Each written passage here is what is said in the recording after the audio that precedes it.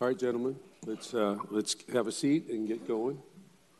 So good morning, everyone, and welcome to the Fresno City Council meeting of December 5th, 2019. Can we have roll call, please, Madam Clerk?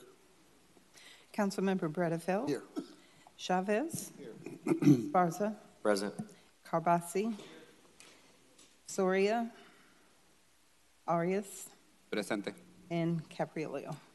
I am here, thank you. Does anyone, whose turn is it to do the invocation?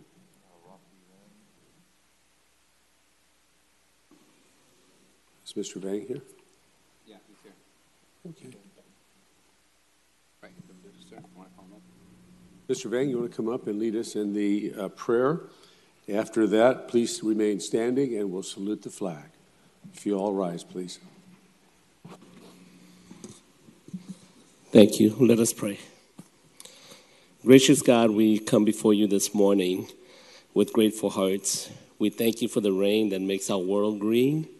We thank you for the sun that warms and brightens our days.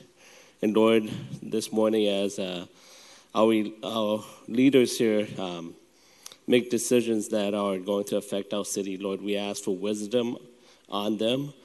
Lord, we also pray for good health, for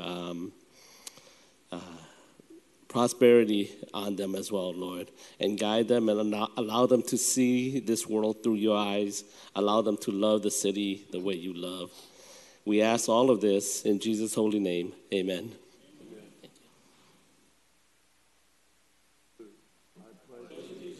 the flag of the United States of America and to the republic for which it stands, one nation, under God, indivisible, with liberty and justice for all. Thank you very much for that prayer. That's inspirational for our day. Thank you. Okay, City Clerk, are there any changes to the agenda? Yes, I have a few changes. Let's see. Start off with item 1C, number 2. It's file ID 19-11521, adding one retirement accounting manager. It should state that this is the third amendment, not the fourth amendment. Next change is item, the 1045 item, ID 19-11608. It's being continued to 12/12 at 10:45 a.m. And I also need to announce that the staff report and resolution sent out on November 27th as a supplement amended the staff report and resolution was not from Mayor Lee Brand and was not written by Jennifer Clark.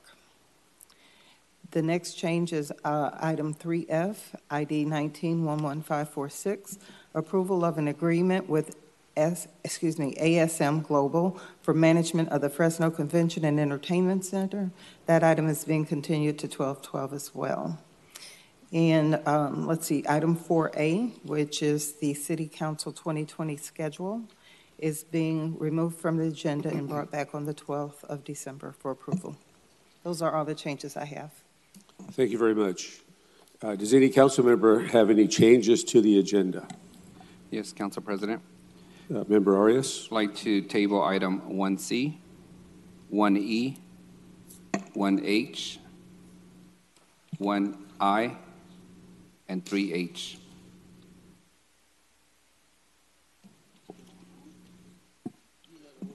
Sure. Can you repeat? 1C, as in cat, 1E, as in Edward, 1H, 1I, 3H.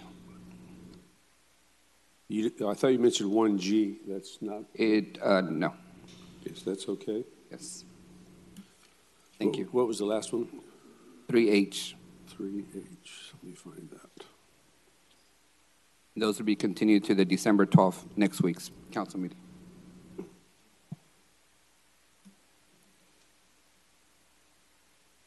If any council member can remove an item from the agenda, that would stand unless there's a motion, a second, and a majority vote to include that on the agenda. Mr. President? Yes. I want to make a motion to keep item 1I on the agenda. Is there a second? Yes, I'll second that. Okay. And if I just may explain on 1I, council colleagues, We are meeting with the applicant, Doris Assimi and Gary McDonald. They weren't available to meet till Monday. This is a contract that's been expired and renewed for 7 years now. So we wanted to be able to meet with them, understand the contract on Monday, and then bring it back on Thursday for approval. And they were amenable to that. This is in District 6. There's a Yeah. motion and a second. Well, hang on a second. This is my district, and so, Mr. McDonald, if you could come up for a second. Are you prepared to answer any questions that Mr. Arias? Are you prepared to answer any questions at 1:30 if we pull the item? I don't know why the item should be pulled. Yeah, I don't either. I mean, well, I was available to talk with anyone, and I was not contacted. We reached out to Doris Assimi, the president of the company that this contract is signed with, and they were available to meet on Monday. Okay. So I'm assuming since you're part of that company, that communication already took place with you guys, but clearly it didn't. All right, we have a motion and a second. We'll continue that matter to 1:30. That's item 1I on page 4. Council President, may I chime in for a minute? I'm not certain if 1C is timely for staff, and Council Member Arias, a lot of these are coming to a surprise to me, so I would love to be able to check in with staff to see if some of these are timely to keep on the agenda today. Council President, we did not complete the 1I issue. There was a motion and second. There's not been a vote on that motion. Okay, all those in favor setting it over to 1:30? No, the issue is keep it on the agenda or not. Okay, sorry. Oh. Those who wish to keep it on the agenda signify by saying aye. aye. Nays? Nay. 5 yeses, 2 noes. It will stay on the agenda for this morning then. Okay, very good. There was another comment from City Manager? I was referring to 1C. I reached out to staff, but I'm not sure if 1C is timely. And before you all make a decision on whether or not to keep it on the agenda or not, I would have loved to work with you earlier, Council Member Arias, before you made the motion. Could we set that over to 1:30, pull it to 1:30? I'll be amenable to that. Okay, thank you. Yeah. So 1C will be heard at 1:30. That will be pulled as opposed to tabled. Anyone, Member Bredfield? I'm sorry.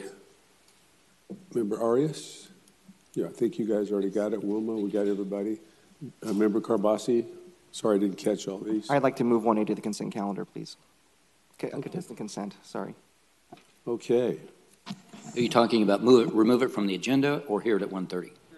We're not to that yet. Which item is this? Okay, now let's go back to the beginning here of the consent calendar. So 1C will be heard at 1:30. 1E has been pulled unless there's a motion in a second. 1G is okay. I had that marked. 1H has been moved to remove it from the agenda. And then the 1I will be at 1:30. 1H is being removed? Yes, unless there's a motion in a second and a vote. Are you, you're sponsoring 1H, so you're okay with it being removed? I think we should go forward with it, so I'd make a motion to proceed with the 1H. I'll second it. That was an item, it's 3H. Yeah, you indicated 1H. Yeah. Did you want to withdraw the No, I'm 1H? sorry, it was 3H, the Okay. capital improvements. Okay, so 1H will remain on the consent calendar? Okay, Mr. President? Yes, sir. On 1E for the mayor's office, I guess that's looking to be pulled too. I would make a motion that we keep that on the agenda as well. These are appointments to the civil board, and I see no reason why we would pull it and just move it forward. Okay. Yeah, Councilmember, I'll be amenable to having this item heard at 1:30. Certainly. That works for the council? Yep. So we'll withdraw the motion to remove it from the agenda, pull the item for 1:30. Okay. Anyone else have any There was no. agenda items, or? I have only 2 meetings to go, so this is a reason why I look forward to that moment so Well, you're doing great, Mr. President. I would like to pull 1A to contested consent. 1A as an apple? We're not, We're not We're to not the on consent contested calendar consent yet. And Council President, City Clerk here, can I go over what the motion is so everybody's clear? Well, yes, hang on. So Member Carbasi, this is the consent calendar time, right? No. Oh, this is agenda. Okay, can't wait for that one. Okay, good. So, Madam Clerk, you wanted to seek some clarity? Okay, so what I have is the following items are tabled. Item 1C, 3H. No, that's 1:30. They withdrew the motion on 1C. Yeah, so it'll be heard it's pulled to 1:30. Okay, I see it now. Okay, so we've got 1E is coming back at 1:30, 1C is coming back at 1:30. We've got 3H moving to 12:12. Is that correct? To 1:30. 1I is Stays on. It's staying, but is it on consent or is it pulled? Okay. So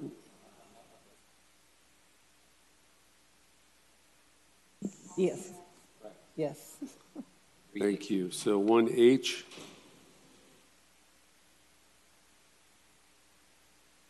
I thought that was 1:30. 3H. I think where we are is that 3H is the only item that's been removed from the agenda. Correct. Including, for the record, 3F by the administration. That's been moved to the 12th as well. Yeah, Correct. That's been read. But pursuant to council requests. Yes. What item was that? 3F, Yes, 3F was read as a change to the agenda. It's being removed by the city manager's office. So the only council request that stands to be remove an item from the agenda is 3H. So 3F is still on the agenda? No. The administration pulled that prior to the agenda approval. Can someone give me a new agenda? This thing is so marked up. I don't know who's on first and what's on second. And So at this point, the agenda my God. remains as is, except Thank you. 3F and 3H have been removed from the agenda. okay, so do we have a motion on the balance of the agenda? Motion by Member Arias, seconded by Member Chavez. Is there any opposition?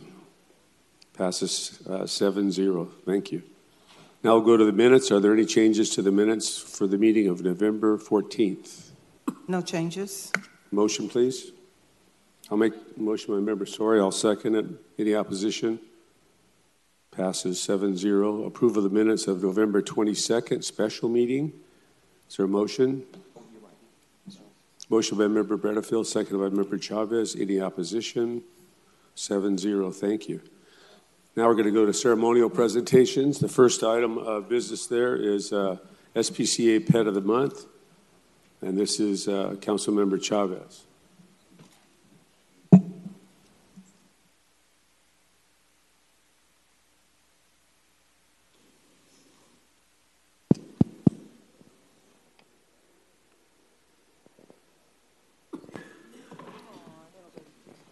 Good morning. Let's see if we can make the Pet of the Month presentation as confusing as the last 5 minutes. So today I wore my special suit to make sure that I didn't get any little fur, but we wanted to do the SPCA Pet of the Month presentation. So if anybody in the audience would like to adopt a cute little kitten, what's the kitten's name, Talia? Yes, this is Zena. Zena is up for adoption. And how old is Zena? Zena is, she's 2 months old. She's available now, so she's going to be spayed tomorrow, and she'll be microchipped and vaccinated. We have an adoption promo all this month. It's called Home for the Holidays, where you can adopt any dog and cat for $59. And they're all spayed, they're all microchipped and vaccinated. It's a great time to adopt. A lot of people usually like to do that during the holidays, so we lower our adoption special, and we're trying to find as many homes as possible. So within the last, since Black Friday all the way till the end of December is when those special will be running. So definitely you're welcome to check out our animals on Instagram and Facebook, and then come on by at the SPCA. We're open every day from 10 to 5. You guys can check out our fur babies. And besides dogs and cats, we also have other animals. Right now we have about 10 guinea pigs, 4 rabbits, and 13 horses. So quite a bit of animals that need homes, and we would like to start off the year basically by emptying the kennels. Thank you for that presentation. So even Black Friday sales include little fur babies, right? You get two for one. So if anybody's out there watching too, Zena, how old is Zena again? 3 months? 2 months. 2 months old. She's got her shots. If you can open up a home to her, we'd really appreciate that. Thank you, Talia, for coming down. Appreciate it. President? Where's my colleague?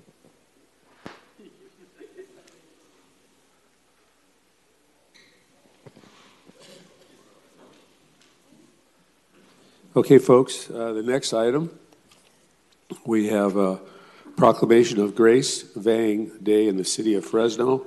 Actually, President Caprillo, we're waiting for Grace, so Councilmember Soria is going to go ahead of me on this. What a morning, what a morning. Goodness. What a morning. What a morning. You're looking great, though. Thank you. I appreciate that. We'll get your eyes checked, don't worry. Good morning, everyone. I want to go ahead and invite the Latino Rotary to come up. We have a special proclamation this morning. So I get the pleasure today to acknowledge our Fresno Latino Rotary Club for the great work that they've been doing in the community for the last 10 years. I thought it was very nice occasion to be able to recognize what they've done. The club has been in existence since 2007, and about 10 years ago, so this year they're celebrating their 10th year anniversary, they began a toy and food giveaway in honor of Mickey, who was one of the founders of the organization and was really known for his great heart in giving back to the community. And so this toy and food giveaway is actually really big. I've had an opportunity over the last few years to attend them. I know that this year it is at Cornerstone. That's right.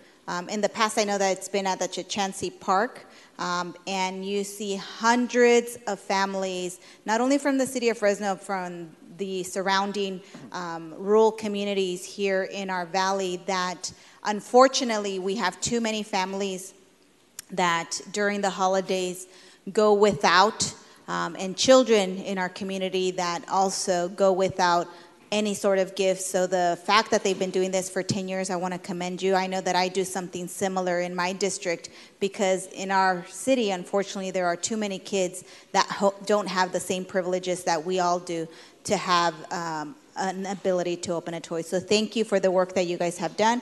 Maybe you could give us a little bit more details in terms of the work that you guys are going to be doing at the toy drive and giveaway. Yes, of course.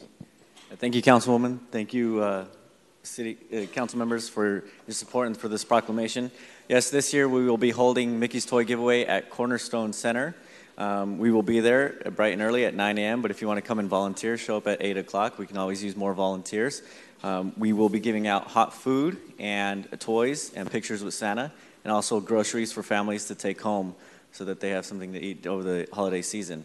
Again, we'll be out there at Cornerstone Center at 9 a.m. You're welcome to join us and volunteer or bring extra gifts for the kids to have. Thank you. Okay, so thank you so much, and congratulations to the Fresno Latino Rotary for not only the work that you guys do in the community, but this special event. Thank you.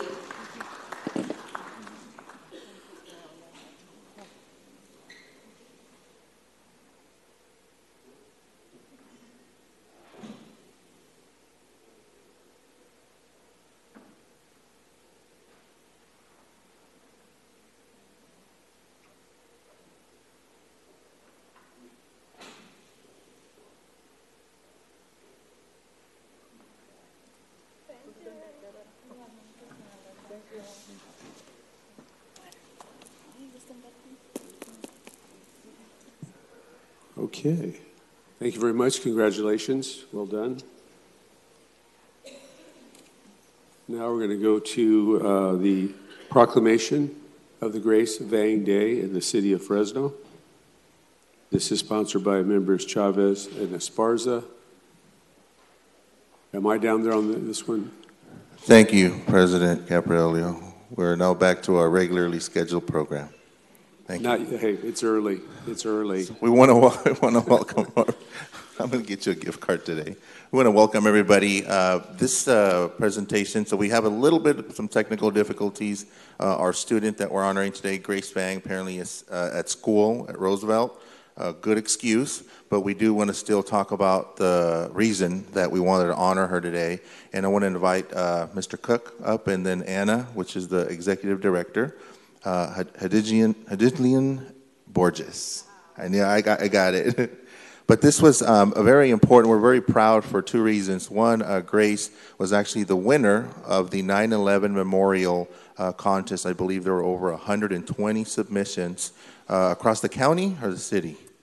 County-wide, and she was actually chosen as the winner. And she drew this beautiful portrait of the 9/11 Memorial. And as part of winning that contest, her and her family were actually able to go to New York and actually visually see the new memorial that we have at 9/11. And the reason that happened was because of the work that the foundation, Mr. Cook, have been involved in.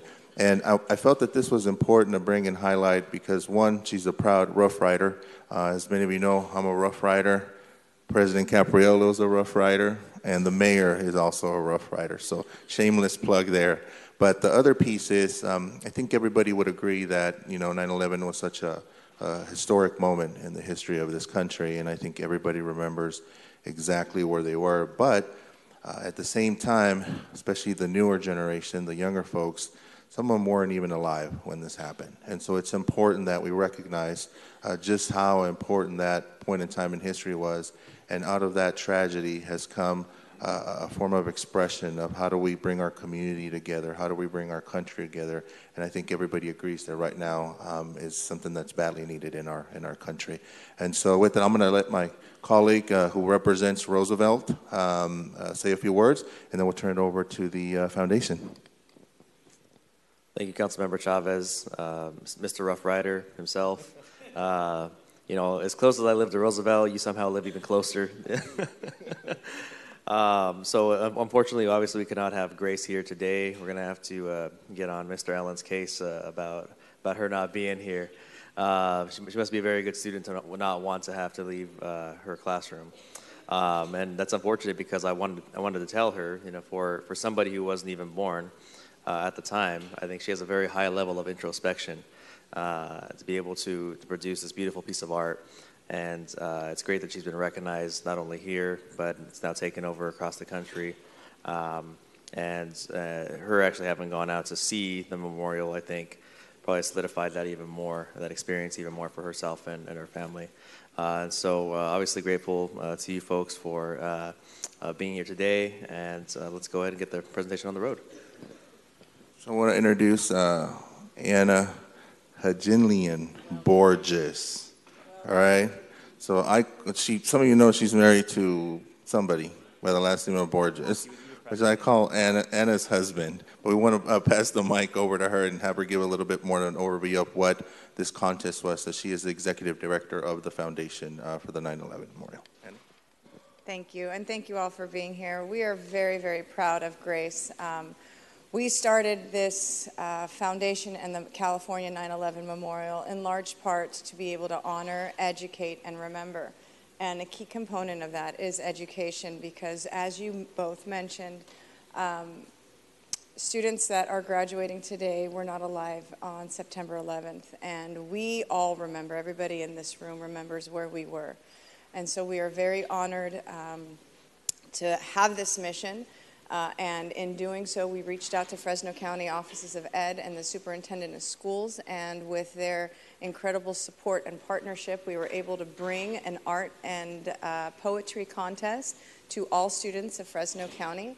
And the winner, Grace, was able to go with her family to New York City to visit the National 9/11 Memorial, visit art museums, truly a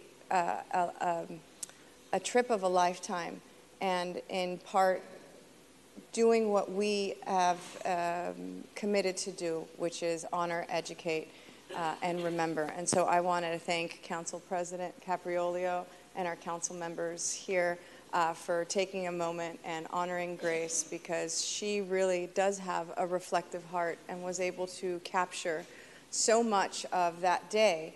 And it would be important to note that the competition, we had 120 submissions, over 120 submissions, And they were vetted and voted on by first responders, again, for our commitment to ensure that we never forget and we bring together these communities that is so important that they are. So with that, again, thank you very much, council members, and we're very happy to be here on behalf of Grace. Said perfectly. Thank you. Wise man, Mr. Cook. And, you know, I'll close with this before we read the proclamation, that in my previous life I was a teacher, and I can tell you that it's so important. And, you know, one of my favorite subjects was history. But you ask some of the younger folks nowadays, and they don't know about 9/11. And that's something that I think is a calling that we should highlight events like this and opportunities like this more often in our community, because it's that next generation that learns from the previous challenges and makes our country much more stronger. And so I think this upcoming year, we should make this even bigger. And would love to extend the opportunity to come back and highlight the winner again, and maybe develop a collaboration with our school districts too, to incorporate some of that curriculum into their lesson plans, because I think that would be very helpful for the Central Valley and for Fresno as a whole. Oh, you are? Yes, we are doing that with Fresno County Offices of Ed.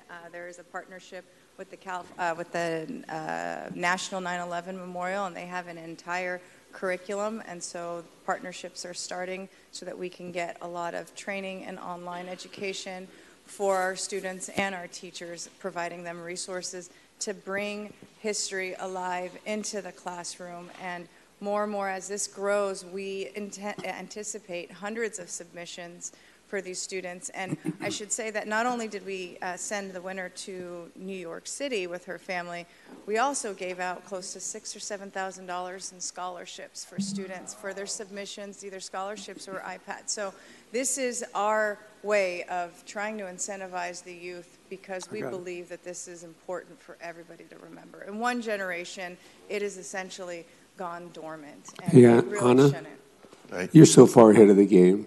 That's why your leadership is outstanding. Thank you. And Mr. Cook, you get the Brevity Award today.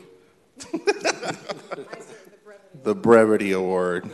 That's an award given out. So with that, City Clerk, can you read the proclamation for Ms. Vang? We will deliver very shortly. Okay, it is with great distinction and pride that we join in honoring and congratulating you for illustrating your perception of the 9/11 attacks, leading you to become the 2019 One Day, One Voice Grand Champion. We value your representation of Fresno Unified School District and our beloved city of Fresno. Please accept our heartfelt thank you on behalf of the city of Fresno for our gorgeous, educational but emotional art piece. On behalf of the city of Fresno, we, Mayor Lee Brand, and the Fresno City Council do hereby proclaim Thursday, December 5th, 2019 to be Grace Vang Day in the city of Fresno.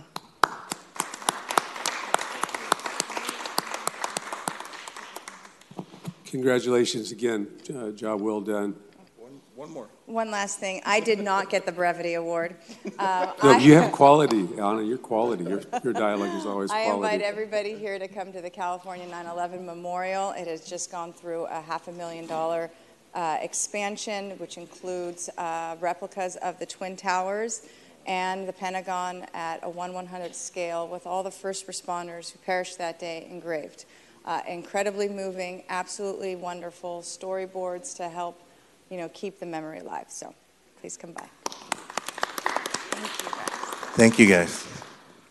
Mr. President, back to you.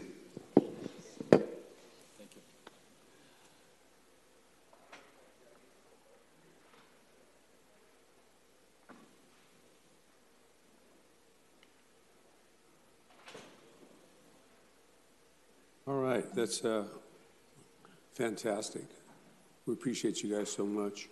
Okay, we'll go on to council member reports and comments.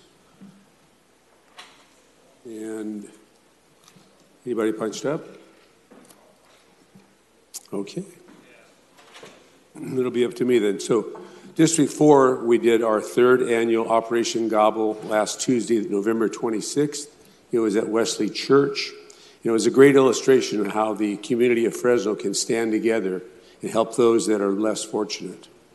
So we had over 500 turkeys that we gave away that day to the most deserving families in the area. And it was a very moving experience. And not only the people's faces when they received the food, but also those that were there to volunteer. We had over 100 volunteers, and it was, I'm getting chills again right now. It's very moving. It's a very fantastic opportunity for everyone to get involved.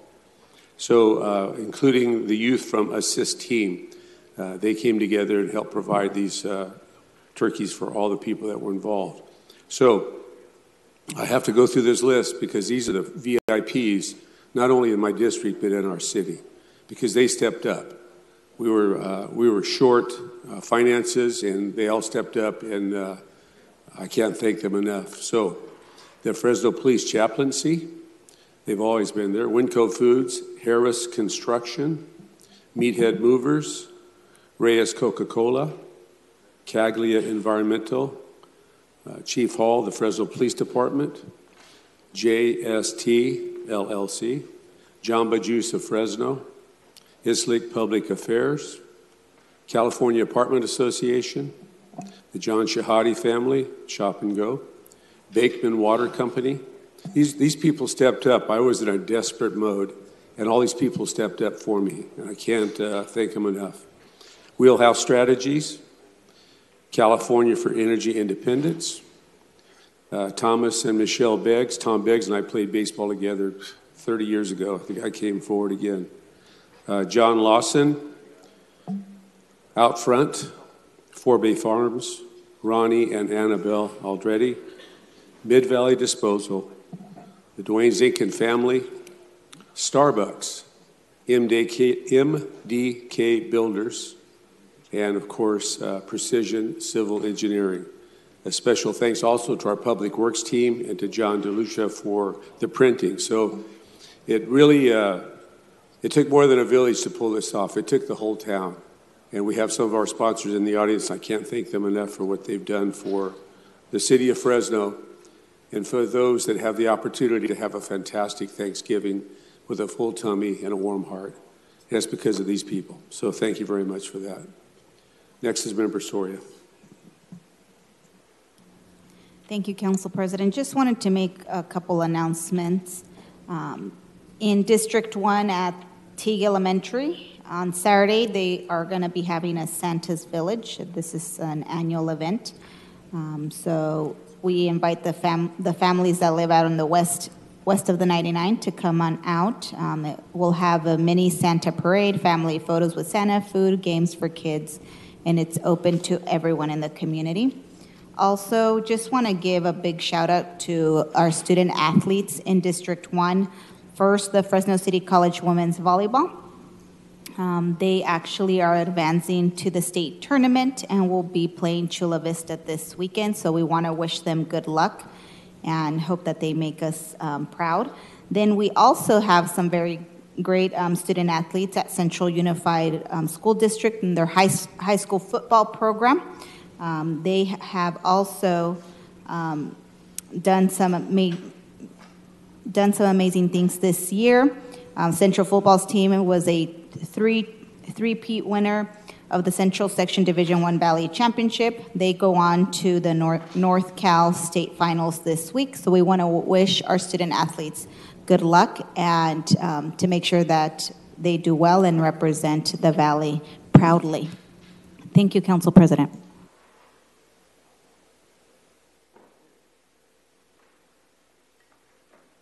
Next, we have Member Esparza, and Yes. that will be followed by none. I'll keep my remarks very, very brief then. Just want to thank the students at Roosevelt High School, particularly from the CARE Club. They invited me to speak on a panel at the Roosevelt High Civic Stage just a few Fridays ago. I had a great experience up there speaking to the students. We had about 200 in the auditorium, and as well as it being live streamed to the classrooms. So you'd be surprised when you get in front of these students. And we had an open line for questions, and it's really great to engage with our student population there. We have a great future ahead of us in the city with them at the helm of it.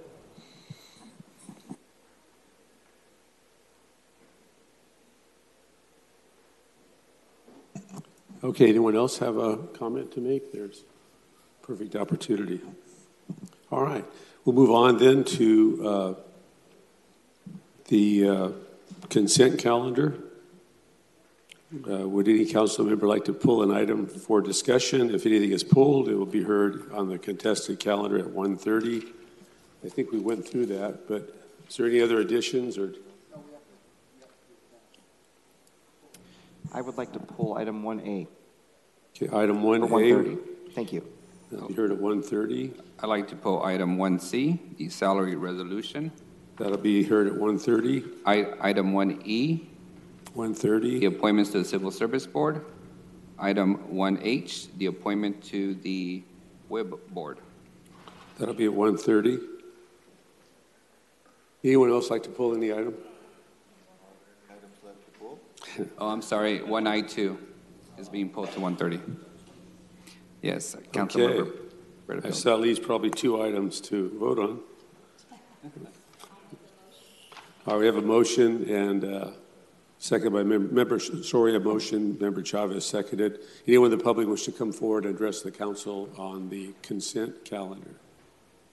Golden opportunity, folks. Seeing none, we will take it to the vote. Is there any opposition? We have one up. Okay, so we have 5 yeses, 1 no. Passes 5-1 with member Carbasi voting no on the consent calendar. 6 yeses. Okay. Now we're a little bit early, so I'm going to go to our calendar. I have item 3B I'd like to call. That's approve consultant services agreement through the fantastic Fresno Yosemite International Airport, which happens to be in my district. So good morning, Kevin. It's a crown jewel. You're right. It is a crown jewel of Fresno. Okay, and then I'll make a motion to approve, seconded by 3B, item 3B, seconded by member Chavez.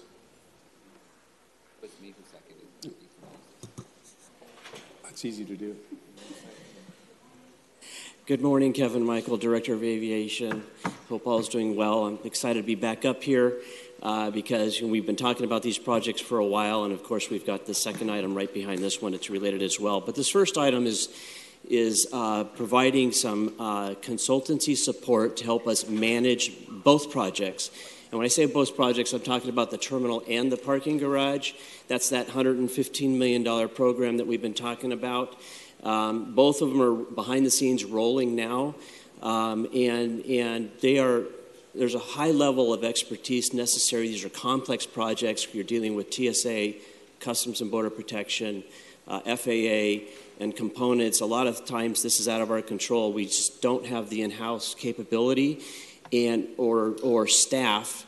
And just to give you a sense of scale, we anticipate the project team, meaning our in-house staff as well as support from outside, to be in the neighborhood of 10 to 12 people full-time over the course of the project. And we will be actively managing these projects in-house, and in this consultancy agreement before you will supplement and provide the expertise we don't have in-house. Also, we don't want to staff up for a 4-year program and then say, what are you going to do with the staff after 4 years? So there's a balance in there. And so we think we've struck the right balance. And when you look at the program as a whole, over the next 4 years, this contract represents about 5.5% of the total program. And that's well under what you would normally see other major airport projects come in at. Normally it's 10 to 15%.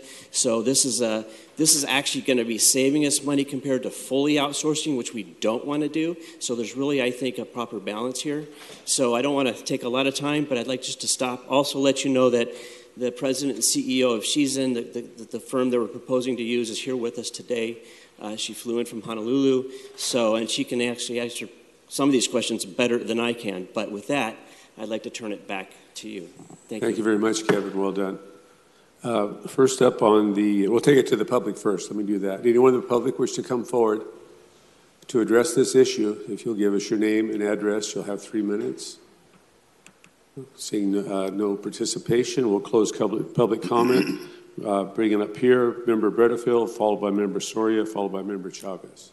Kevin, professional owner advisor airport services. What do you mean by the owner advisor?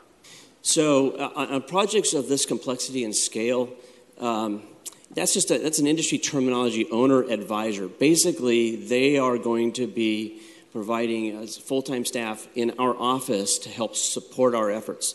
And they are going to be setting up project controls, asking the questions that we don't know how to ask, and providing the kind of the backroom advice for us to properly manage this project. And that's you can call it program management, you can call it owner advisor services, but just from a terminology standpoint, they're going to be providing this level of expertise that we just don't have in-house to manage these projects.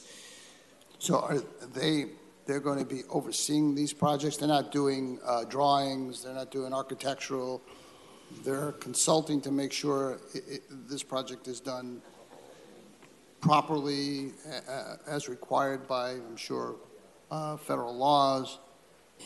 That's exactly right. So they're going to be providing, assisting us with developing project controls, internal, so that we can properly manage the flow of information between ourselves and the Progressive Design Build teams, the two different teams, one for the garage, one for the terminal. So setting up project controls, managing the overall process, side by side with us. We're going to be learning from them, which I think is absolutely key, because as we look further down the road, the kind of the systems and the processes that we'll be developing under these projects, we'll be taking and using those on future projects as well, which will diminish or decrease the need for these type of services as we move forward. And just for context, and it's interesting, so San Diego International Airport is executing or planning to execute about a $3 billion terminal project.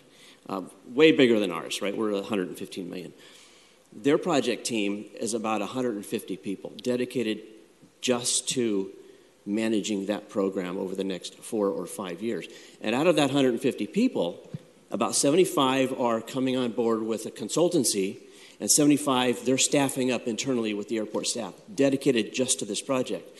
We're planning to do the same thing on a much smaller scale. I said, overall, it's going to take 10, 12 people, we think, to manage this project.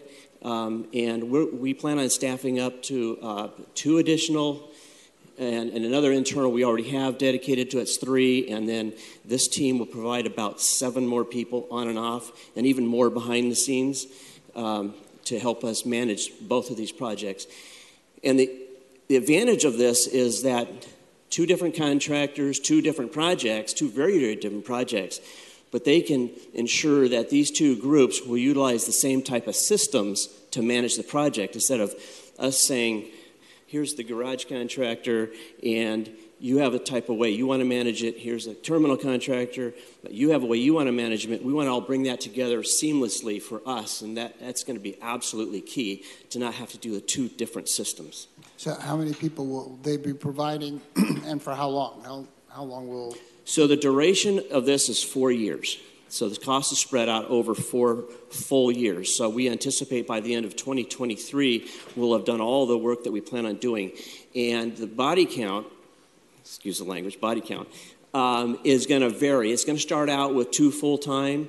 It'll ramp up as construction of the garage starts, with some inspection services and other support. And then the terminal is going to start a little bit after that, and it's going to ramp up a little further. So we have the ability to control what we need from this consultant. So the staffing level and level of support is going to ebb and flow with the project. And that's why we've proposed this type of contract, because it's a task-oriented contract. So if we feel we don't need this certain level of support at this time, we can control those costs. At the end of the day, we feel that this is the proper number. We don't believe down the road we need to come back and amend it. But the goal is this could come in less than that. Okay. It's an eye-popping number. 6.5? Yes. It is. And again, it's about 5.5%, which is really low. It's all part of our project controls. Overall, $115 million, right? So it's about 11, generally 10% of that number is what you use to manage a project. So let's just say $11 or so million. So instead of, keeping them down at 6.5, it gives us about $4.5 million internally to manage internal staff, which we will, and we're going to save a lot of money with that. And so we are pretty confident that we'll be able to deliver this thing within or under that 10% threshold that you typically see. Because if we fully outsourced everything, we'd be up closer to 15%, and we just can't afford to do that. Okay, so there's a cost savings in doing it This this is way. absolutely a cost savings measure. Okay. Can I ask, she's in? Absolutely. Chandra, yeah, absolutely. Chandra, Good morning. morning. You don't be so reluctant. So what's your experience? What's she's in consulting's experience in doing these jobs? In these types of projects? Yeah. She's in consulting, is an engineering consulting firm. We specialize in civil environmental planning, airport master planning, construction management, and project management. For this project, we've also teamed up with Pettyway Management Consulting, which is based out of San Diego and LA, and they also specialize in construction management of airports. So we actually have a good team put together that has a lot of design build operations, managing that. Our main PM, who will be here full-time, has been working in the Phoenix airport for the last 13 years. And we have another project controls person who will be coming in that has been working out of LAWA. Okay. And all of them have just finished parking lot terminals and FISs, so they do have the same background and the same type of infrastructure work that will be coming up at FAT. So do you have a number of how many you've done in terms of these terminals or garages? I'm sorry? How many have you done, like these terminals and garages like we're doing? As a full team, there's probably about 5 or 6. On a planning side, our office in general has done most of the major ones in Honolulu and in Kona and on Maui. Our office has been doing a lot of airport planning work for about 32 years or so. So we've been in business for a while. Okay. All right. Thanks so much. You're welcome. Thank you. I think Gary meant to say aloha as well. And I might add, the team consists of individuals who have recently have done work at Kona. Kona is an airport of a similar size to ours and is doing an international facility is similar to ours currently. San Diego International, the team has experience there where they just completed a parking garage very similar to what we're going to do, in addition to their FIS, and of course other airport work at, like here to Los Angeles and Phoenix and so forth. So, thank you. Thank you. Member Soria. Thank you, Council President, and good morning again. So thank you for the background and kind of also now that they've answered kind of the experience. But I did want to just, if you can just tell us a little bit about the process of selection for the consultant, how that came about. I know that this project is a little unique in the fact that we're doing a design build, which is not, kind of like the typical type of projects that we normally do as a municipality. But if you could maybe talk a little bit about that. Yes, we put, and by the way, I have conceptual drawings of what we think the terminal is going to look like. And Brianna, if you could go to the next picture just to give you a sense on the garage picture as well, scale.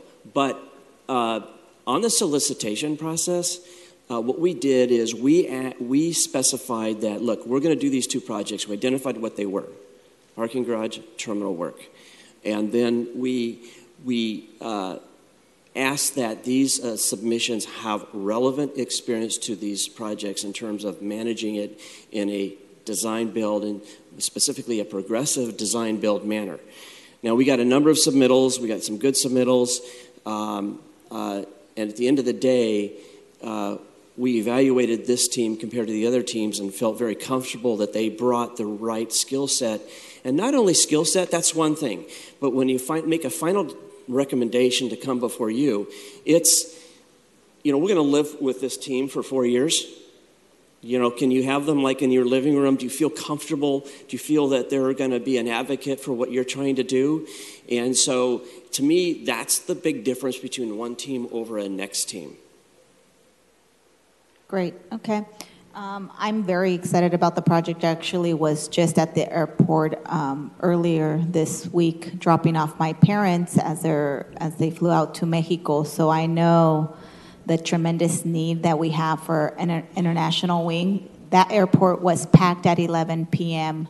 on, I believe, what was it, Sunday, or whenever the flight was going out, and so. I'm excited about not only the expansion, but really what it means for the city of Fresno and for the families that we know this body said that we should be prioritizing as we're looking at the future of jobs in this area. So I'm very excited to be initiating and to be beginning to approve these types of contracts that are going to lead to the build out of the expansion of the airport. So thank you for all your work. I appreciate that, and I want to add one thing. So I had a really kind of what I consider a milestone meeting up in San Francisco with Customs and Border Protection. And when I say milestone is I put a formal request in to build a brand new international facility that's going to triple the capacity and all this work, right?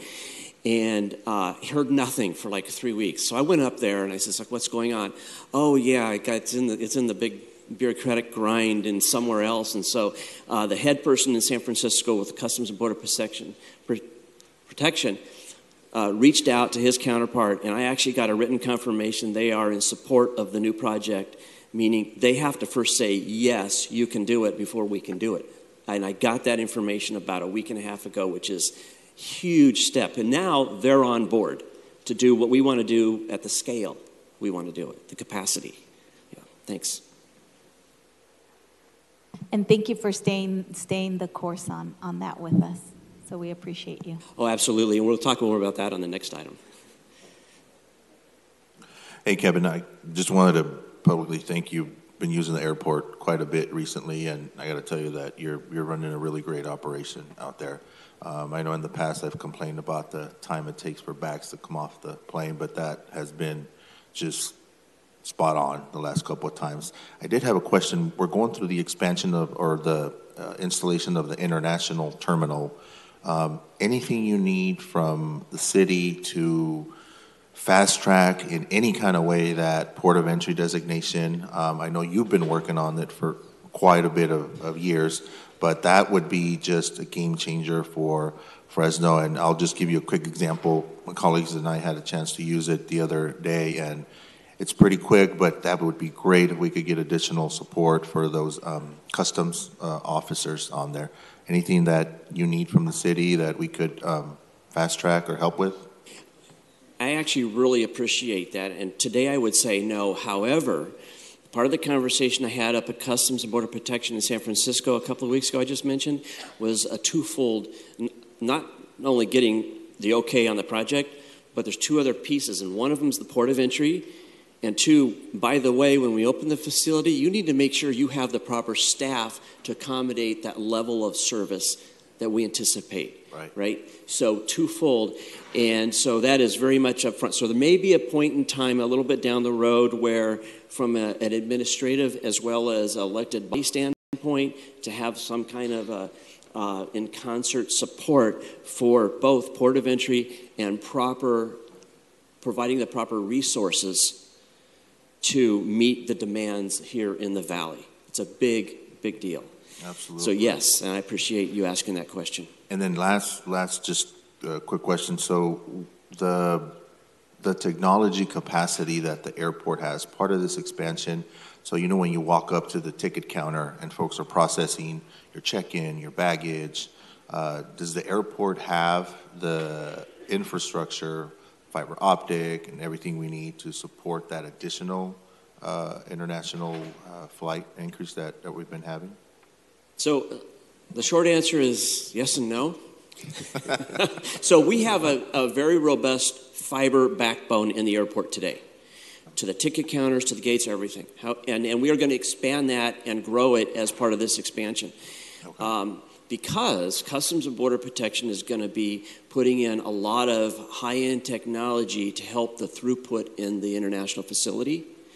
And then at the front end of the bag check areas, the direction that the industry is going in isn't so much bricks and mortar expanding, but it's using technology and IT to totally transform that ticket lobby experience, meaning, you know how you have counters and scales? Those are going to go away. Before we start growing the building in that direction, what you're going to see is self-bagging stations. You can have stations with airline employees standing there where you put your bag up on a belt and it weighs it automatically and it spits out a bag tag on it. It's all kind of self-service with an airline employee standing there. So no more counters. So it's almost like an open space, and that'll really help the throughput. And I've actually seen queuing models where you have people standing in line and how much this really helps. So we're going to be going in that direction as well because, again, bricks and mortars doesn't make sense if there's these technology solutions. All right. No, thank you. Again, just great work. Airport's clean. There's still complaints, but there's less complaints than other airports. So thank you for that. I appreciate that. I resent that. There are no complaints on FYI. Are you kidding me?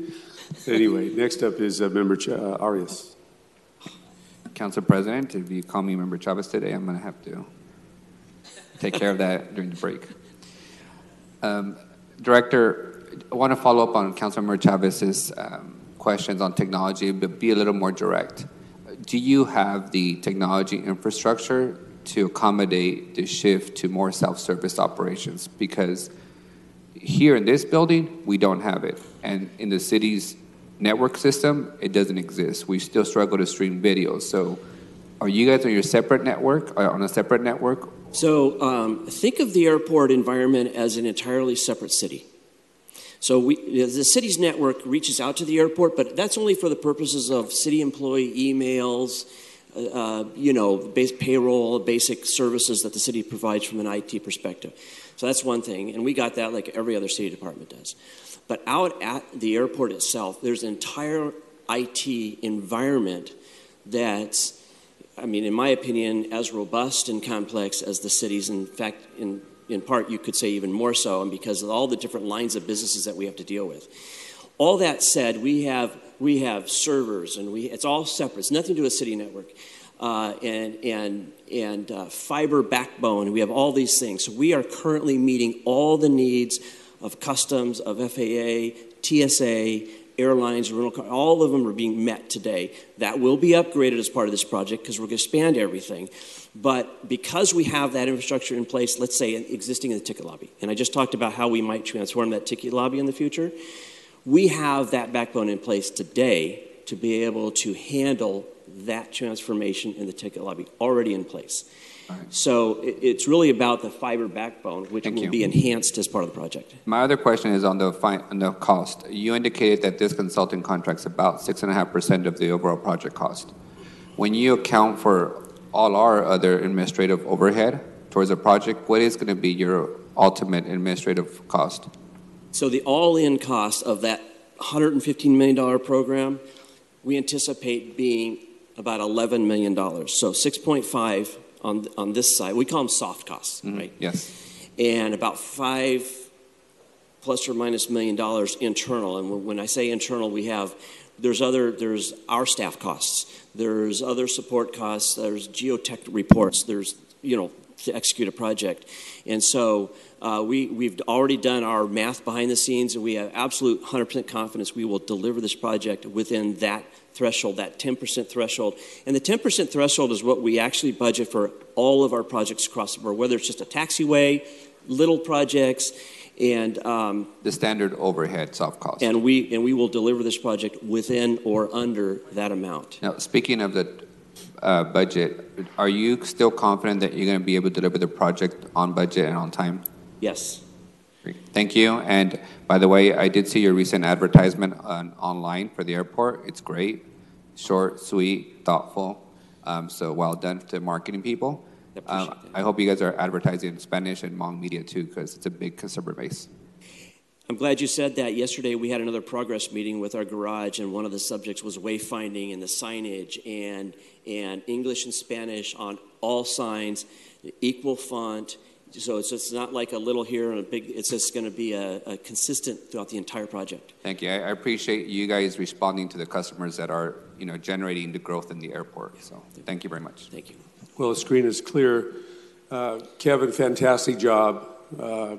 we've talked about this so many times, but I love hearing it each and every time because of the way you've organized it, you've executed it, you've done great by the city of Fresno. And I can't remember when we were in Sacramento, you and I making the pitch for the $115 million, and we had a vision, and now that vision is becoming reality.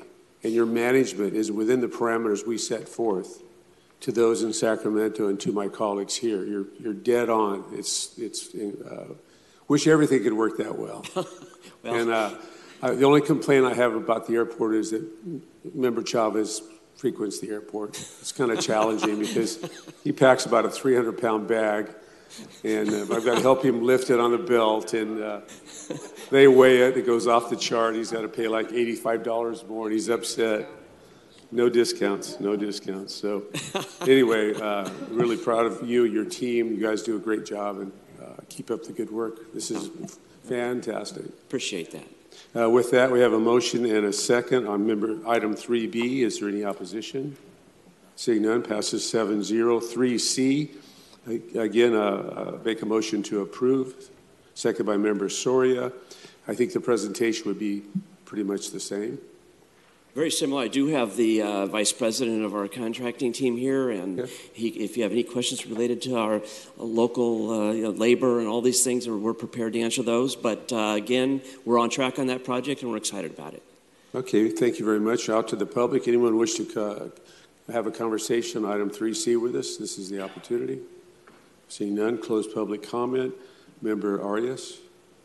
Director, can you just give us assurance for the benefit of the general public and those on TV that we are on schedule and things with the labor partners are all being worked out and smooth sailing?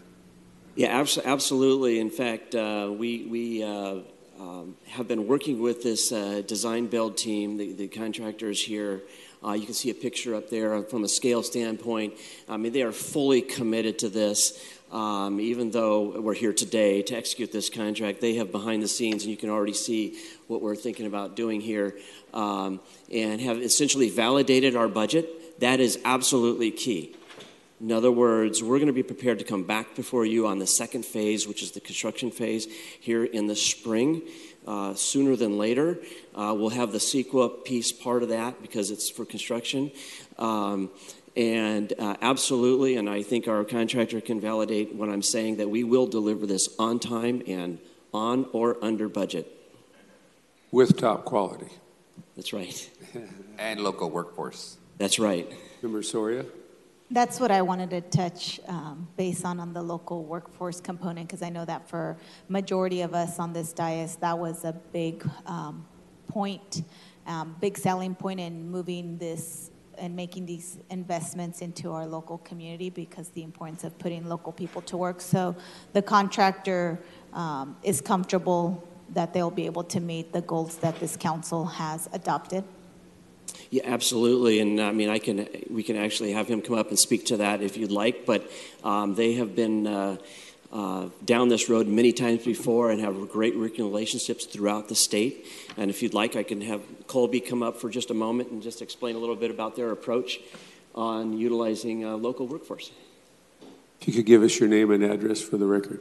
Sure. Colby Powell. I live at 1071 Glen Road in Lafayette, California, just a little bit north. Yeah, so I just wanted to see if you could maybe touch base upon the local workforce component and the goals that this council adopted as part of the approval of the project. Have you guys had experience working with or on projects such as the one that we're doing and with the local workforce component? Sure, I'm happy to. Thanks for the question. So our company has been in business since 1907. We're signatory to the Carpenters and Laborers Union. Mr. Art Valles from the Carpenters Union is over here with me today and shows support of our company. We've done a lot of projects in Northern California. We've not done a project yet in Fresno. We're very excited to do this project here.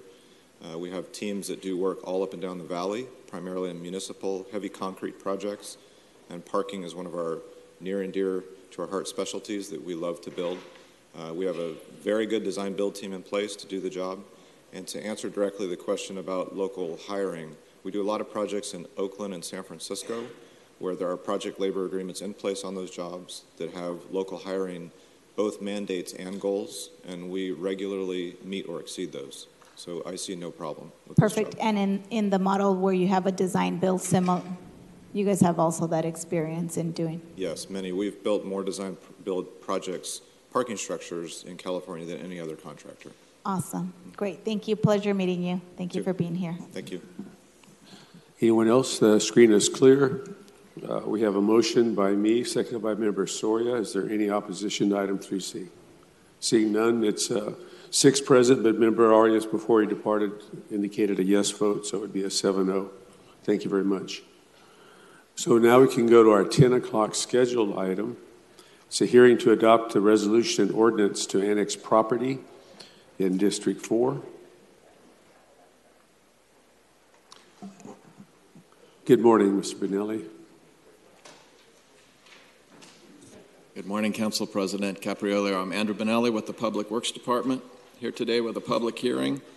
This is an annexation into Community Facilities District 11. This is a project, a residential housing project on Armstrong between Shields and Clinton.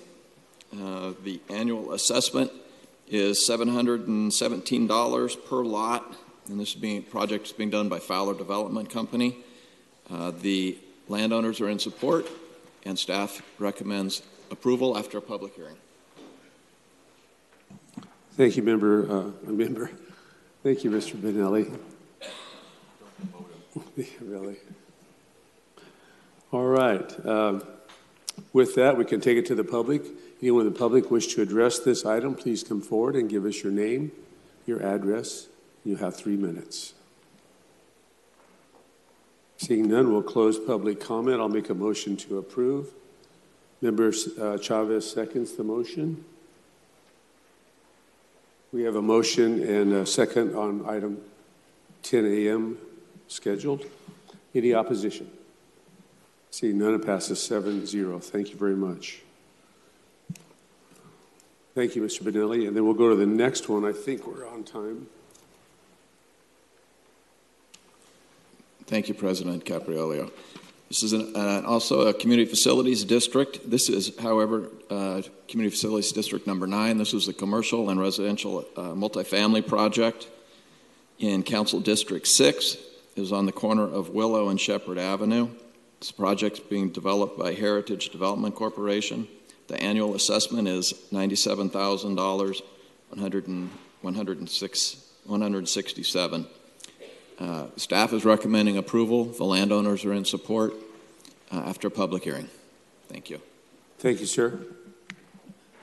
Anyone in the public wish to come forward and address this issue or item? This is the opportunity. Please come up and give us your name and address. With that, we'll close public comment. This is in District 6. Motion to approve by Member Bredefield, seconded by Member Chavez. Is there any opposition? Passes 6-0 with Member Carbasi absent. It was a little bit early.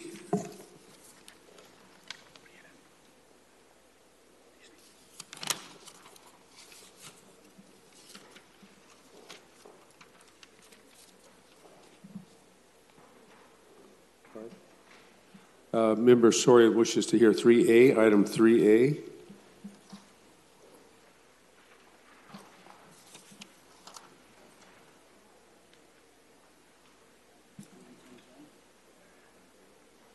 And then we'll go to. Good morning. Good morning, Council. I'm Sandra Chavez Martin, Personnel Manager in the Personnel Services Department. The item before you is introduction of an amendment to Section 3-252 of the Fresno Municipal Code, which applies to the certification and appointment of eligibles. In other words, the process by which qualified candidates are certified to hiring departments in the classified service. The main reason for amending this section is to include emergency services dispatchers to the rule of the list in order to facilitate a more expedient process in the hiring of dispatchers. Other changes identified in the ordinance are mainly housekeeping in nature. This concludes my comments. If you have any questions, I'd be happy to answer them. Thank you very much. Again, we'll open this up to public comment. Is there anyone from the community that wishes to come up and address the item? This is your golden opportunity. Seeing none, we'll close public comment. And do I have a motion? I have questions. Oh, I'm sorry. Member Arias, you're up first, followed by Member Soria. Thank you, Council President. Staff, can you explain to us the item and the impact of these changes in layman's terms?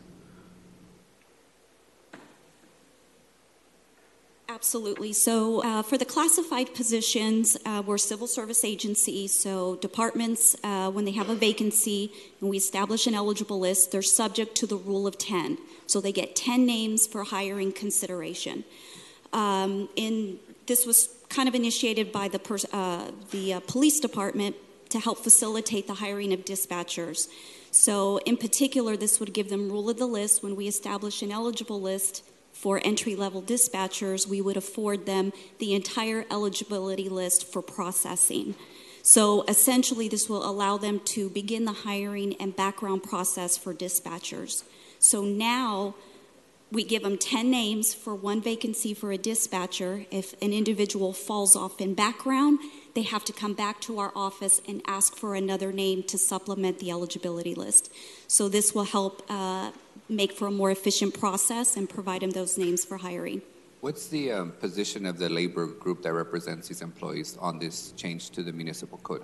For dispatchers in particular, Yes. is Unit 3, FCEA. What's their position on the change that you're recommending? We provided all bargaining units notice to this change, and we did not get any requests to meet. So do they have no position on changing the hiring process of the employees that they represent? They're in support. That's what I was looking for. So just to be clear, the current process is a little time consuming.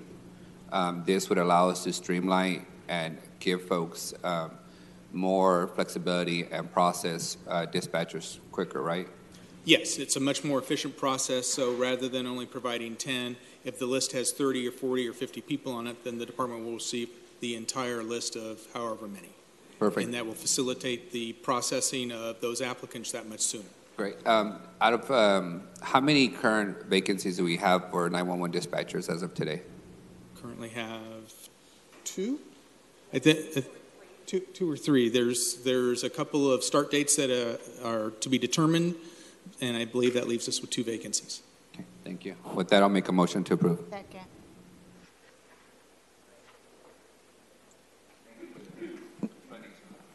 Next up is Member Soria. I'm good. My questions were answered, so thank you. Happy Next to is support. Member Carbasi. Director, I have a question for you, sir. Mr. Cardell? Question, sir. Okay. Good morning. Good morning. I just want to thank you for doing this. Dispatch is such an important position. It's really the public's first line when communicating to get help. I do want to ask, though, this process of releasing more names for dispatch, do you see that happening for other open positions to aid in the hiring process, to give the hiring manager in the department a larger pool to choose from? At this time, no. At this time, we think that this and the bus driver position are the 2 positions for which we have rule of the list. Other classifications, there really isn't a need for providing additional names in a much more expedient fashion similar to these 2. I'll just follow up with this. Do you think there's room if, let's say, a department director said it would make their job easier, that we can come to personnel and maybe negotiate something and then work with, of course, the bargaining unit?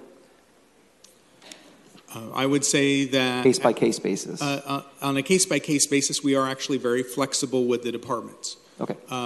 If they have identified that there are applicants that are non-responsive or that have failed their background, we do not delay the delivery of additional names. Okay. And the civil service process has been designed in such a way to provide those folks who are most successful in the examination process with the opportunity to be considered first. Thank you very much. I appreciate it. You're welcome.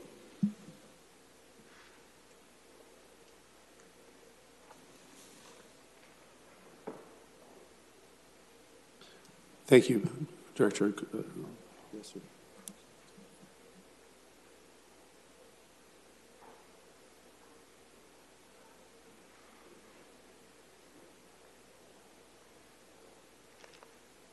Okay, my notes indicate a motion by Member Arias, a second by Member Chavez.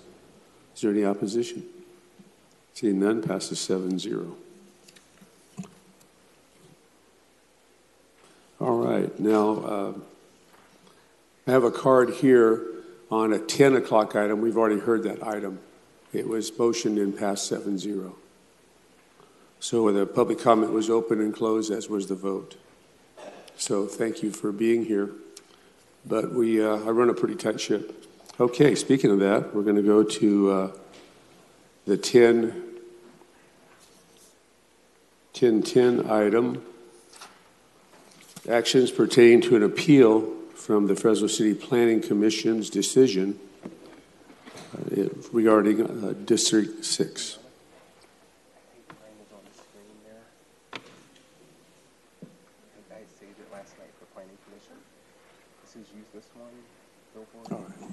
While we load our computer here, just to let some of you know that are coming in now, the general amendment motion or plan item has been continued to next week. So if you're here on that general plan issue, it'll be heard next Thursday. Thank you. Good morning, sir. 10:45.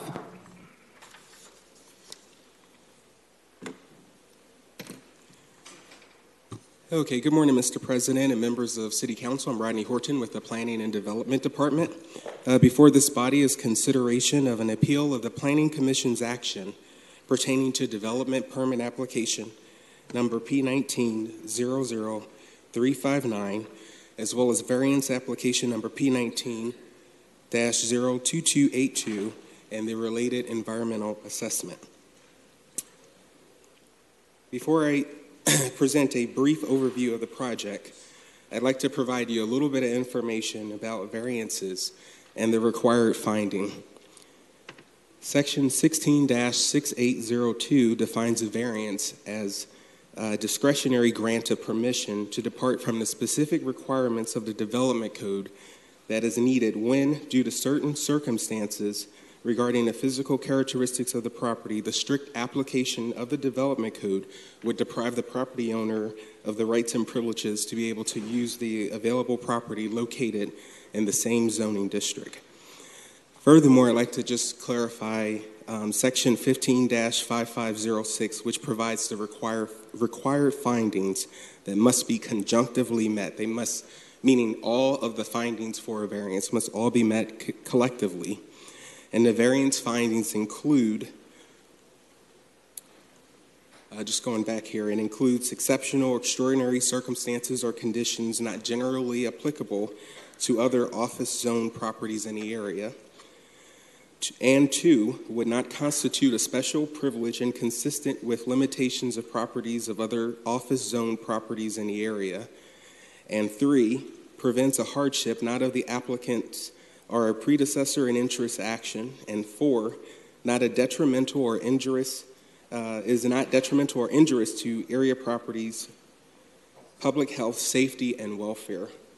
And 5, consistent with the general purposes and objections of the development code, Woodward Park community plan, and the general plan. And just to give you a little bit of information, development permit application number P19-00359 and variance application number P19-02282 were filed timely by Mark Duran of Outfront Media. The application proposes to erect a 14-foot high by 48-foot wide double-sided digital LED billboard. Billboards are permitted on city-owned property when they are part of a replacement program, and the applicant requests a variance from the height limits of the office zone district to allow for an 86-foot tall billboard, which equates to about 43% increase in height. The property, again, is located in the office zone district. And I have up on the screen for you an aerial map of the property, which is located east of Highway 41, west of North Howard Street, between Herndon and Alluvial Street, or Avenue, excuse me. At this time, the staff recommendation is that City Council take the following actions. Number 1, approve development permit application number P19-00359, subject to compliance with the condition of approval dated August 7, 2019. 2, adopt the categorical exemption prepared for environmental assessment application number P19-00359 and P19-02282, and take one of the following actions. Either A, approve variance application number P19-02282 requesting to vary height standards to allow for an 86-foot tall, 14-foot high by 48-foot wide double-sided digital LED billboard. Or B, you can deny the variance application number P19-02282 requesting to vary height standards to allow for the 86-foot high billboard. Should City Council decide to approve the variance application in accordance with the Development Code, specifically Section 15-5506, each and all of the required findings must be made. Again, should Council consider approving the variance application, each of those findings must be made conjunctively. Joining me in chambers today are the appellees who will make a presentation to Council. At this time, I will give way for the presentation of the representatives of Outfront Media, and staff will be available to answer any questions this body may have. Great job, Randy. Appreciate it.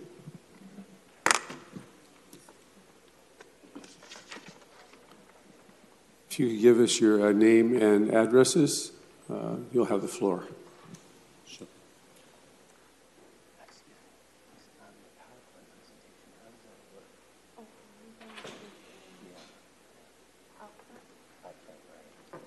There's two on that disc, and it's the one that starts with out front. And this controls the... Yeah, it's going to be left and right. Is this one right here? Out front? Yeah. Thank you so much.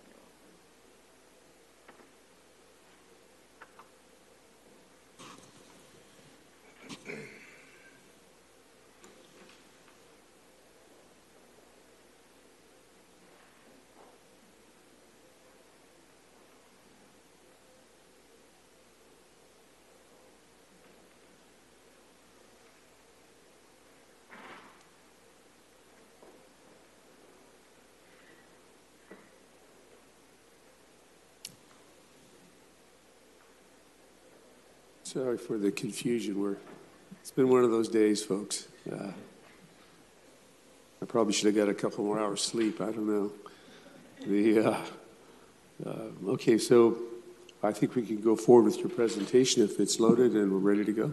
Very good. That sounds great. My name is Sean Marciniak. I am here on behalf of Outfront. My address is 1331 North California Boulevard in Walnut Creek, California. We're here to ask for the variance for the sign that would take it from 60 feet to 86 feet. And here is a simulation of that sign on the property site, which I'll call the DPU site. The site is an interesting one. It is not ideal for us, and I'll talk about that, but with the variance, we can make it work. If you look at the site, it's crowded, right? There are trees.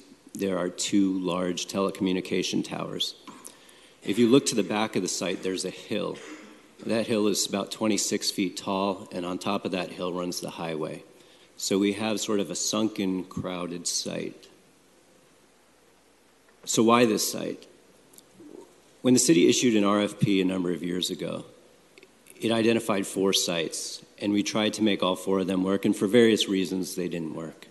So the city came to us with the DPU site, and we looked at it, and we had concerns about it, the topography, the trees, the towers. But there were things about the site that we did like. It's not near any sensitive receptors. It's in an office and commercial zone. There are no homes nearby. It's a mile from the city's northern boundary, so it's got a sort of gateway location, and it's directly across the street from a number of major commercial developments. And so that ties in nicely with advertising potential. The Council District 6 Project Review Committee heard it and unanimously approved it in May, and the Planning Commission approved it at 86 feet in October. The sign project it's not just a sign project. As staff indicated, you can only put up a digital billboard if it's part of a relocation deal.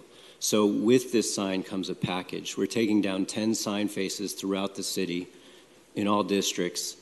And honestly, some of these existing signs are not in optimal locations. They're near homes, they're near parks, they're near schools. I'm not going to go through all 10 of the sites, but I'll show you 2. So on this slide, you can see in the upper left corner. Actually, can you go through all the 10 sites that will be removed? Do we have that list? We'll get it for you. I'll go through these 2 while he does that. You'll see the sign is denoted by the red bubble in the upper left-hand corner. It is right near residences, and it's just down the street from an elementary school. That sign will be gone. Here is another sign. Again, the red bubble shows the location of the existing sign. There are residential areas just behind it, and it's down the street from a park.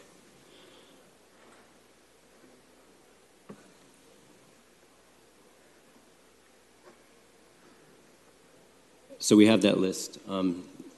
This is my colleague Trenton, and he'll talk to you about the other signs. What we're trying to do is try to get the PowerPoint on all our little computers up here, but I think Member Chavez, you had a question on the display? Yeah, I wanted to know why council doesn't have a copy of the presentation that's being presented. This is the same presentation we gave during the Planning Commission, and I apologize, I didn't resend it. Thank you.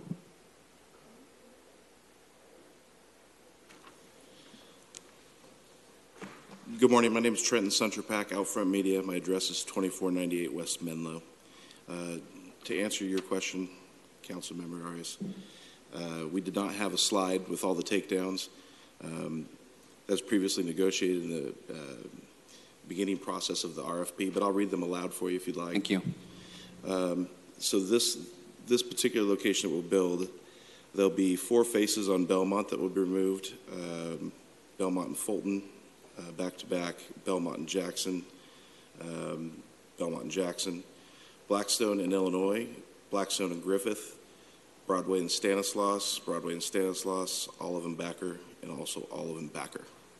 And so those are the 10 that were previously negotiated in part of the RFP process. They were assigned to this particular location. Thank you. All right. Can I ask just a follow-up question? How did you guys come up with the determination of removing these 10 signs? It was difficult. Originally in the RFP process, there was discussion of 6 locations. So there would have been 60 potential takedowns. It got whittled down to 4 locations.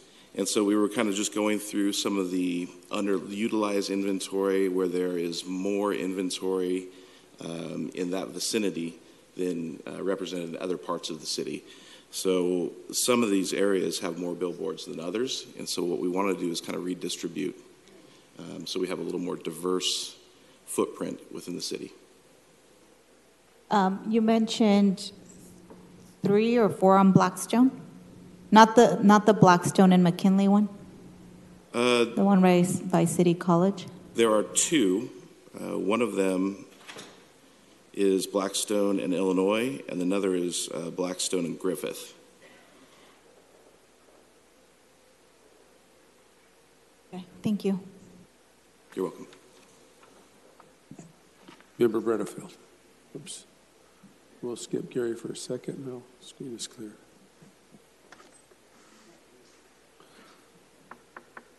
Okay. Well, I got a couple of questions for you. Sure. So if this appeal goes forward today, then those 10 billboards will remain. Yes. In their prominence throughout our cities. We're stuck with 10 billboards, in addition to the benefits, financial benefits of these billboards that you're proposing. I think That that's makes sense? correct. At a lower sign height, and I'll go through that, the billboard, it's in jeopardy. Can you explain that? Yes. Let me cycle through to the sign at 60 feet. Okay, this is a slide of the sign at 60 feet. On the left, you're approaching it from the north. On the right, you're approaching it from the south. On the left-hand side, we have one of the telecommunication towers on the site bisecting the sign. That's not great. I don't know that we operate a single sign in the state that has that kind of obstruction. The one on the right is actually more problematic because it's blocked by trees. And that billboard facing probably wouldn't be built at 60 feet. I noticed a tower next to your proposal there. That tower looks like it's like 100 feet.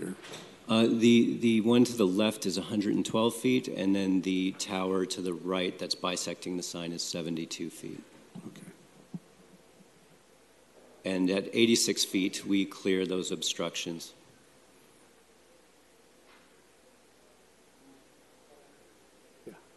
So on your trees, for me, an easy solution is to cut the trees. But apparently that's called by the... It's prohibited by Caltrans. So on this slide, we have taken excerpts from Caltrans's regulations on tree pruning and trimming. I inserted a picture of the sign. You see that the top third of that tree obstructs the sign. To clear it, you'd have to, what's known as topping the tree, which is distinct from trimming trees. When you trim the trees, you have to keep the general shape. This one, we'd have to basically lop off the head of the tree, and that is expressly excluded by Caltrans regulation. You see it highlighted there under item number 12. Topping of trees is not allowed. Member Arias has an arborist indicated that if you top a tree, apparently it kills it. I'm not sure.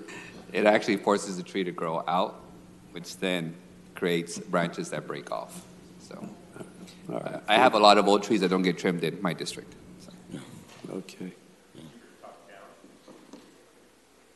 I'll back up a little bit, but feel free to stop me with questions. So as part of this deal, there is a revenue share with the city. We would be partnered with the city. As proposed at 86 feet, the revenue to the city would be $6.5 million for the life of the sign. Say that again. I'm sorry. I got members talking all around me. I didn't Of course, yeah. For the life of the sign, if it's not extended, the revenue share to the city is estimated at $6.5 million. That's based on profit sharing. It could be higher than that. When you break that down per year, it's about $260,000 per year. It's absolutely not our business to decide how that money is spent. It goes to the general fund, and that is for you to decide. But just to give an idea of the magnitude of what $260,000 a year buys you, it could fund the salaries of 3 firefighters. We know that there has been discussion about the status of the state of disrepair of some of the city's parks. I don't know if this is the answer, but it is a revenue fund that could go towards those purposes.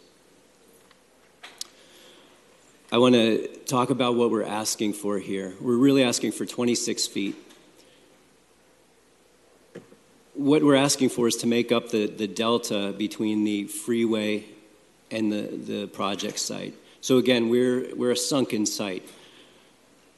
The height limit in this zone is is 60 feet. The sign, as viewed from the highway, would be 60 feet tall. The 26 feet we're asking for would basically, it would be invisible. It would be covered by the bottom of the site. So for all intents and purposes, what people would see is a 60-foot tall sign. Here's another view of the project site. It's a bird's eye view. You can see, we've drawn a line across the grade of the highway, and you can see how much taller the highway is above the site. Those 2 yellow lines are the 2 telecommunication towers. These are the revenue shares as we've projected them at an 86-foot tall sign and a 60-foot tall sign. I should say that the 60-foot tall sign assumes operation of both displays, but I don't think we'd be able to build one. Do you want to talk about this slide, or should we? Sure. Okay. So this slide shows two different revenue streams, one at 60 feet, one at 86. The 86 feet is based on two functioning and operating and fully marketable signs. At 60 feet and 86 feet, the green numbers are the two top levels. The only kind of misnomer, so to speak, is the 3.5 on the 60 foot, because that's assuming we have two faces. At 60 feet, the secondary face will be blocked, and so theoretically, the 3.5 million on the top side for the 60 foot could be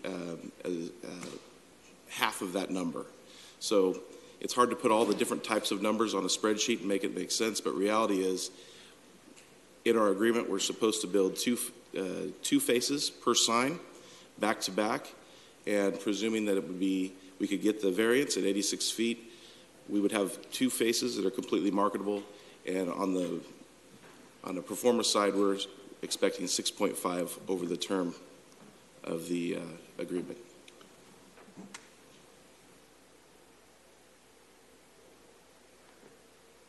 So I know that whenever you make a decision like this, precedence is, and it's a consideration, and I wanted to allay those concerns. Digital billboards are only allowed on city property, so immediately we're dealing with a narrower scope of what can be done. And they also have to come with sign removals, and not everybody, most people don't have the inventory to remove to make these deals work. But this sign location is uniquely challenged. It is 26 feet below the highway grade. It has a critical mass of Caltrans trees that we cannot touch because we don't own them, and regulation precludes us from topping them. When you have this combination, it's a very unique combination, and we're not aware of any other city sites. And we've looked at city sites because we've been trying to find additional locations, and we haven't found them. So I think this is a unique site. It's probably singular, and making a decision here to allow a sign at 86 feet wouldn't set precedent. You're not going to see a proliferation of extra tall billboards. This has been a 3-year partnership. We're coming to you today as an applicant, but also a potential partnership, and we're trying to salvage this deal. And what we need is 86 feet. And I apologize for the lateness. Last night I emailed the council with findings. I have hard copies here. Those findings don't say anything different than what my presentation just said. They just formalize them. If you haven't seen them, I have hard copies. I think they're part of our action item as listed on the agenda, the findings that we have to make one way or the other. Okay. But I want you to go back to that slide where there was the highway and then you had the two signage. I think you just addressed it, the fact that it's 26 feet below the grade. Yes. I think there was so there it is. So so if that grade were actually level, if you will, straight across, then your height would be 60 feet. Yes, sir. But because of the highway grade, we have to do the additional 26 feet, which is, from a business point of view, that's good for us. Because if it were level, we wouldn't get the extra funding that you guys have committed to our general fund to assist us with the many projects that are in need of financing. It's $6.5 million over what period of time was that? 25 years. Yeah, so that's a good thing. Did you want to add something, sir? I think one of the concerns with the number 86 is how will that look? Is that too tall? And I think the slide that we were on showed that because of the grade, we're already in a 26-foot hole. The billboard will still look like it's 60 feet. We just need the extra 26 feet, as my colleague has pointed out, to kind of overcome that deficit. And so the overall appearance will still look like it's 60 feet and won't look like it's too tall. That was my point. Yeah. All right, thank you. I'm finished. Member Bredefield is up, followed by Member Carbasi. We'll ask you back if there's any other questions. Okay. Thank you very so much. I gave a lot of clarity to me. Thank you. Jennifer or whoever would like to come up.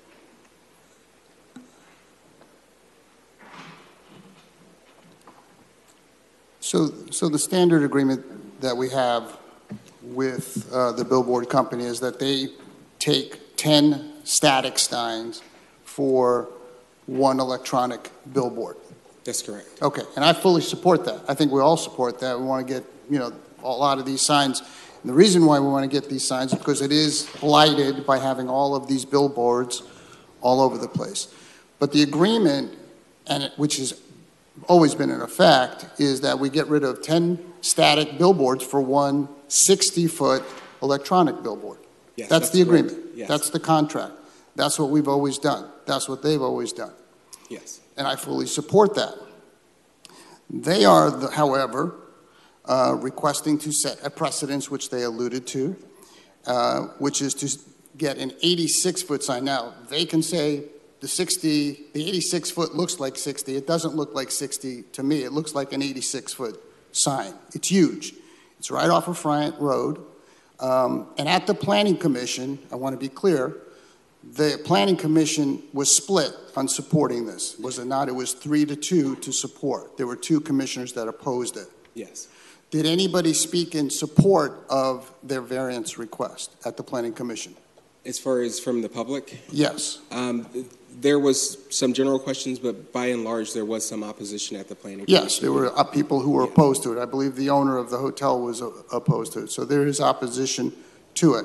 Since people in my area have become aware of this, it's been all over social media. They're strongly opposed, as I knew they would be.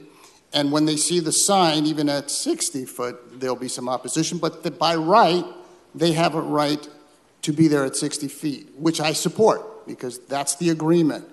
And I want to get rid of the static billboards. We ought to try to make our city as beautiful as possible and not have the visual blight. But this is a change. And 26 feet taller, nearly 30 feet taller, is a significant change. I would encourage them to get a variance from Caltrans for the tree, which makes the most sense to me, than to stick something 30 feet higher in the air. Now, initially, when this came before the Planning Commission, the staff did not support the variance application. Is that correct? Yes, that's correct. Staff's position was, or recommendation was that the Planning Commission deny the variance application. Okay, and why was that? You'll see in the staff report, this, when we reviewed the variance application, staff struggled in meeting the findings, which we have on your screen, right, for you to see. We, at that time, could only meet the finding that deals with not preventing a hardship, or should I say prevents a hardship not of the applicant's or predecessor in interest action. Yeah, so there was specifically, at least in our staff report, there's 4 requirements that I see, and they only met one of them that would support the variance. So they don't meet the requirements to support a variance. Councilmember Bredefeld, I'd like to chime in with something. ahead. So I reached out to Caltrans District 6 last month about the trees, and they told me, I'm going to quote an email here, that, let me see here, Caltrans typically doesn't trim the trees for billboards themselves. However, if the billboard owner requests an encroachment permit to trim the trees, they're allowed to do that. Not top them, trim them. Trim them. And Councilmember Redfall, I wanted to correct myself. The only finding that we were able to meet was the one that dealt with not detrimental or injurious to area properties, public health, safety, and welfare. Right, but only one out of the 4 that they needed to approve the variance. Yes. So you denied the variance. You requested that the Planning Commission deny it. Yes, we initially denied the variance. The applicant filed a timely appeal to Planning Commission. Our recommendation to Planning Commission was a denial. Okay, and so then in an effort to get the City Council to support this, they've emphasized that by raising it 30 feet taller in the air, there'll be more money that they'll put on the table.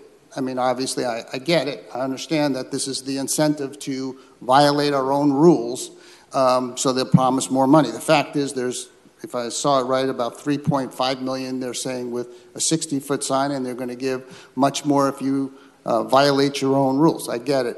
But, this is a council that has to follow rules. We expect our constituents to do so. And we have to balance the needs of our agreements and our environmental issues and blight and all of that. And so for me, I fully support this business. I fully support the agreement we've entered into with them that for every 10 signs they take down, they're allowed an electronic 60-foot sign.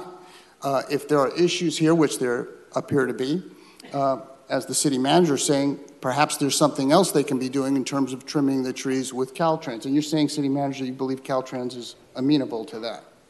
I know Caltrans is amenable to that. Okay. So I don't know if you're aware of that from the billboard company, but maybe they would be more willing to help you other than just topping the tree.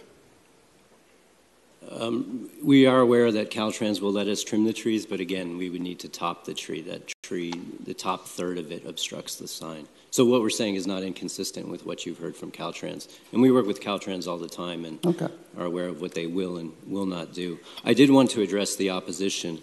We met with the hotel owners that had stood up at the Planning Commission hearing, and it was Trenton that met with them, but they are no longer in opposition to the sign, and I'll let Trenton speak to that. After the Planning Commission meeting, we stepped outside. We were concerned, obviously, that somebody would oppose our partnership with the city. As we stepped out, the belief was of whether or not the billboard was to be built.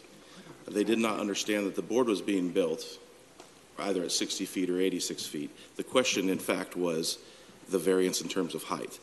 Once we discussed that with them, they realized that it was actually better for the hotel if the billboard was at 86 feet for two reasons. There was some discussion about light. We showed them some data that we had regarding light and how far it transmits, and that would not be, in effect, a detriment to the hotel. In addition to that, we pointed out what windows were facing the billboard, even if we were wrong, and they were all faux windows, with the exception of windows that face into their hallway. So in no way would that cast any light into their guest rooms. And lastly, on the approach, as you're approaching the billboard, if it's at 60 feet high, part of that billboard would obstruct the visual approach of the hotel. Part of their advertising, I'm sure that's part of why they selected this location to build the hotel. So by having it at 86 feet, the billboard would be above the grade of their hotel. And once the gentleman considered that, he agreed that he was no longer in opposition of the project. Okay. So bottom line for me is I am concerned about blight. I'm also concerned that, thank you, gentlemen. This is an 86-foot sign. It's going to be an issue for people who are traversing the area in Northwest, Northeast, or people who are visiting the area. There's a reason why we have rules for 60-foot signs and don't build 86-foot signs, because 86-foot sign is clearly visual blight. A 60-foot sign is reasonable. That's why we have the rules. That's why we entered into the agreement, into the contract with the media company. And so it seems that this would be an inappropriate thing to do. It was a split on the Planning Commission. I would ask my colleagues to not support this. The people in my district, I know, will not be happy about this if this goes at 86 feet. And so I would make a motion that the council adopts 3B and denies the variance application, requesting to go 86 feet instead of 60 feet. These gentlemen will still be able to put out the billboard sign. The city will still make money. We will follow our rules, and we will be sensitive about not creating situations that are very blighted in our neighborhoods. That's an issue that I know some of my colleagues have expressed as we've talked about other issues in their districts with environmental issues. This is no different. And so I would ask for council to consider that and to support the denial of this variance application, and that's my motion. Yeah, to be clear, Councilmember Bradfeld, the motion is to approve the sign and the CEQA, but without the variance. Yes, exactly. There was a motion by Member Bredefeld. Is there a second? Member Chavez. Okay, back to the screen. Member Carbasi is up next, followed by Member Chavez, followed by Member City Manager, followed by Miguel. So we have a long list of recitations. So Member Carbasi, it's your opportunity. Thank you, Mr. President. If this vote was about whether or not to support continued partnership between Outfront Media and the City of Fresno, it would pass 7-0. And we recognize the opportunity to have digital billboards in this town. I did learn something new that I want to ask the applicants. By the way, thank you for meeting with me and taking the time to do that and answer questions that I had beforehand. I really do appreciate that. So the 10 billboards that you're removing, which will actually remove blight, I do have one question though. Those will stay if we don't approve the variance, is that correct? That I didn't know about, so I want to clarify. So if the sign does not get built, they will stay. Okay. If the sign does not get built, they will stay. Got it. Correct. Okay. That's all I want to know. Thank you. I really appreciate it. Next is Member Chavez, followed by Member Arias. Thank you. Got a couple questions for you folks. So on your slide package on page 4, under the heading "Why this site," you referenced that the city's RFP proposed 4 other sites, but none of them worked out, right? Why didn't those 4 sites work out? Did they not work out for you, or did they not work out for the city? Of the 4, none of the locations in the RFP process that we won worked out. The issues were on the city side based on where they were located and certain parameters. I can chime into that, and I don't want to, and Jennifer, correct me if I'm wrong, there were a bunch of signs identified in parks, Alradka, Woodward Park, if I recall. Those had restrictions. We found out after the fact because we had used land and water conservation funding for the park, and that was inconsistent with the funding source. And so those sites had to be excluded. So we worked then with Outfront to identify additional sites that could be potentially replacement, which the agreement allowed. Convention Center, I think we looked at, and then we looked at all city-owned property adjacent to freeways, and that's how this site came up. Here's the problem I have with that. So the city of Fresno issued an RFP with 4 specific sites. Why didn't our staff clear the sites of environmental, of height requirements before issuing the RFP? Like, I feel bad for my colleague because now he has to go through this, but also feel bad for you. Because in the original RFP, you were under the impression that these 4 sites were eligible, but yet the city came back and told you, no, they're not. So now you're having to revamp, and now the council is having to weigh in on this conversation. So the question is, why didn't city staff vet these 4 sites before issuing an RFP? And I wish I could ask Bruce Rudd to come to the podium and answer that question. And if he's listening, because he does from the coast, he's going to be texting me soon. I think what happened was Bruce was excited about regional parks that were adjacent to the freeways, and we were hoping, and I don't recall the exact language in the RFP or the contract, but we were referring then to the signage requirements in the zoning ordinance that would provide guidance for how tall the signs could be. They are following a process that anybody could follow in terms of applying for a variance. We could have, Councilmember Chavez, included something to say that no variance would be required or allowed, but here we are right now. And I apologize that, this RFP was issued, I believe, 4 or 5 years ago. Is that correct? That's correct. And here we are now. And we've been working with Outfront diligently on, the MSC, other locations that we thought would be substitutes. And I do know that the contract allowed us to substitute sites. Then my second question is, and I think in the future, I think there is agreement that before the city issues an RFP with specific sites, we should vet those sites and make sure that it fits the legal requirements that we already know on the front end we have. The second point of that slide says the city proposed the DPU site as an alternative. So I guess my question for my colleague is, did DPU contact you prior to recommending this site? Because I think that has to do with that fundamental balance that we have here, where the city, our staff, provides the technical expertise, but the councilman is the one that receives the calls from constituents that live in the district. And again, you're caught in the middle of that situation. But for me, as a member of this body, I have to be respectful to my colleague in his district, because when that goes up, he's going to get the calls.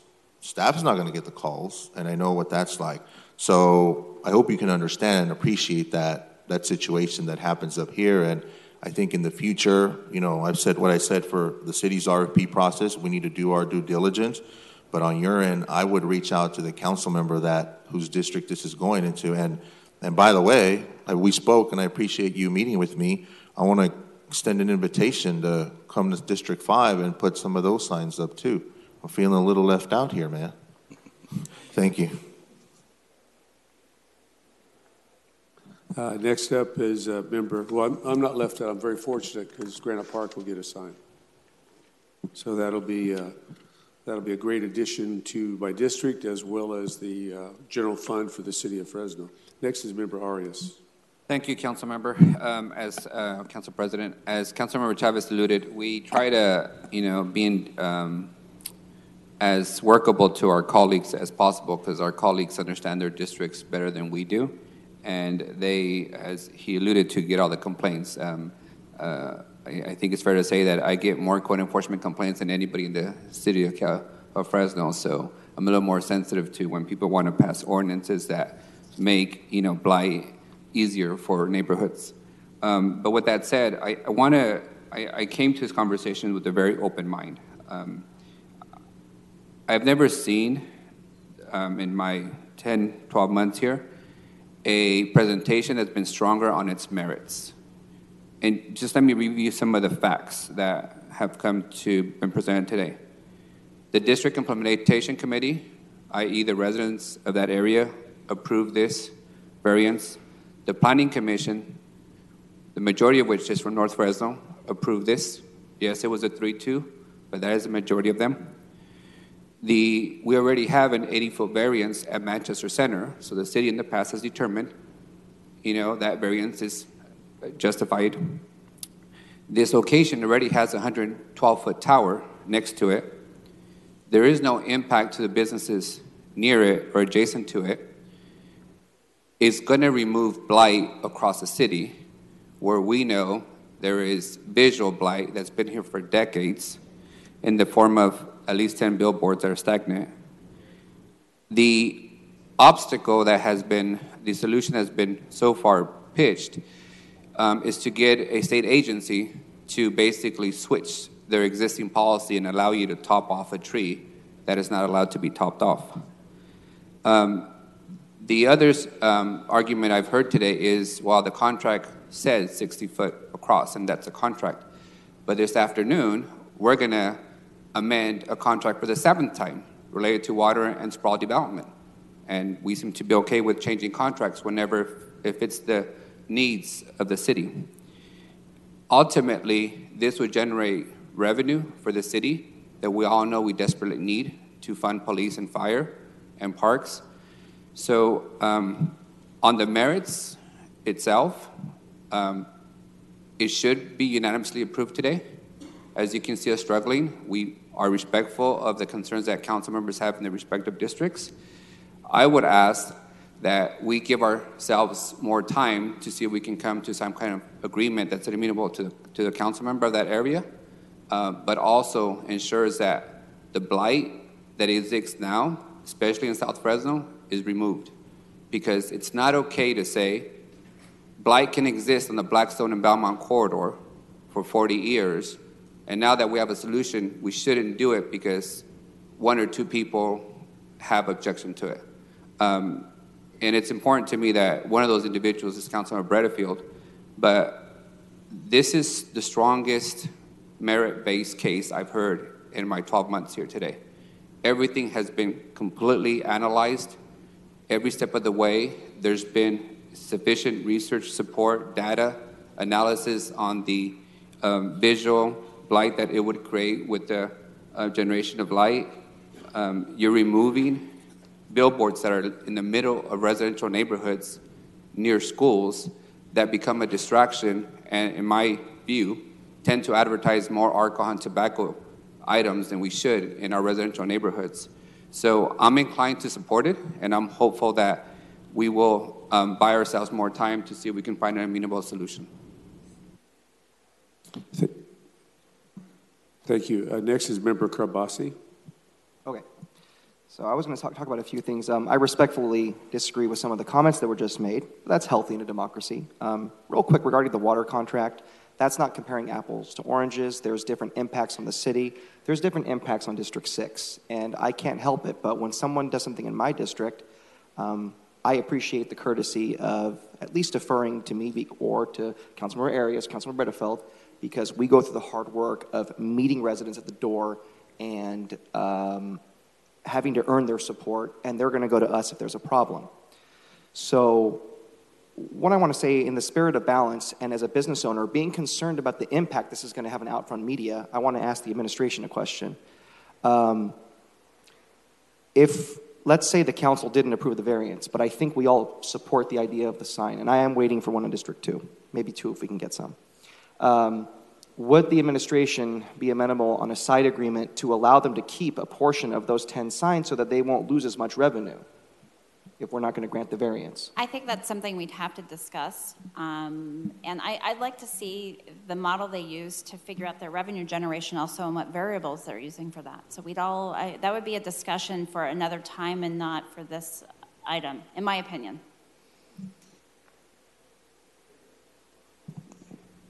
Looks like the screen is clear. I had a thought on one of my favorite sayings is staying in your lane. And when Hustler came to Fresno, I was totally opposed to that. And I asked for support in opposition to its location at Blackstone and Shaw.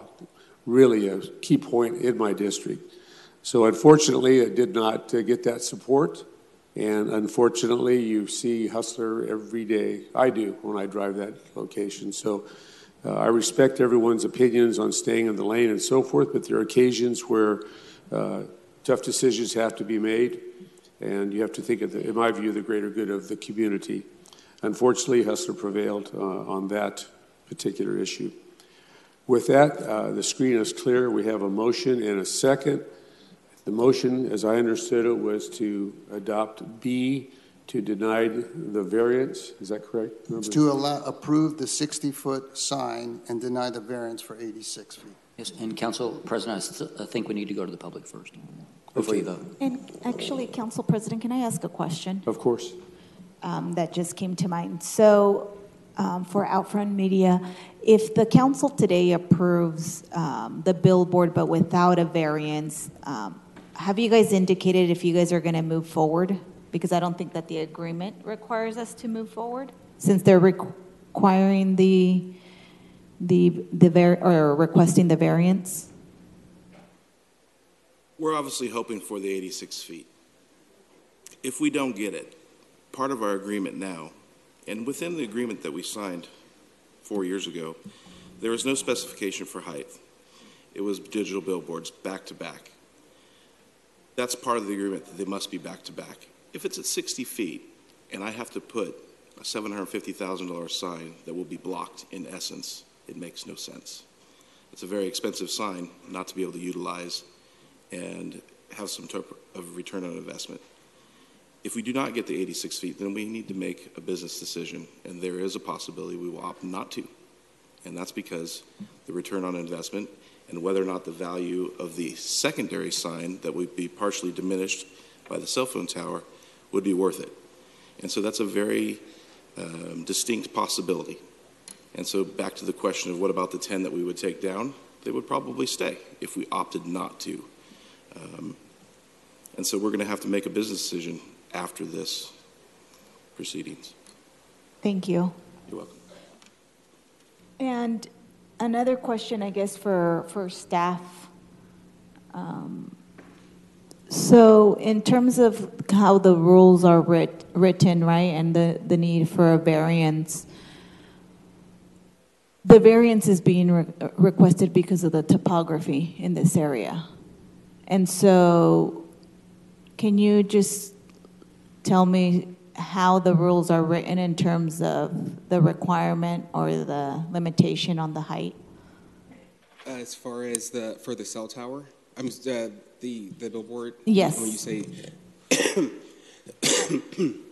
excuse me, the office district limits the height of these type of structures to 60 feet, and generally, What office district? The Caltrans? The zone district. The office zone district limits the height of these structures to 60 feet. And if an applicant wants to go above that, they would have to apply for a variance. And with the variance, and Brianna, can you put my slide back up? I'm sorry.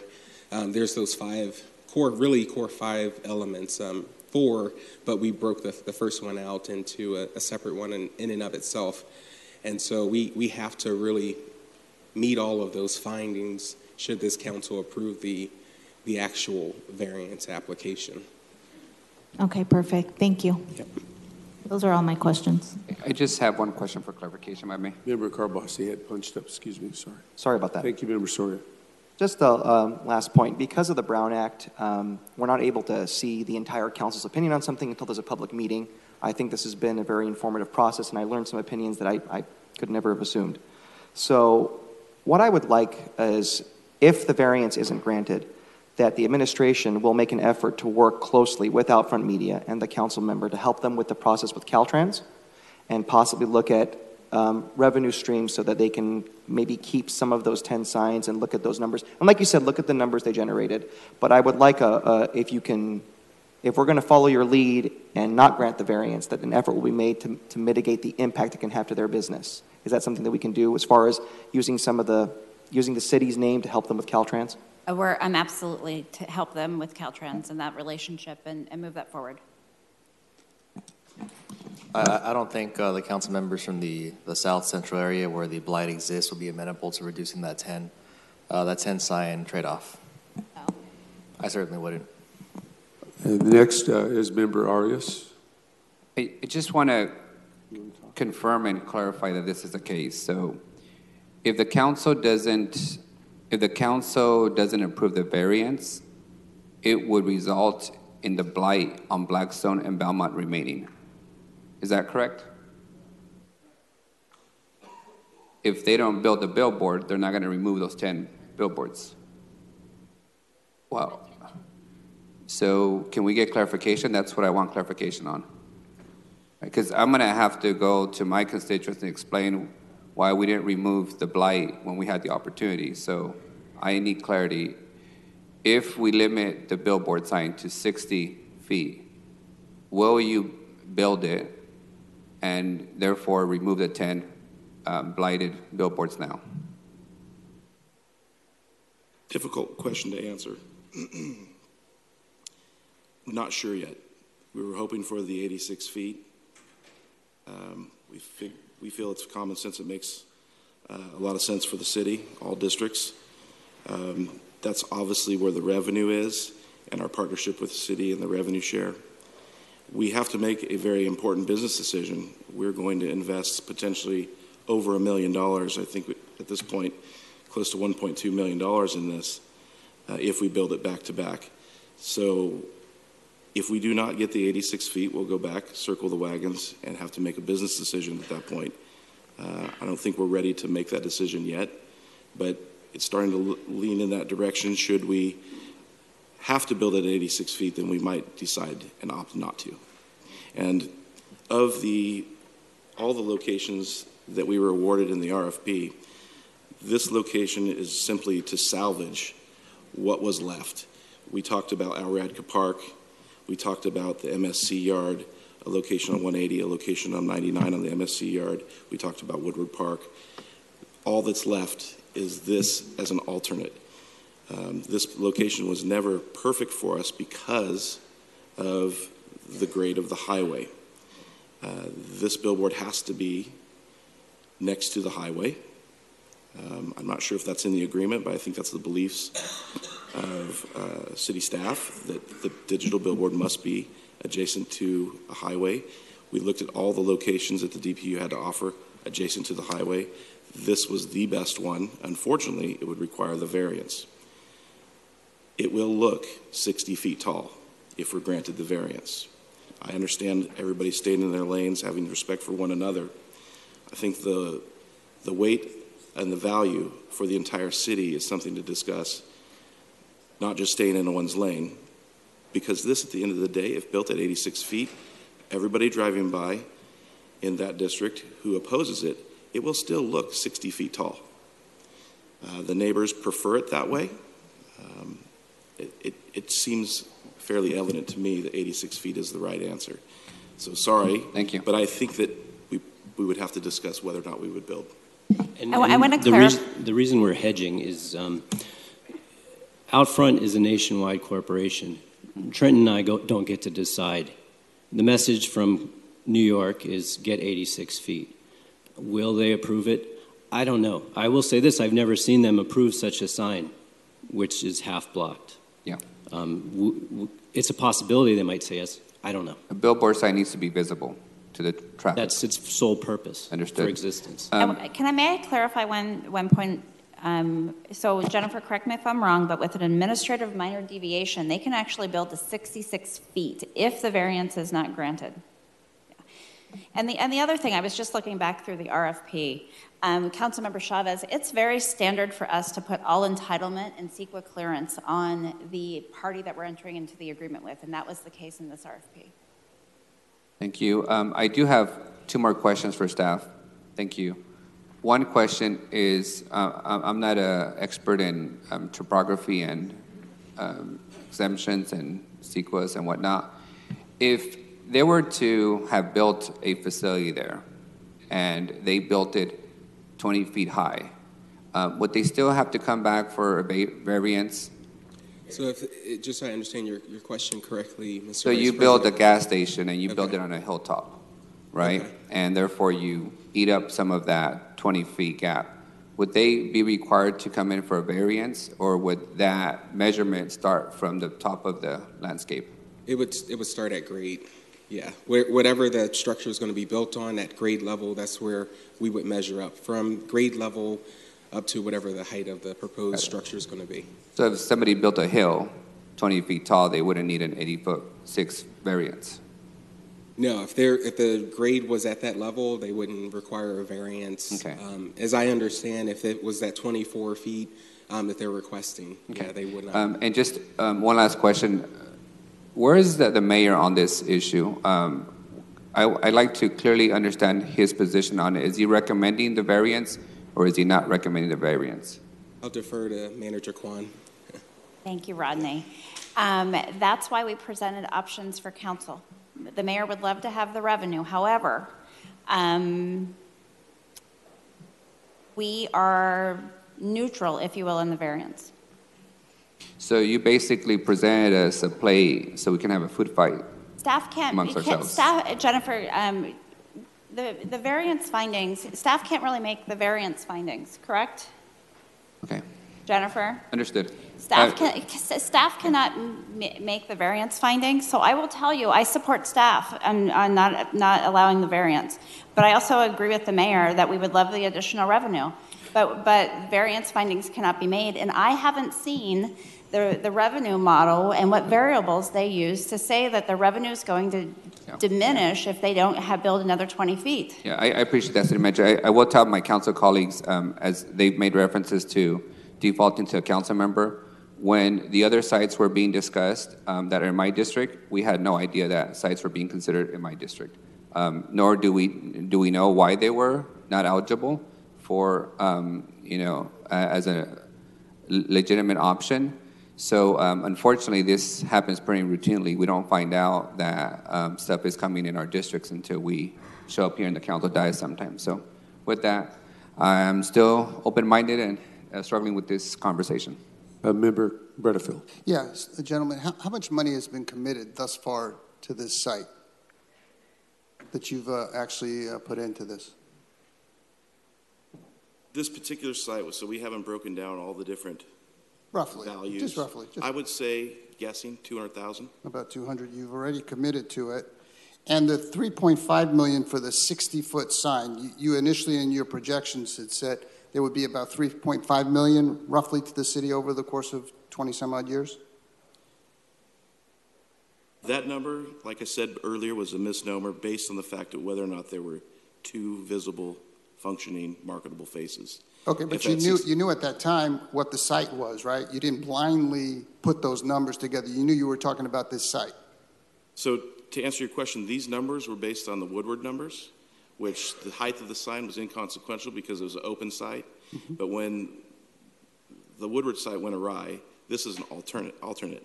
And so we just moved the site. So this is, again, an effort to salvage what was the last vestige of the RFP process.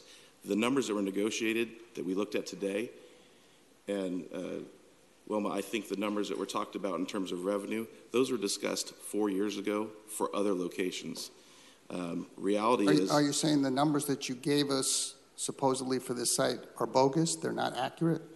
They are accurate on the top side, 86 feet, but inaccurate at 60 feet. At 60 feet, the number to the city would probably be closer to 1.7 million based on a single face. Okay. Because that's the business decision we talked about earlier. Why do you build a face that you cannot see? Okay. They're like $750,000. So I couldn't furnish the city with $3.5 million if one whole face is not functioning. So this is a motion to approve it at 60 feet, and you haven't said that you definitively, of course, won't build it at 60 feet. In fact, I think you've told a couple of council members that you plan on building it at 60 feet, but you obviously want the variance. Is that accurate? At the time, the question of whether or not to build or not to build, before all the elements were considered, it was strong that we would build it. Okay. We would build it, but probably have to renegotiate the bottom side. Gotcha. 3.5 can't happen. Gotcha. The city would end up with all the revenue. Okay. Because there would only be a single Can you face. answer the question? Go ahead. Yeah. So reality is we would have a single face, not two faces, and the 3.5, that number is inaccurate, and that's part of the business decision we'll have to go back and look at and potentially renegotiate the deal that was signed 4 years ago for 4 other locations.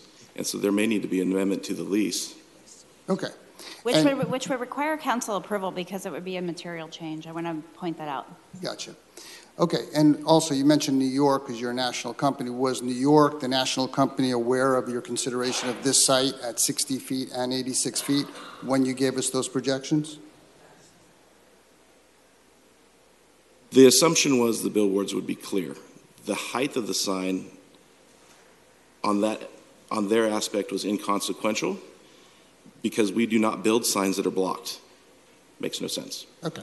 And so that's the answer. Okay, and so again, from what our city manager said, she would be willing to work with you and Caltrans to see if there's some way of trimming those signs. I would certainly be helpful in any way I could be. I understand you want the 86-foot variance. She says you can build it to 66. So again, I'd like to move forward. The motion is to build it at a 60-foot, and if it, city manager, city attorney, if it's 66, that's allowed. I'm perfectly fine with that. If that's what is allowed, I don't know if that needs to be in the motion or not. Motion is to approve it without the variance. So if the code, whatever the code allows. Okay. Great. Thank you. Member Soria? I just wanted to add one last comment. I think that there's been great debate and a lot of substantive information that was provided to the council as a whole.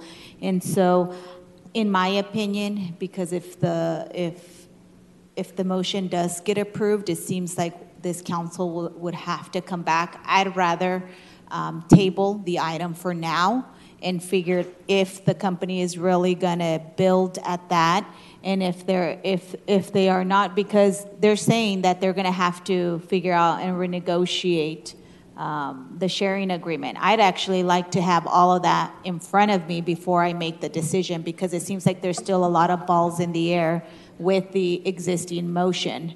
So that would be my request. So if I'd make a motion to bring it back, and hopefully we have more information for the next council meeting that would deal with the renegotiating of any potential losses in revenue and so forth. That's what I would recommend. I'd second that. Well, we already have a motion. We have to vote on ours. Well, that's a procedural motion. You can take the procedural motion up before the main motion. So can we take the procedural motion now? It's a motion to continue. We should hear from the public, though. Okay. And we have Member Arias on the screen, and then we'll take it to the public. I'm inclined to support Councilmember Bredefield's motion, but Councilmember Bredefield, what I would ask is for another couple of days to get some more solidified answers to the questions that we have posed, that the city manager, our planning director, and the contractor are not in a position to answer today, The blighted billboards that would be removed are in Councilmember Esparza and Chavez's, and I think Soria's district. So I'm inclined to defer to them if they want to take the risk of keeping them up. But I would like some more time to get more definitive answers from staff and from the contractor. So that's what I would ask you to consider. So Member Carbasi, and then Member Bredefield, and then we'll take a lunch break. No, I'm just kidding. I just want to clarify that the motion that we're voting on regarding the variance doesn't have any impact on the 10 signs. That's a whole separate issue. No. So that shouldn't, regarding the comments that were just made, that's not a factor here. They are separate issues. Okay. Member Bredefield. Yeah, all the questions have been asked. The answers have been given. This council needs to move forward. I understand the delay tactics, but it's all on the table. Everybody understands what we're doing here. They want an 86 variance. My motion is to allow them to build the sign that's allowed within the code, whether it's 60 or 66 feet.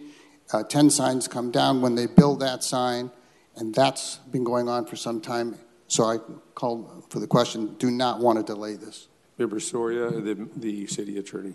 There is still, though, a question because the gentleman said that they can't assure us that they will actually, in fact, build it if we don't build in the variance. So I think that even though you're saying that us voting today doesn't have anything to do with the 10 billboards, that's, in my point of view, inaccurate, because if they choose not to build, those 10 billboards will still stay in our neighborhoods. So that is a very important issue. I don't see why 1 week where we can get Outfront Media to give us a yay or nay, and then we can take a vote. I don't have a problem with then supporting you if you give us the time to get those answers. And I think that those are critical for people that we represent in our area because we do want these billboards down.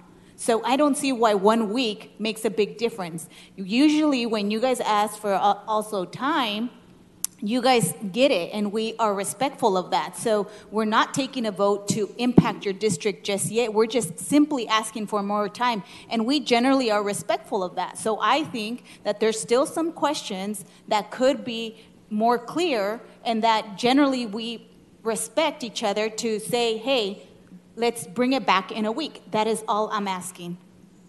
Member Carbasi, and I think the screen is clear. Oh, I'm sorry. Emotions getting kind of high, and I'm the same way. I'm very passionate about these issues. I think respect is very important, and this is why it's really important before we come to a meeting that we reach out to the applicants and meet with them, or reach out to the council member impacted and ask them questions so that we're not wasting people's time. And I think that we've heard a lot of debate. I think people are pretty sure of how they feel on issues, and these are questions that could have been asked before. I don't want to hold anyone up because we did our homework. So City Attorney Sloan, I missed you. Sorry, you were in that lineup, so it's your opportunity. Yes, there was a question about what does the code allow as far as the height. The code allows 60 feet, but it also allows the administration to allow for an additional 6 feet at their discretion. So the potential without the variance is up to 66 feet. Yeah, we had a lot of dialogue on the revenue part. City Manager, was the revenue from this signage situation included in our budget, and is that part of our carryover? We have estimated billboard revenue in the 5-year projection, yes. But that revenue is based upon the original agreement with them. And we've made some adjustments based upon what we've learned from Outfront along the last 4 years. This is like dominoes. You tick one domino, and next thing you know, the whole board kind of goes flat. So, Member Bredefield, and then you call for the question. Did you want to call for? I think we just need to vote. Okay, the screen is clear. I would join in my colleague's request. 7 days after a 4-year negotiation period isn't going to make or break the deal necessarily, but it would certainly enable others to vote with more information to make them feel more comfortable with the vote going on today. And as Member Soria indicated, we've always respected one another in that regard. So I support your request. With that, City Attorney, we would vote the motion to, oh, sorry, you're right. We'll take it to the public. Finally. So, is there anyone in the public, the audience, who would like to come forward and make a comment on this item? This is the perfect opportunity. If so, please come forward, name, address, 3 minutes. Seeing none, we'll close the public portion of it. And then, the motion, procedural motion on the table is to set this matter over for 1 week for further information to make the members here a little bit more comfortable with their vote. Those in support vote yes electronically, and no is to deny that request.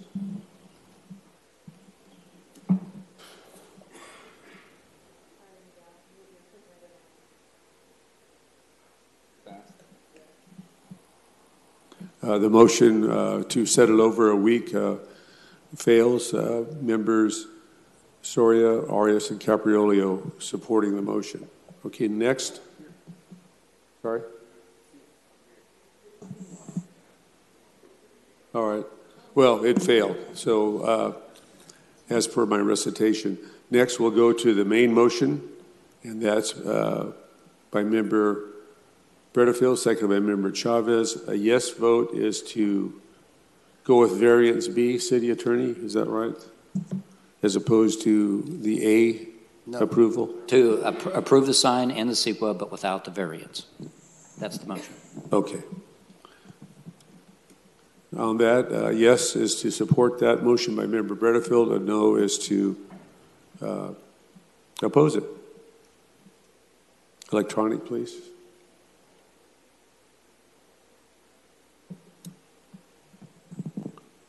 The motion passes. Having trouble reading my screen. Passes 5 yeses, 1 no by me, 1 abstain by member Soria. So the item passes. Okay. So we're a little bit behind on our scheduling, so we'll move to the 10:15 item. This is a hearing for consideration of a pre-zone application in District 4. Good morning. It's on the staff computer.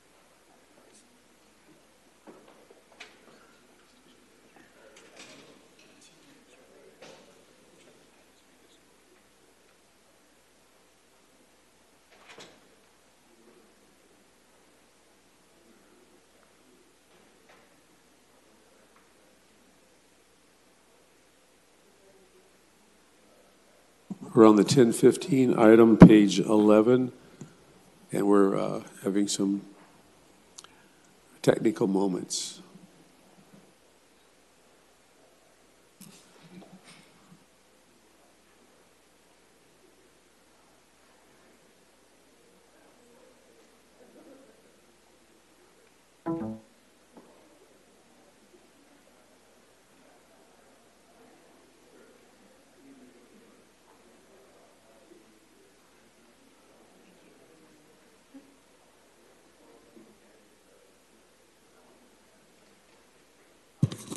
Will, are you ready to go? If you give us your name and position, and we'll proceed with presentation. Good morning, Councilman President Capriolio, Council members Will Tackett, Planning and Development Department. The item before you this morning is consideration of pre-zone application P18-3443, an annexation application P18-3263, a planned development permit application P18-3739, and a vesting tentative tract map number 6224, along with related environmental assessment. Subject property comprises approximately 69 acres located on the east side of North Temperance Avenue between East Shields and East Clinton Avenue. The portion of the property comprising the tentative tract map is approximately 57 acres and is the area on the aerial that is shown in basically ag land. There is an additional approximately 12 acres of property, which includes 7 rural residential properties there along the Clinton Avenue frontage and the easterly side of North Temperance Avenue, south of the proposed development site. Surrounding development in this property is located within the county of Fresno, hence the annexation application. Properties on all sides have been developed with single-family residences to the west, to the north. To the east, Tract 5592 has been approved and is currently under development, soon to begin a second phase. We also have approved tract map 5424 on the west side of North Temperance. That's an active tentative map which has not yet begun construction. And we also have a tract 5501 south of Clinton and west of Temperance, shown there at the bottom left of your screen.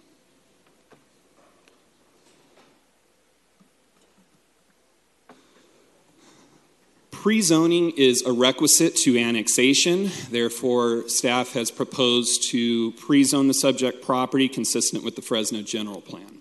At present, the portion of the property which is within the subdivision boundary includes an approximately 10-acre park site at the southeast corner of Temperance and Shields and approximately 23 acres of medium-low density residential designation. That is the 3.5 to 6 dwelling unit per acre designation, and approximately 24 acres of medium density residential. That's 5 to 12 dwelling units per acre. It is important to note that the general plan designates dual designations for all parkland, such that if the city is unable to acquire that land at the time development is proposed, that designation reverts to the dual designation, which in this case is medium density residential.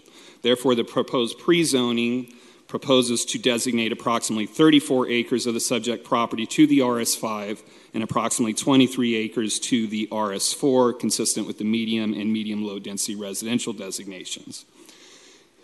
The city also has a memorandum of understanding with the County of Fresno, which includes standards of annexation. That includes drawing orderly boundaries, minimizing peninsulas, and the creation of islands.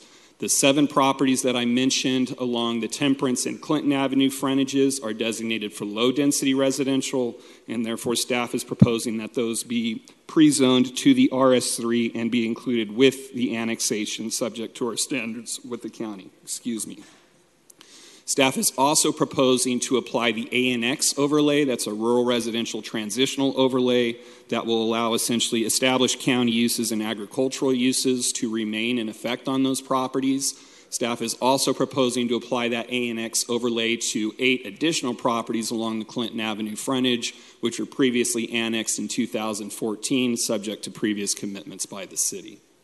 Staff did meet with the County of Fresno and LAFCO staff prior to determining the annexation boundary.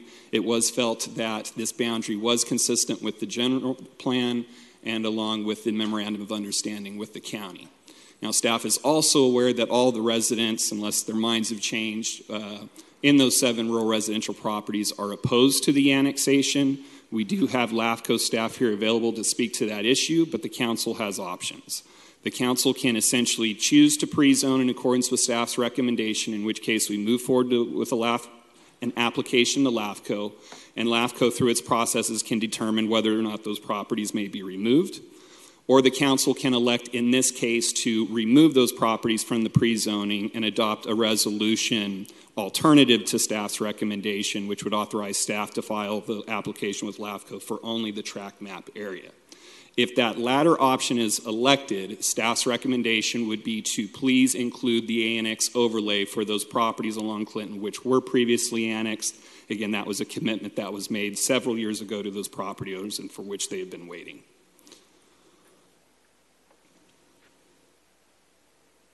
The area in blue that is shaded on this exhibit represents what is currently within the city of Fresno. The areas in gray are what remain within the county. So again, this boundary was proposed in order to basically remove that peninsula to the extent that we can over to the Temperance boundary. Property is located in Growth Area 1. That is the portion of the city of Fresno which the general plan directs growth.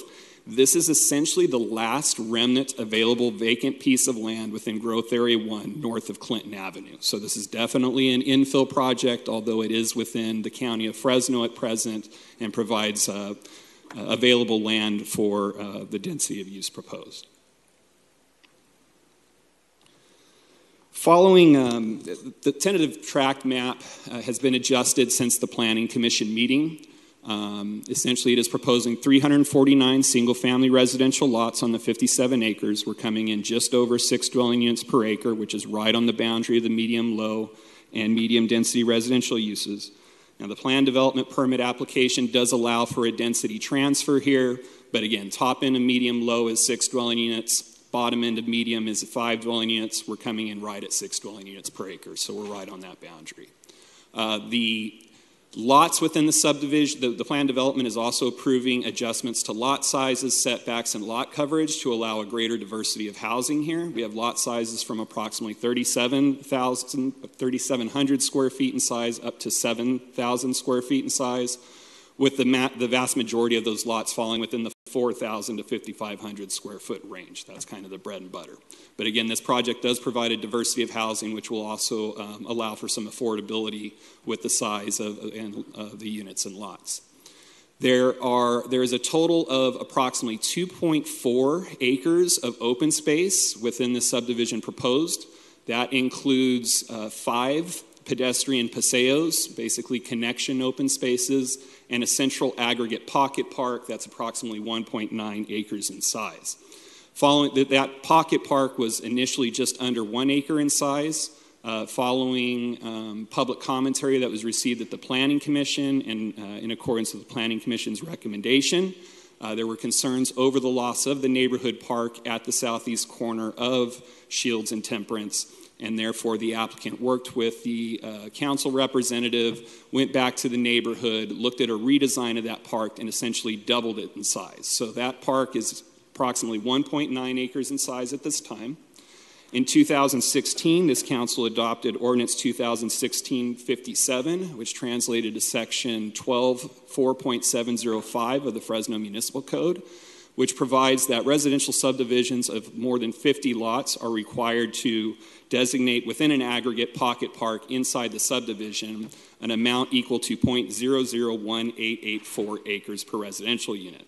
That obligation per our code translates to about 2/3 of an acre in a pocket park. The size of this pocket park triples that. 20-foot landscape easement is provided on Shields. A 26-foot landscape easement is provided on North Temperance in accordance with the super-arterial standards. You will also see that pedestrian connections have not only been provided in a linear fashion to connect the Central Park north-south, but also to the east, to track 5592 to the east, which also has a pedestrian connection there that leads to linear and pocket park within that subdivision. And there is also a pedestrian connection just south of East Shields Avenue on Temperance to allow residents there access to the sidewalk along North Temperance Avenue.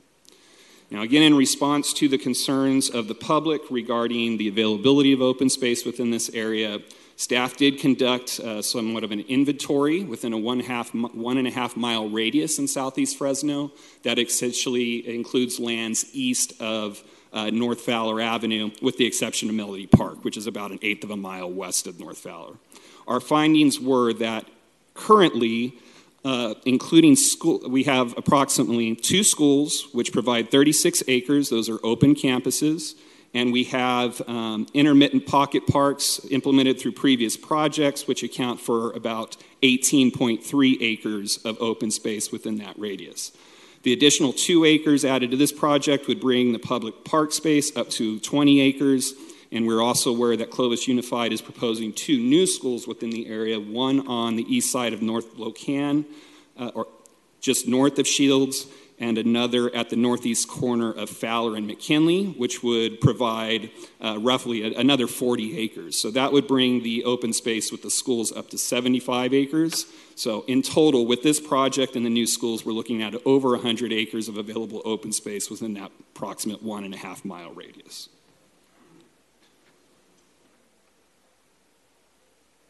What was that number again, Will? Within a 1.5 mile radius? Approximately 105 acres with the project and the 2 new schools which have been yet to be built. Good, thank you. After the Planning Commission meeting, again, the pocket park within this project was expanded, and we met with the council district representative to find out what types of amenities, open spaces we would like to see within that area to serve the public. This is a conceptual rendering of the park design. You can see it includes a half-court basketball court. It provides both passive and active open spaces in the form of open turfed areas and walkways that meander through the park. It includes a gazebo or shaded areas for gatherings or just the shade of maybe parents looking over the kids. And it also includes a tot lot there, a covered playground for children.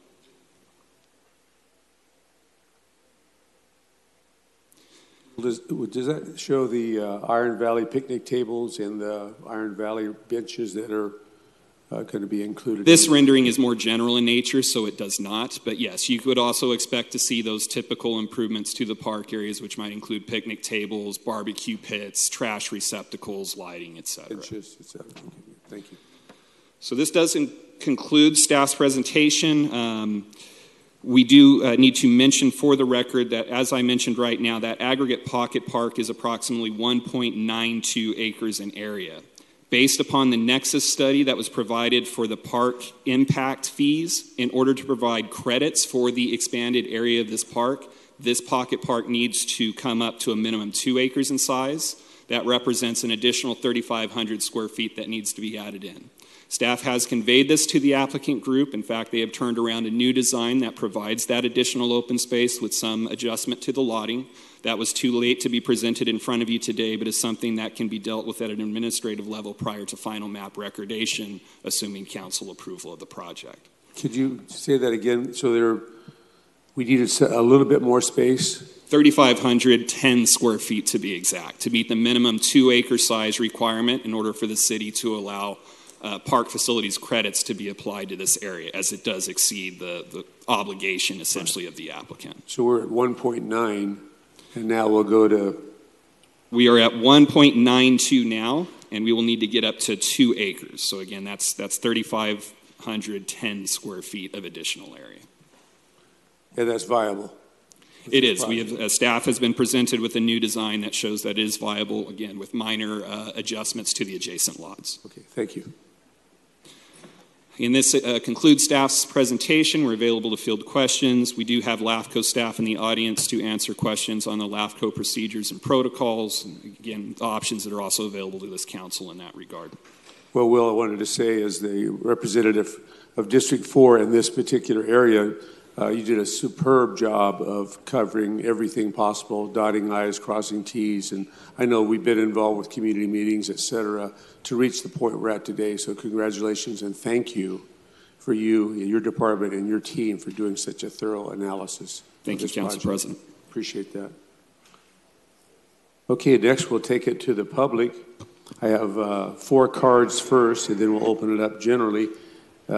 David Thompson, followed by Denise Thompson, followed by David Taub, followed by Mark McCallahan. So, David, give us your name and address. You'll have 3 minutes to address the council, and then we'll follow up with Denise and everyone else. My name is David Thompson at 7140 East Clinton Avenue. The Lennar Homes backs up to my property. I've got 2.5 acres approximately of horse environment. And I want to thank Will, I want to thank LAFCO, and I want to thank Lennar, because they've been, up till now, they've been doing really well. And they have worked with all of our considerations. They've agreed to put a block wall between us and, to protect children, mostly from the horses, our irrigation, et cetera, et cetera. And they've agreed to do all that now. So I do want to thank them for that. basically, I had a 3-page speech and I wanted to come up here and just, be aggressive, but I can't. But I do want to stress the fact that this is our way of life. My wife and I, oh man, we've invested a lot of money and, in our dreams into this place.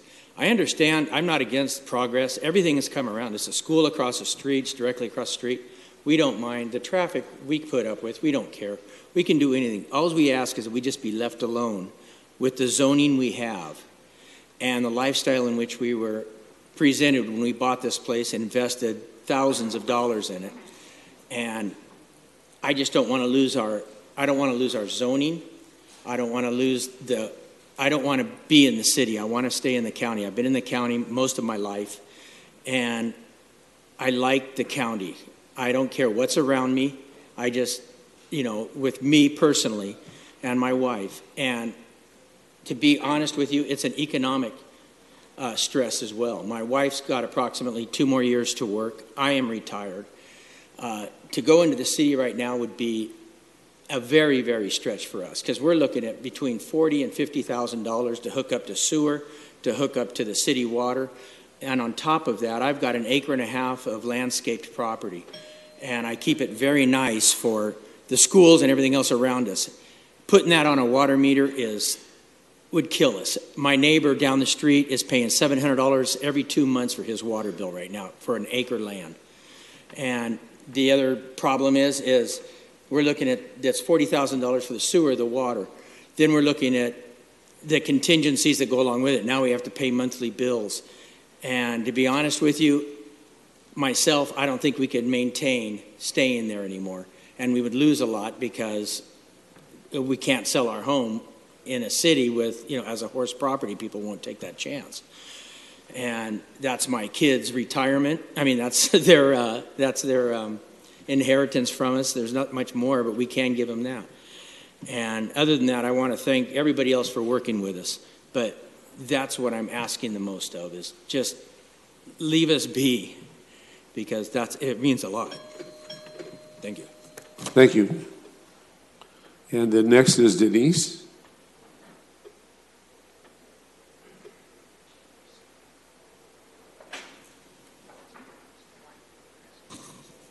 Good morning, council members. My name is Denise Thompson.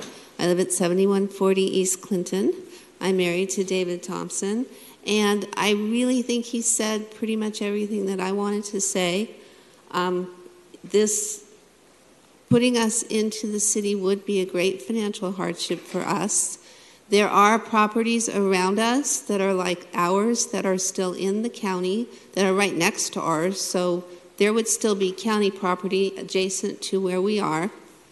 So we wouldn't be an island. We would still be part of the peninsula that's next to us that's still county. The properties that they already annexed into the city that are on our street, I've spoken to many of those neighbors, and they were not even aware of the annexation procedures that were going on. They were started quite a while ago. They were also promised the ag overlay that Will is talking about, and 5 years later, they still don't have it.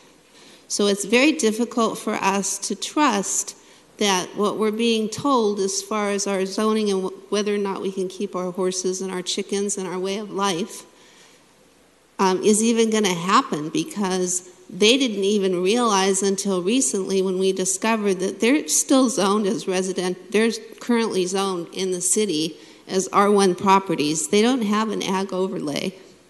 So they could technically be asked to get rid of farm animals and those kinds of things. And one of our neighbors he has crops on his property, and those things actually under his current zoning aren't even allowed.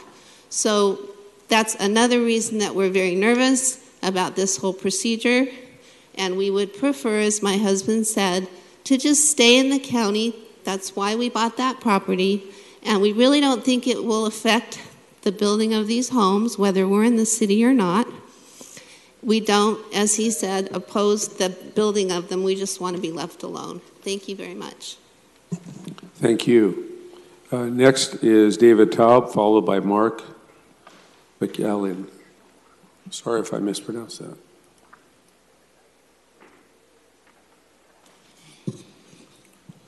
Thank you. David Taub, 7218 East Dayton Avenue in Fresno. To my city council members, today I speak to you as a citizen. I speak on behalf of myself, I speak on behalf of my family, I speak on behalf of my neighborhood. I urge you to vote no on the rezoning of the 10 acres at the southeast corner of Shields and Temperance from a neighborhood park to residential housing. It's not that I necessarily oppose residential housing in the area.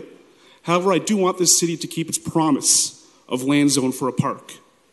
It has been that way since 2002. The zoning was reaffirmed with the 2035 general plan, voted in 2014. Both Councilman Capriolio and Mayor Lee Brand voted in favor of that plan. By voting to rezone, you would remove the chance for a park in that area forever. Right now, this plot of land is empty. It is zoned for its intended purpose. If housing construction occurs there, I don't anticipate you're going to be raising houses to build a park.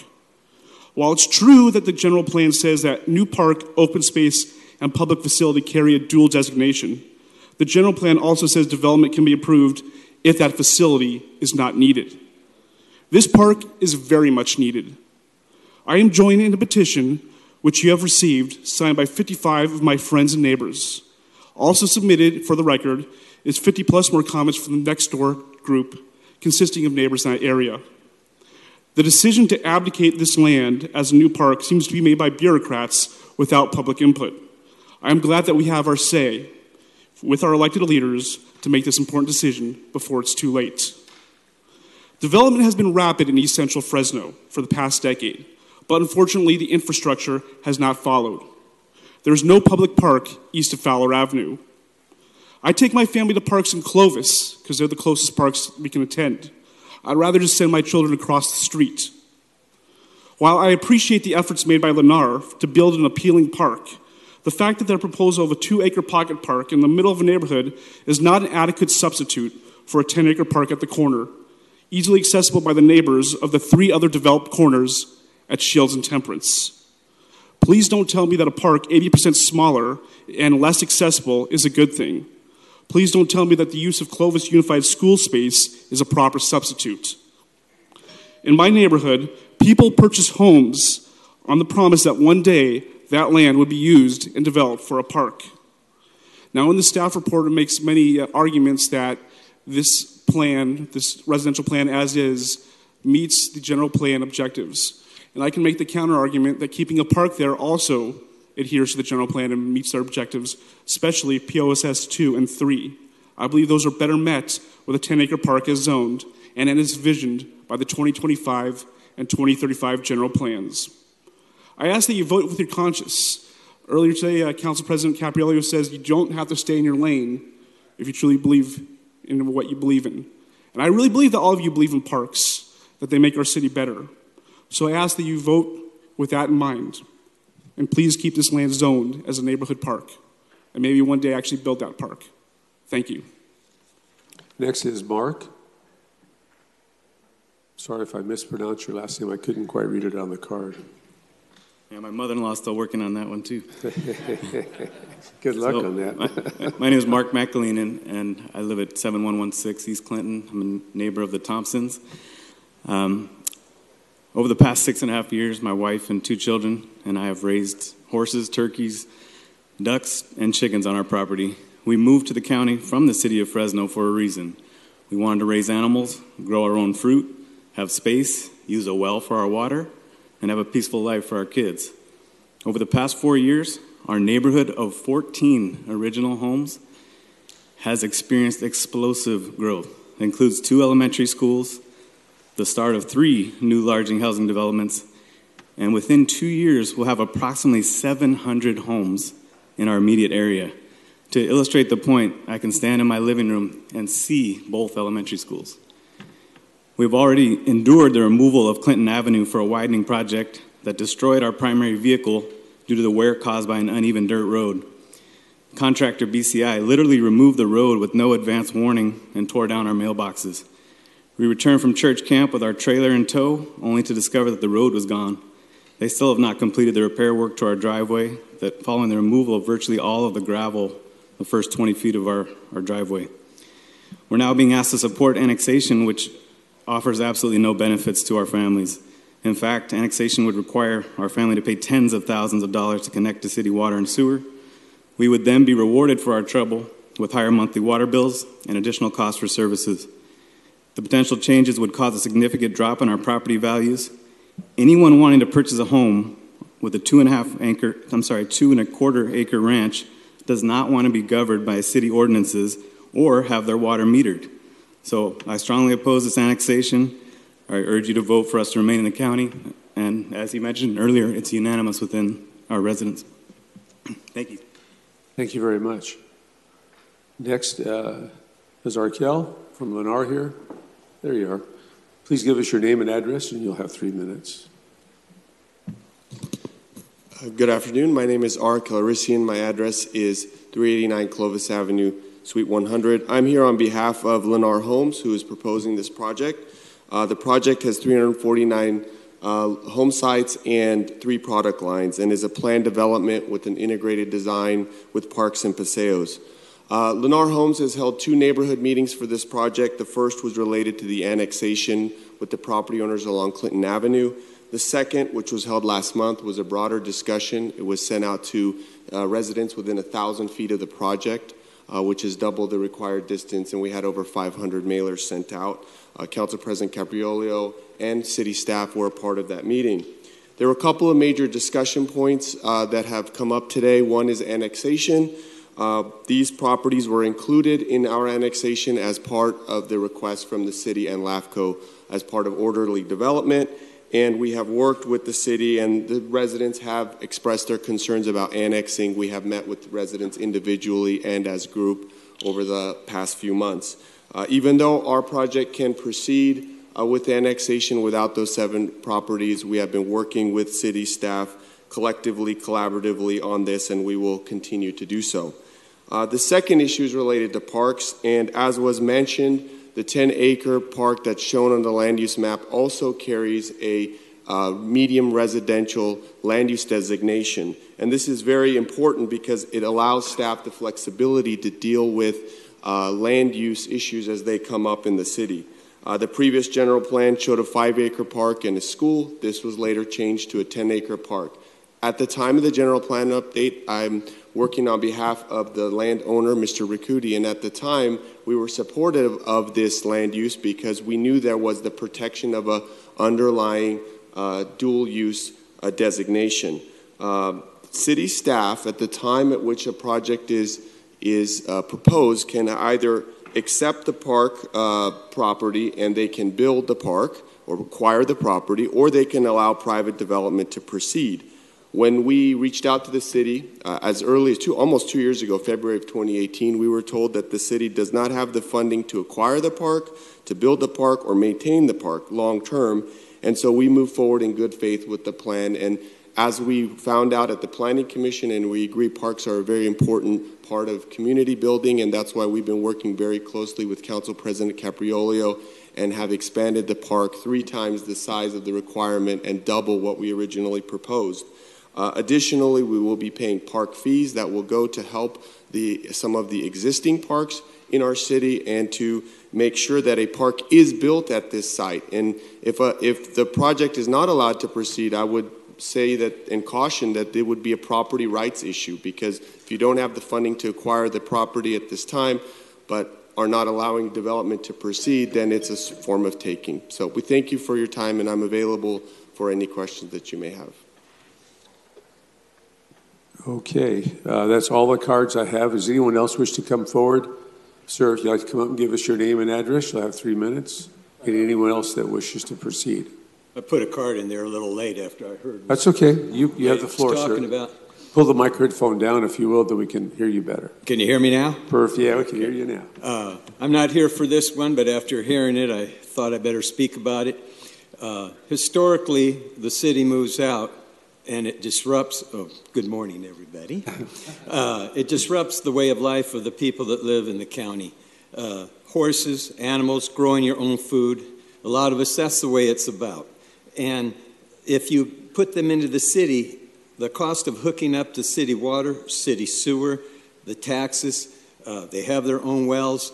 We've already put money in to our places that way, and this just disrupts their lives, lowers their home value, and the depression and the stress that you put on these people, whether it's the west area or the east area. If nothing else, grandfather them in, let them have their wells. Don't mess with those meters. When we own acreage, it's impossible to water, take care of our animals and our crops with a meter. You're destroying a way of life that this valley's had forever. And I don't know these people, but I'm asking you to consider what they're saying. I know the developers usually win, but I'm hoping that you will listen to them and then me on the next one. Thank you for your time. All right, thank you. Till the 12th of this month? Yes. Well, it's a good thing I found that out. I won't be speaking to you until the 12th. Thank you for your time, and please give these people some consideration. Thank you. We always do. We always listen to our people. Anybody else wish to come forward and speak on this item? Seeing none, we'll close public comment. First up is Member Arias. Thank you, Council President. I'm conflicted by this item, so today's been a conflicting day for me. But I want to clarify a couple of things for the constituents of that area. One, when and if we approve the rezoning, it doesn't mean that you're then forced to hook up to our city system. And legal counsel can clarify, but your way of life continues until you change the use of that property. So in essence, you are grandfathered to, and you're allowed to continue using your property as is, allowing us, when you ask us to exempt you from rezoning, you're asking us to establish a county island permanently. And this city is notorious for having county islands across the city that make it very expensive to operate. It creates significant challenges for the neighborhood because you have two competing standards of living right next to each other. And as a council member who represents a lot of these county islands, I have industrial, very toxic factories right next to residential because somebody at some point said, we're going to allow that county island to exist. When we do Operation Cleanup and people put out their garbage, we as a city, we do that. The county doesn't. So the county residents come and dump all the garbage on the city side, which then delays and increases the volume for the garbage to be picked up. It creates some significant financial barriers for the city and some significant execution challenges for us. So I'm very hesitant to approve more county islands going forward, especially since those property owners maintain their property rights to continue using the property as is.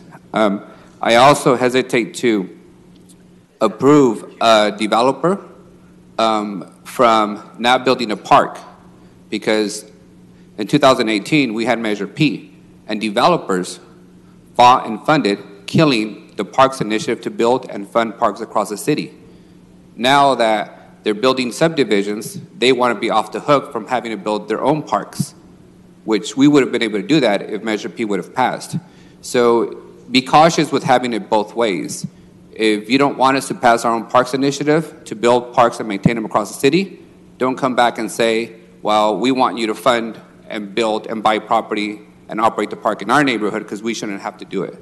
Promises were made, green space was made, and I take a little issue to any developer saying that they have a property right and that we are then required to purchase that property if we don't rezone it to their liking or to their request. Developers are complete content experts when they buy property for development. They know exactly what the underlying zoning is. They know exactly what promises they made to neighborhoods. They know what promises were made to buyers of those homes, and they should be willing to keep their word, not try and pawn it off as a city problem that we don't have the money, that, by the way, they ensured we didn't have the money to build more and maintain more parks. So legal counsel, can you clarify for the folks in the room that if we rezone the area as recommended by staff, that those individuals who have horses and chickens would still be allowed to operate the same? The land uses would be able to be continued as is. Now, they may be required to hook up to city water. That may be the case, but they can continue the same use. They're sort of grandfathered in. And my understanding is that the Public Utilities Department has basically a zero interest loan that helps people connect to the city system. And I do appreciate that the water bills would be significantly higher because you're going from, a residential use to a farming use with city water. That's absolutely a valid concern. But when the city grows into your area, we're also responsible for providing water for that whole area, which is a challenge for all of us. Can you speak to what the requirements are for the hookup to the city services? Right, so if they... By the way, thank you, Director of Public Utilities. No problem. So if the 7 properties are annexed, they can remain on their existing well as long as that well is operational. So we will not issue a permit to drill a new well on the property or to deepen the existing well. So as long as that well is operational, they can continue to use it.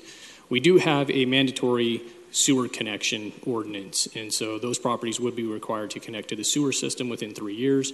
As I see it, all 7 properties currently have a sewer main across the frontage and are capable of being served today. And why do we require them to hook up to a sewer system?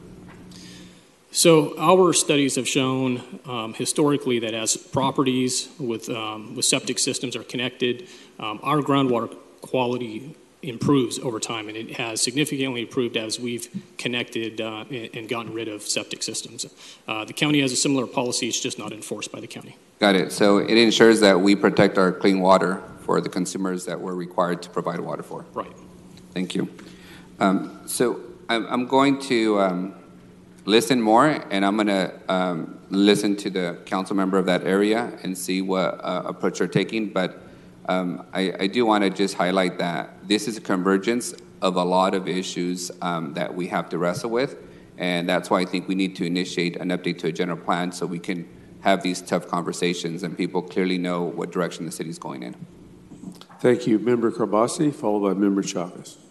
Thank you, Mr. President. To the county residents that came forward and spoke, I want to thank you.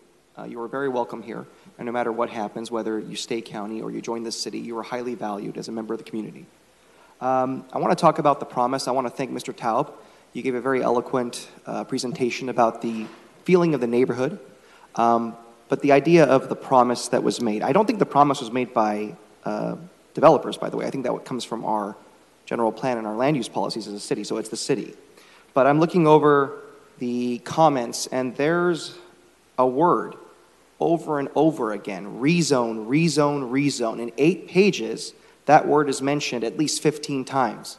So I want us to get on the same page and get our ducks in a row because I don't want the public misinformed, and I want, as a council member, to know exactly what's going on. If the planning director would join me up here, and if she can provide clarification, how set in stone was the idea of the 10-acre park?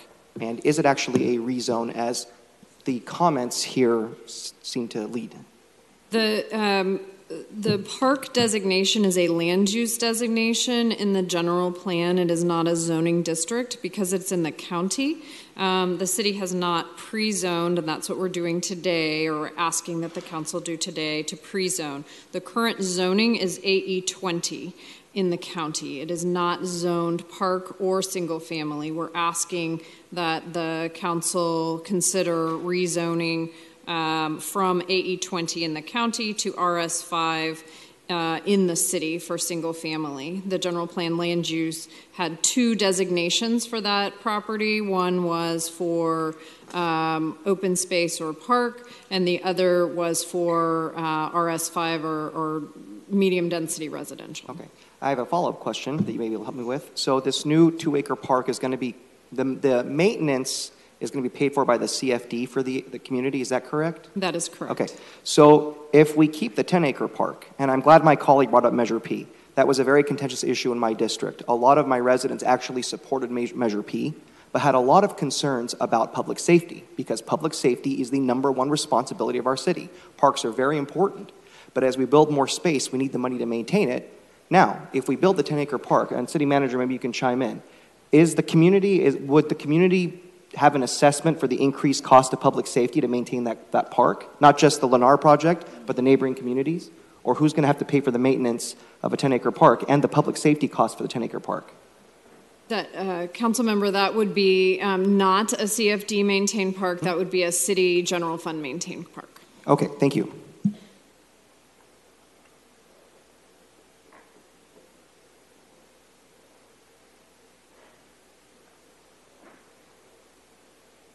Next up is Member Chavez. Thank you, President.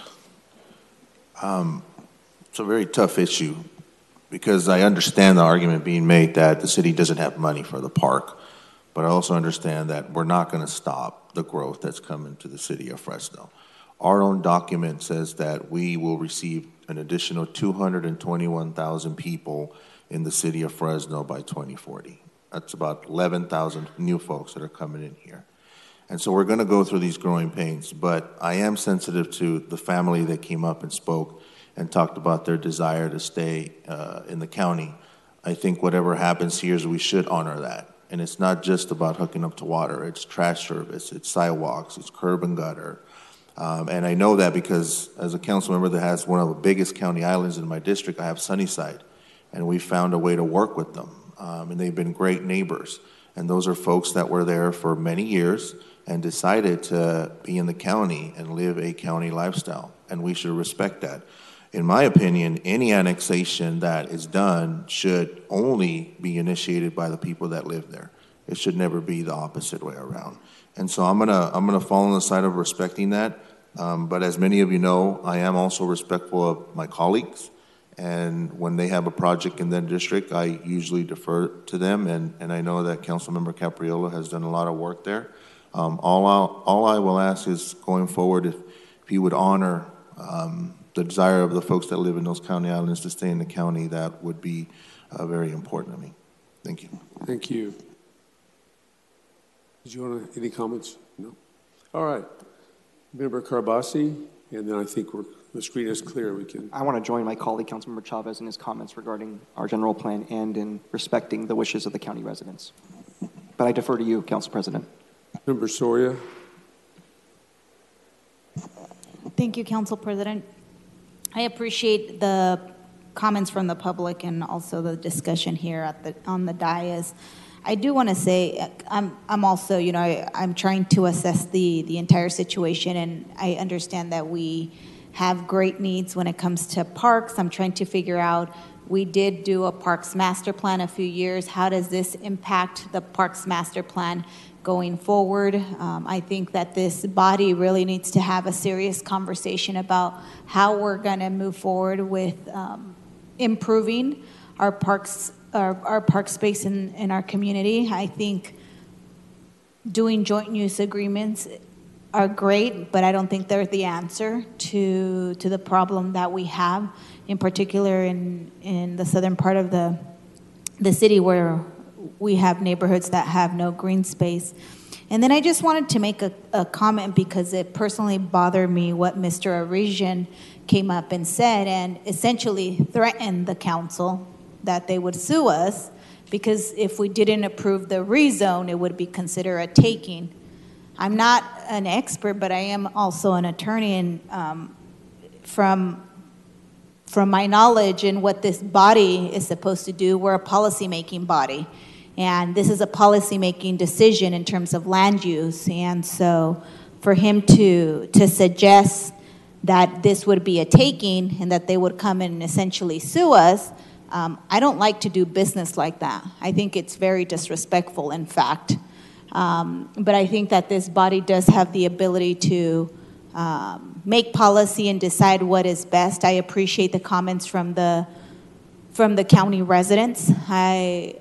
I understand it. My parents live in the county, and they moved intentionally out to the county for their reasonings similar to yours. So I understand that, but I also want to balance the other side with the fact that our city is growing, and we do want to encourage good development, development that is thoughtful, that does meet the needs of not only the new neighborhoods but the existing neighborhoods. So those are just my comments. I'm wanting to see if are any other things that my colleagues chime in on, but I think that it is important that we talk seriously about how we're going to address this park issue. Similarly, in my neck of the woods, west of the 99, there's land that has been, for a long time, been told that there's going to be a future park there, and it hasn't been. So I understand the concerns with the residents that when promises are made, promises aren't kept, and so no reason why a lot of the residents and voters don't trust government, because sometimes we don't keep our promises that were made by folks that came before us. So I'm looking forward to other comments, and I want to hear from the council member in District 4 what he has to say, since I'm sure he's been working closely with the applicant and also the residents. Thank you. Member Bredefeld. Yeah, I'll be brief. I also share the concern about the park. I mean, we make promises, and people assume that certain things are going to get built. We have a problem in the city of Fresno with a lack of park space. We all agree to that, and difficulty maintaining them, but we still need them. And, Measure P was brought up. I didn't support it for a number of reasons, certainly not because we don't want parks and don't love parks. So for that reason, I have a lot of difficulty supporting rezoning this from a park into residential. I'm anxious to speak, but Member Carbasi. I'm sorry, I asked the questions. I just want to clarify one more time, Director. Is this a rezone or not? Because that word was brought up again. Because that's really important for the public to understand. Good morning. So the current zoning is in the county, and it is zoned AE20. We are pre-zoning it to RS5 medium density residential. Which means it's never been zoned to be rezoned. It has never been zoned as a park. Okay. Thank you.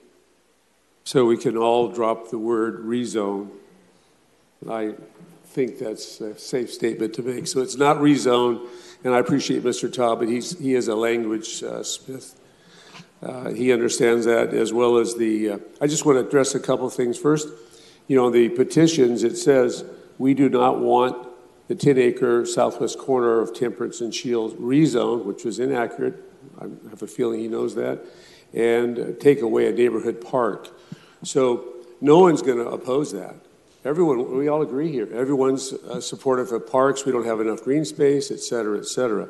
So I would sign this as well. I want more parks. Heck yeah, that's a no-brainer. The problem is, how do we get there?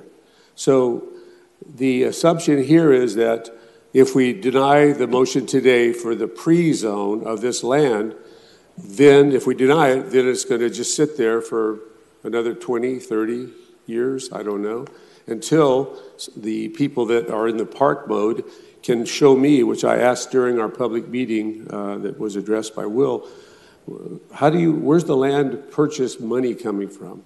Where is the build the park money coming from? Where is the maintenance of the park money coming from? And no one had the answer, including myself. So with that in mind, it's not an either or. Everyone wants a park. So here's an opportunity to have a development that's been adjusted several times, tripled the requirements of the city on the park space that I think y'all saw it. I've been meeting with Lennar and the residents for quite a while. This is a massive change compared to the residents who live in Woodside, which is adjacent to this.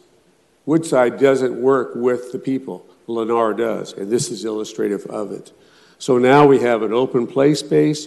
We have a half-court basketball, a walking space. We have trails where the neighbors that spoke today can come and enjoy these amenities.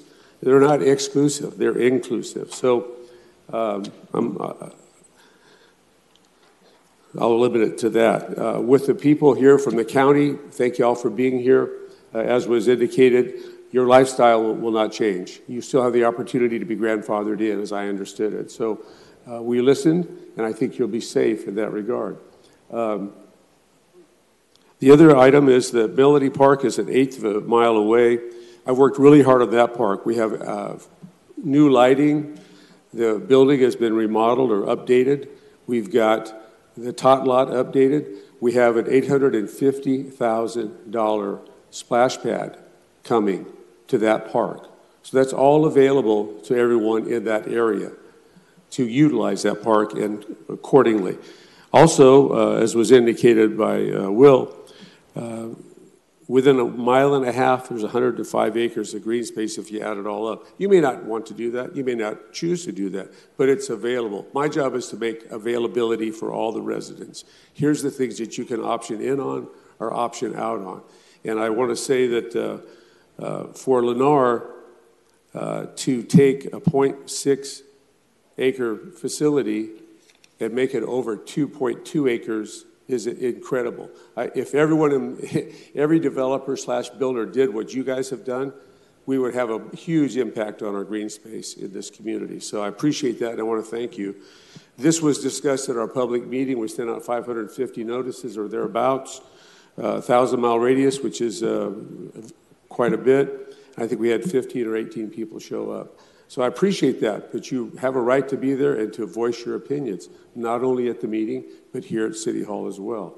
So, again, this isn't an either-or question. Everyone wants more green space, but you have to temper that with the growth of the city, with the availability of the funds within the city to accommodate all our wishes. All our wishes. And believe me, my wish list is longer than anyone else's, and I'm trying to find the funding to implement those. It is very difficult because of the economic times we're in. So I hope I've answered questions from my colleagues. If not, I can answer direct questions. But with that, I will make a motion to approve the item as listed in the agenda. I have a second by Member Chavez. The screen is clear. Is there any, should we do electronic voting? Okay, we'll do electronic voting. Yes supports the project and the park facility, and a no is to leave it as bare land. No. Right.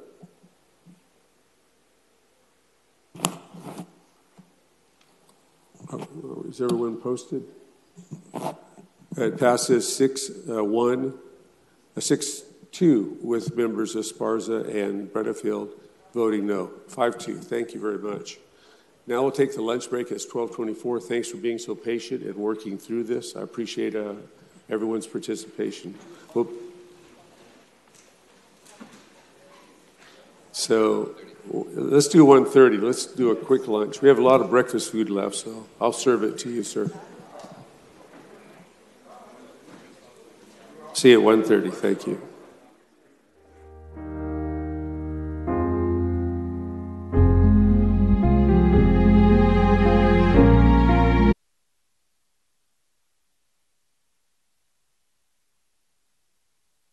Let's get our meeting going. It's 1:34 Pacific Standard Time. So we're going to go to the consent items. Brianna, do you have those by chance? Go to item 1A. Whoever pulled it, start talking.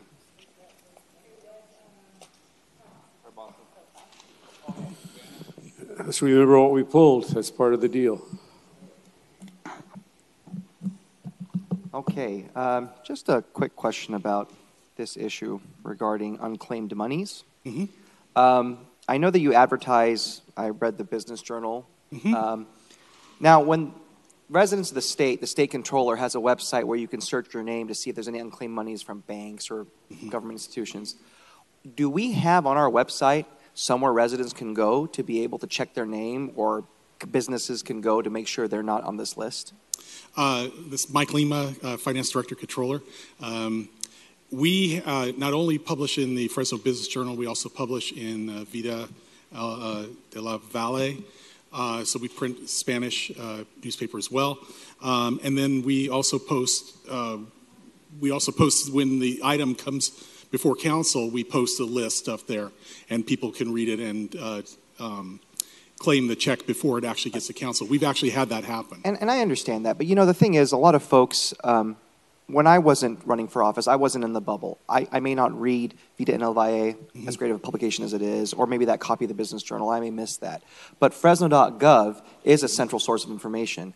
What would be the problem with posting that list before the council takes a vote on our website? Not just a week before the agenda comes out, but actually for a period of time where the residents, where we feel comfortable that the public's had their opportunity to check that list. I mean, is there a problem with that the same way the state does it? No, I don't see a problem with that. I think we could do that before the item gets before council. So I think we can make that adjustment. How many days before is it posted? Is it published in the paper?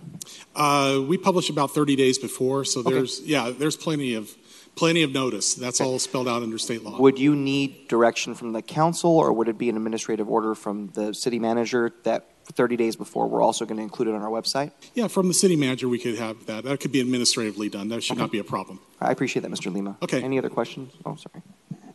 Do you, is there a website for the public to contact the Betty Yee and see if they have unclaimed property that's available?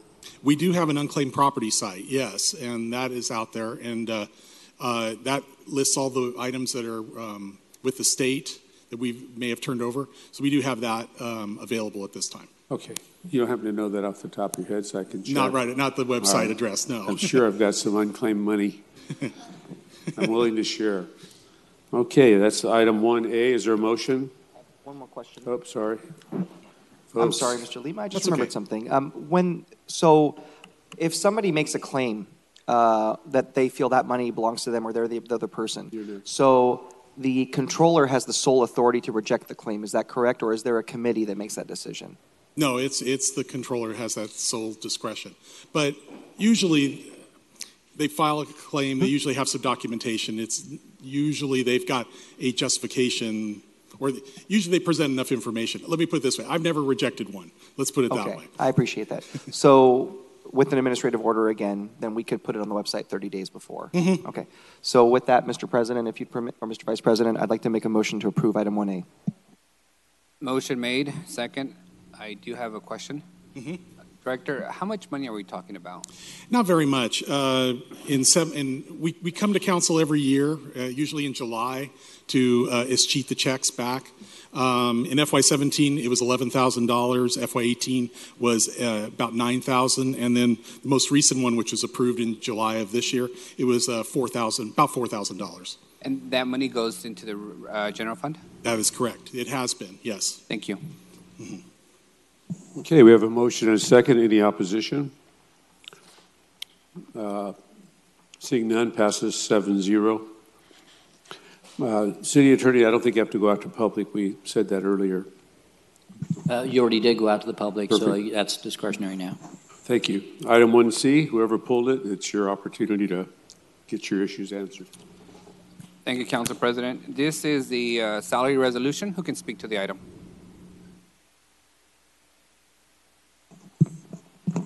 Good afternoon, Jeff Cardell, Director of Personnel Services. Good afternoon, Director Cardell. Can you just walk me through, in layman's term, what is this salary resolution? What does it do? And why is it coming now? The salary resolution is actually a document that Council approves every year, and it establishes the pay rates and a number of pay rules for employees throughout the city.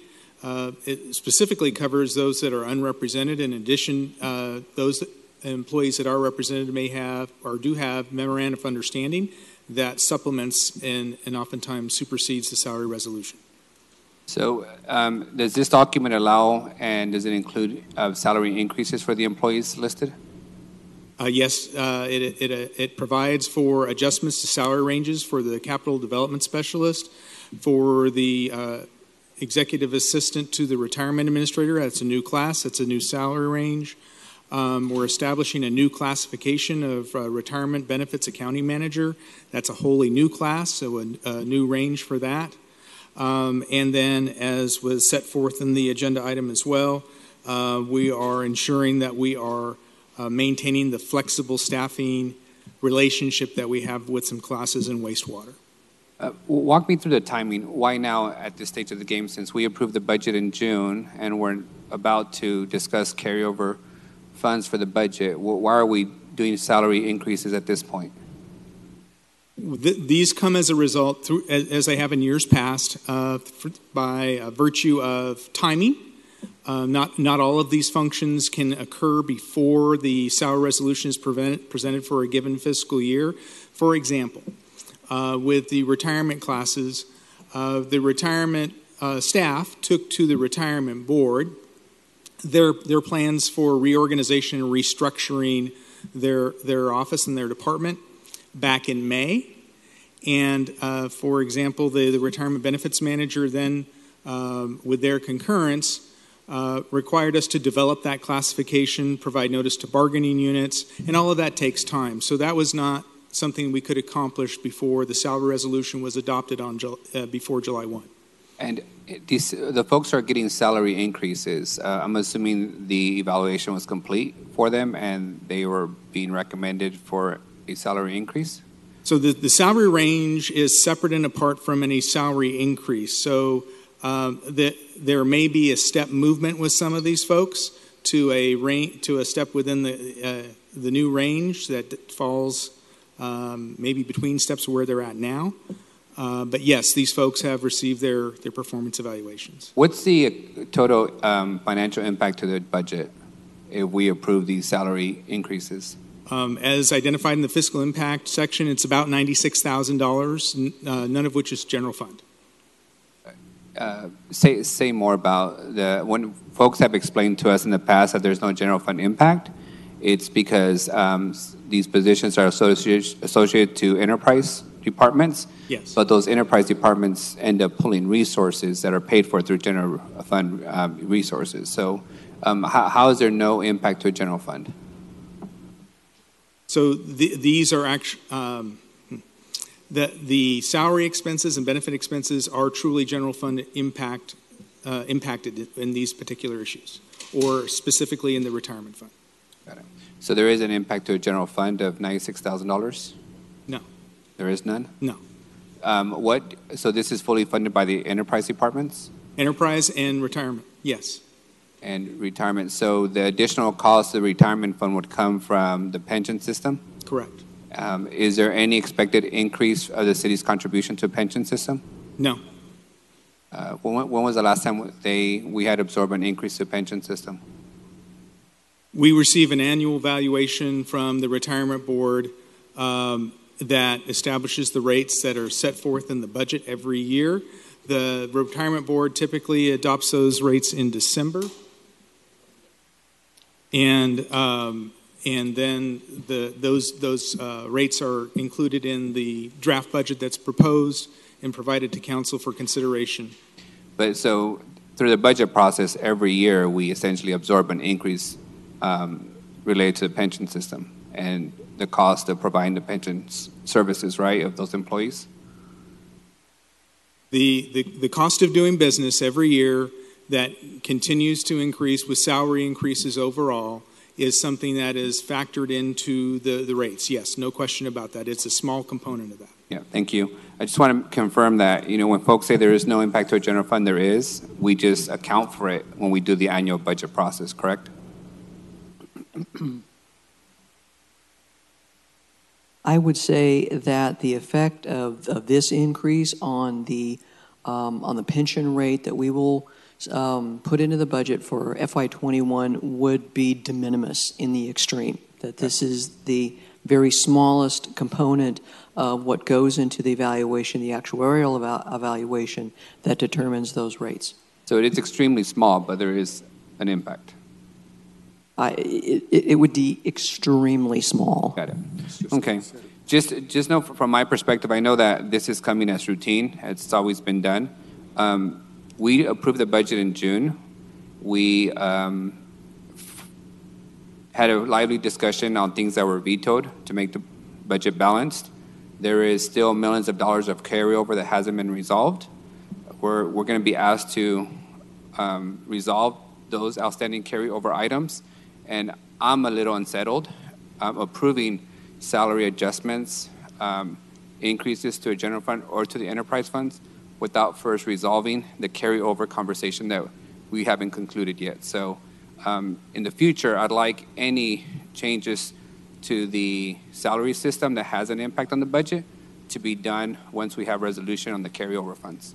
It just makes it a lot neater for us is to get our budget in order before we start considering increases to salaries and positions. Thank you. That comment applies to him. You don't have to do that for me. I've read my homework. I'm good. So you can do it individually if you like. Member Carbasi. Is there a motion? Motion by Member Aria, second by Member Chavez. Any opposition? Passes 7-0. Item 1E, whoever pulled it, speak up. Let's get this show over with. Civil Service Board. I don't know if you've heard in the past, we've had conversations about who represents the city on these bodies, and there's been lively debate about the lack of representation for the whole city. I noticed on the Civil Service Board that staff is recommending the appointment of a couple of individuals. One is from District 2, one is from District 6, which would result in 4 of the 5 appointees being from District 2 and 6. Is there a reason why we're not appointing people from the rest of the city? When we were evaluating candidates for the Civil Service Board, we're evaluating them from the perspective of, will they best serve the city, not what district they reside in. So what's the qualifications of these individuals? Because I know from looking at them, I know one of the existing members has HR background, but it's not clear that any others have any human resource background. And this body is the body that considers appeals for disciplinary actions, right, including termination of employees? Yes, one of the primary functions that the Civil Service Board provides is to serve as a hearing body and to provide an evidentiary hearing for matters of appeal of any significant discipline, suspension, demotion, termination. So yes, that is actually the lion's share of the work that they perform. So can you explain to me the qualifications of each of these individuals in the area of human resource? I don't have their resumes in front of me, and I don't have that committed to memory. So no, I'm not in a position to recite that to you at this moment.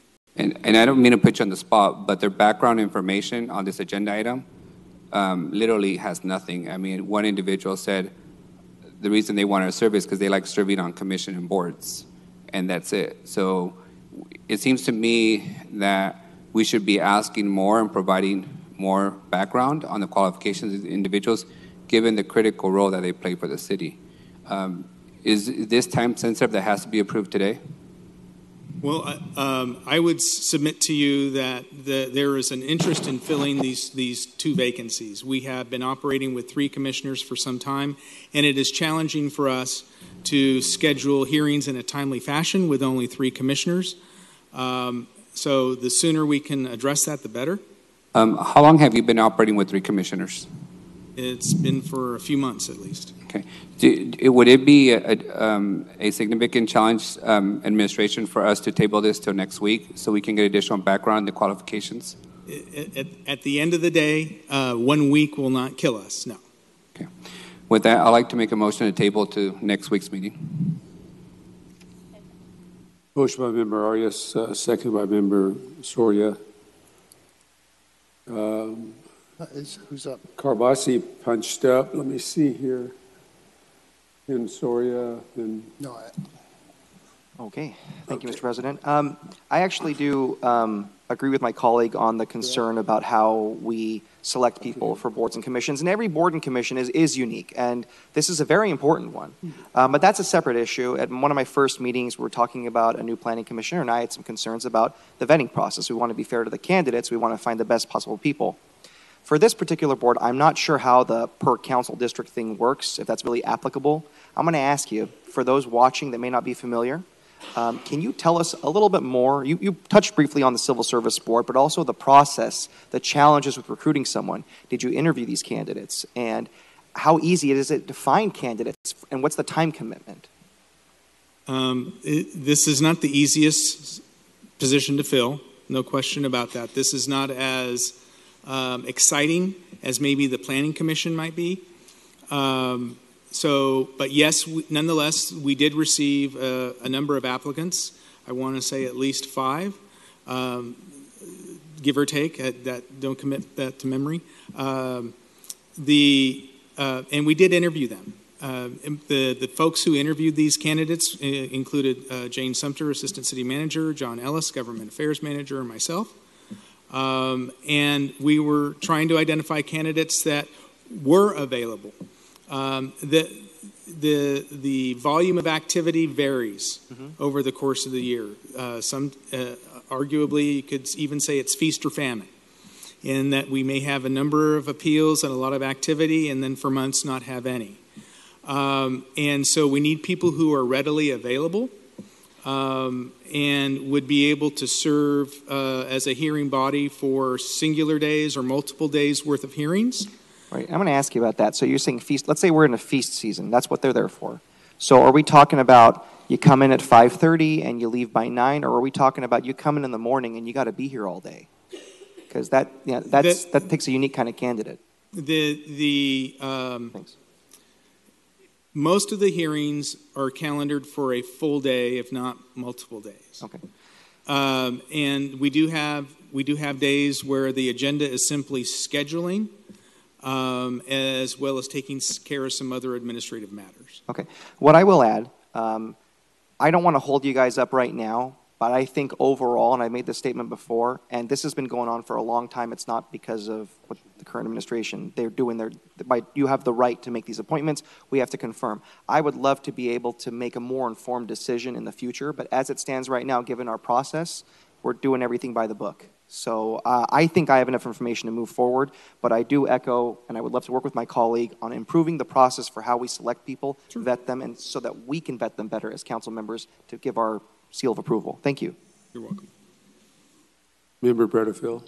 Yeah, I agree with those comments. I think it would be good for us to get more information, but I'm comfortable with the fact that you vetted these folks, and these are the referrals that are made.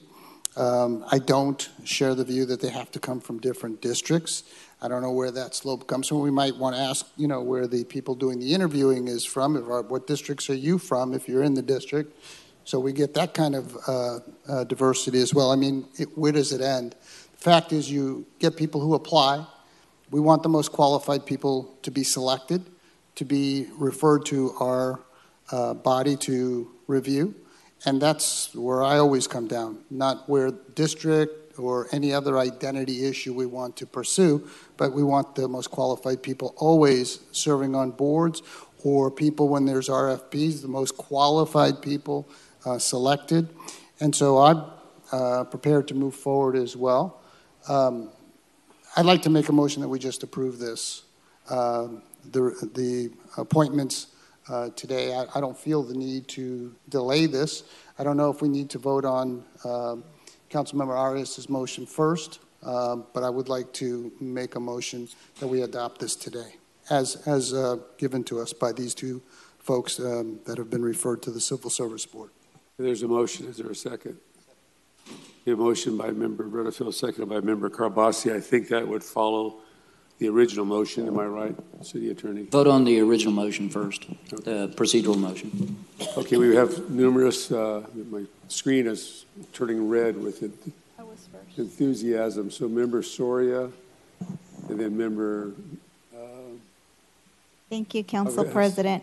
So what I find interesting is that we're saying the most qualified individual should be appointed, and I don't disagree with that. However, when you can't even speak to the qualifications of these individuals, that to me is troubling, because you said that you couldn't speak to kind of the background and them being qualified to serve here.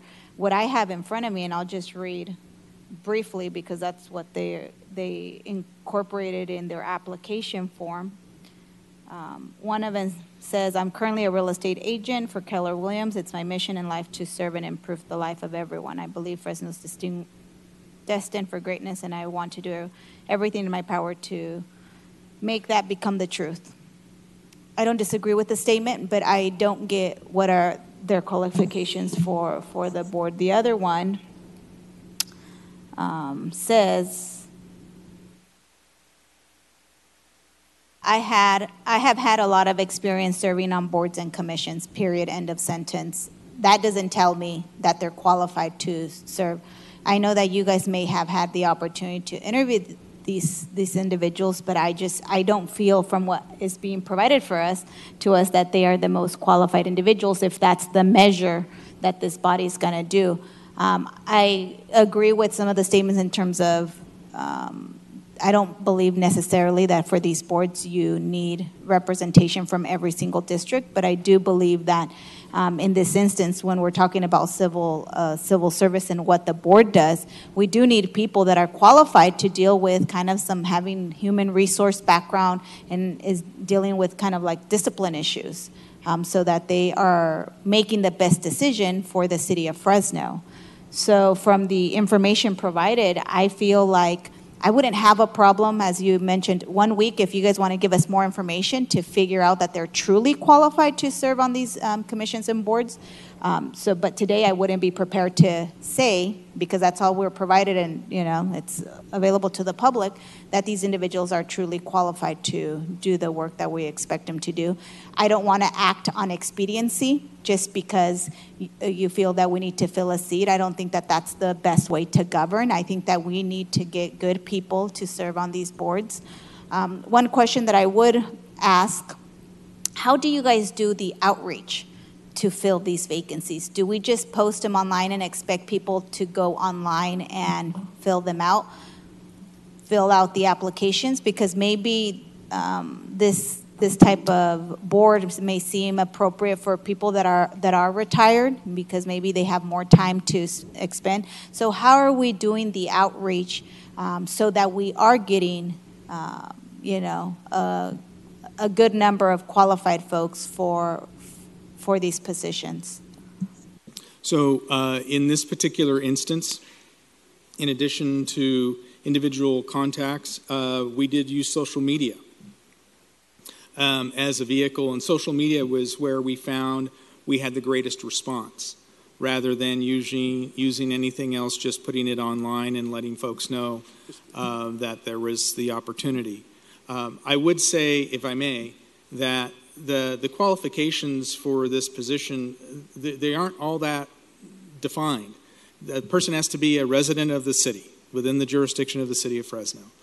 They need to be available.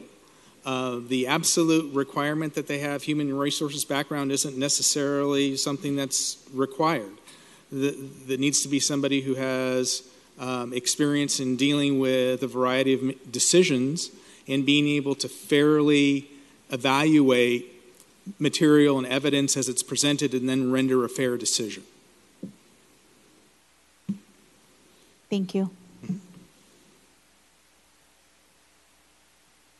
Okay, member Chavez, member Carbassi, and anybody else punch on up. Thank you, President. It seems to me that every single week we have this conversation when appointments come up and we embarrass people that have gone through this whole process. What my recommendation would be for my colleagues is for you to send in writing a profile or perhaps names of folks that you would like to be considered to the mayor's office that makes the recommendations, and if we don't fulfill your criteria for whatever reason, then just vote against it. Because we keep having this conversation every single week. I'm a very patient person, but I have my limits too, and that's just my take on this. I'm ready to move forward on this today or yesterday. All right.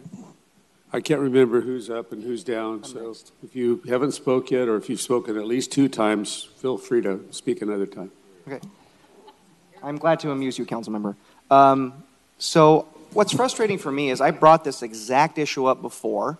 I made the points about outreach and how the administration or the clerk will advertise these positions, and you all said it's totally unfair to the applicants, and you voted me down and you voted for the applicant. Now we're using that same logic. The people don't forget this stuff. So right now, I agree. Let's work together, work with the clerk, work with the administration, and change the process of how we vet people. But in the meantime, let's not, disrespect Ms. Moreno's time or Mr. Montalvo's time or Jane's time or Jeff's time.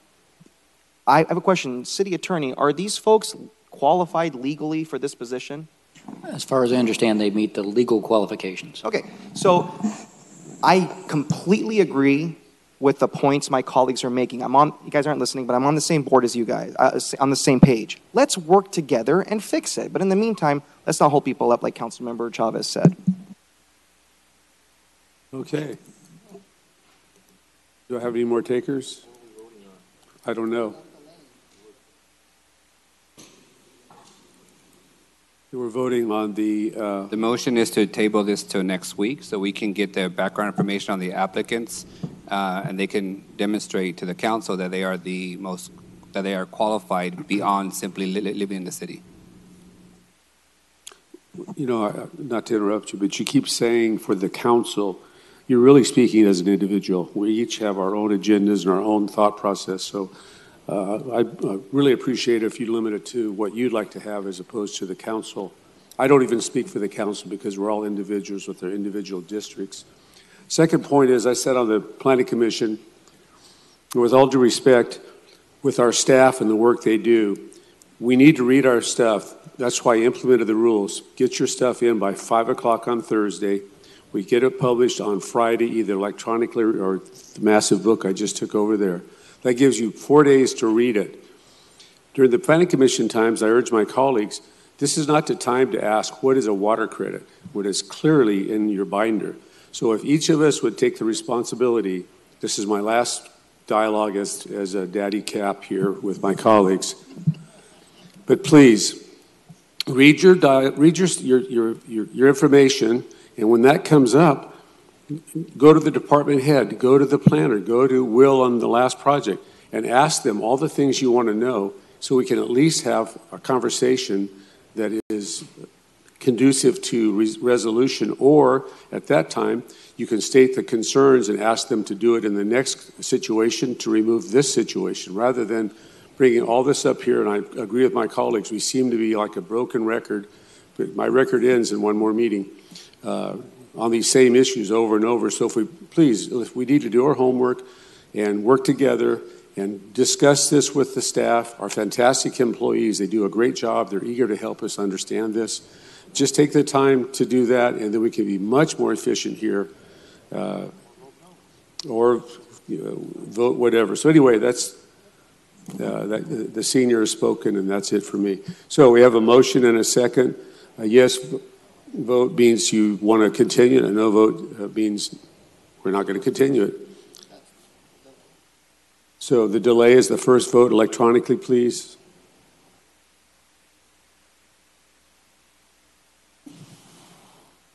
The motion fails. 2 yeses, members Soria and Arias. Oh my God, I need to get the screen bigger. 3 yeses. At this time of the day, I've got blurred vision, trust me. Whatever. Is it on the screen? You all read for yourself, please. Thank you. The second motion is to hear this item this moment. A yes vote is to hear it right now. To approve it. Okay, thank you. Easy, boys and girls. So, yes is to yes, and a no is to no.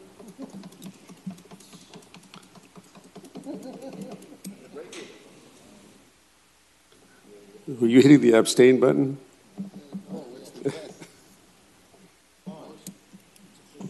It's approved. Thank you. All right.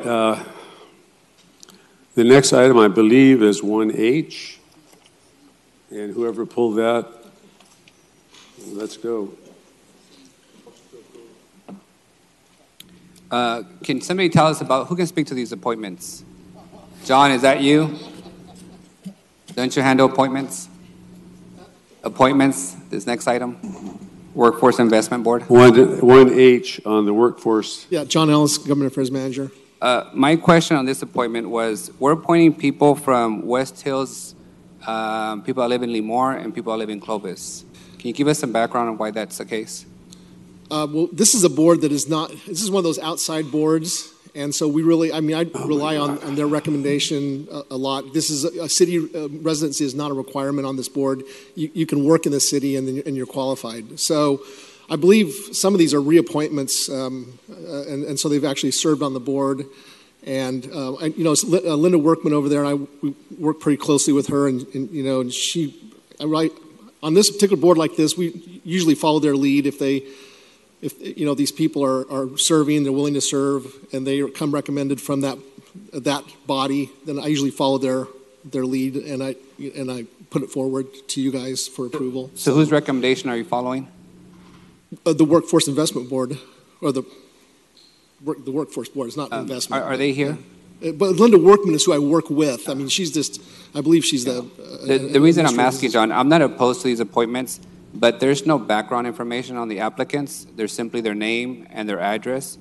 And so there's, this board is pretty significant. It's in charge of workforce investment for the whole area. We give them, and they receive money.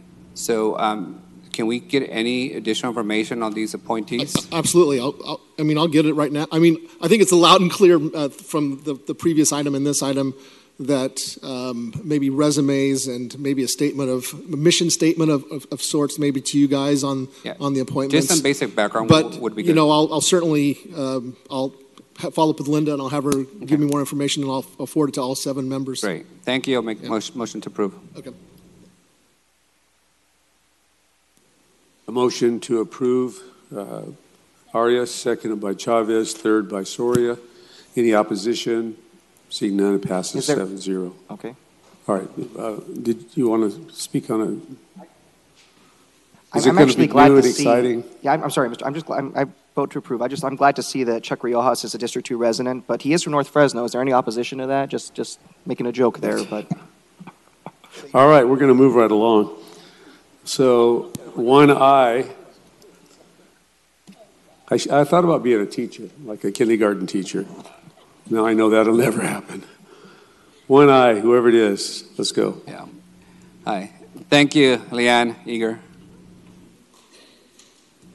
Mr. Carbajal, this contract, as it reads, staff is requesting that we give one more renewal in addition to several years of extensions after they have failed to comply with the contract as written.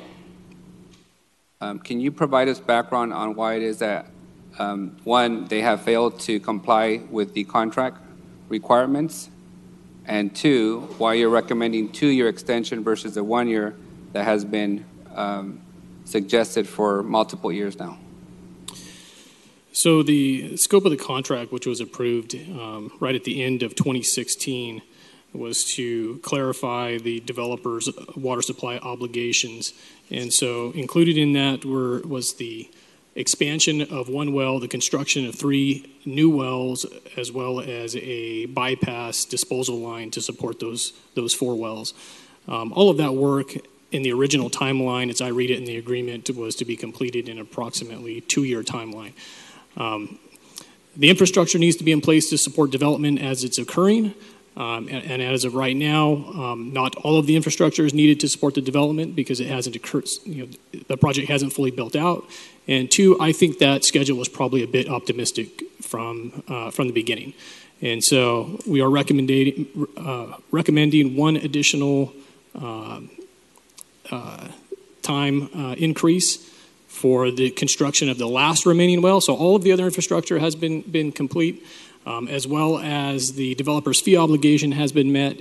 And so we are recommending a 2-year extension at this point. I think that's realistic. I don't think that at this point in time, the 4th well is going to be complete within 1 year, and we would be right back here asking for another extension. Okay. So let me understand this in non-development terms. This contract essentially requires the developer to build the infrastructure for water delivery and sewer? We're talking specifically about water, yes. For water delivery, in order for them to receive the permits to build the additional housing. Right, in order to receive certificates of occupancy. Correct. And each time they have failed to meet the goal of building that additional water infrastructure.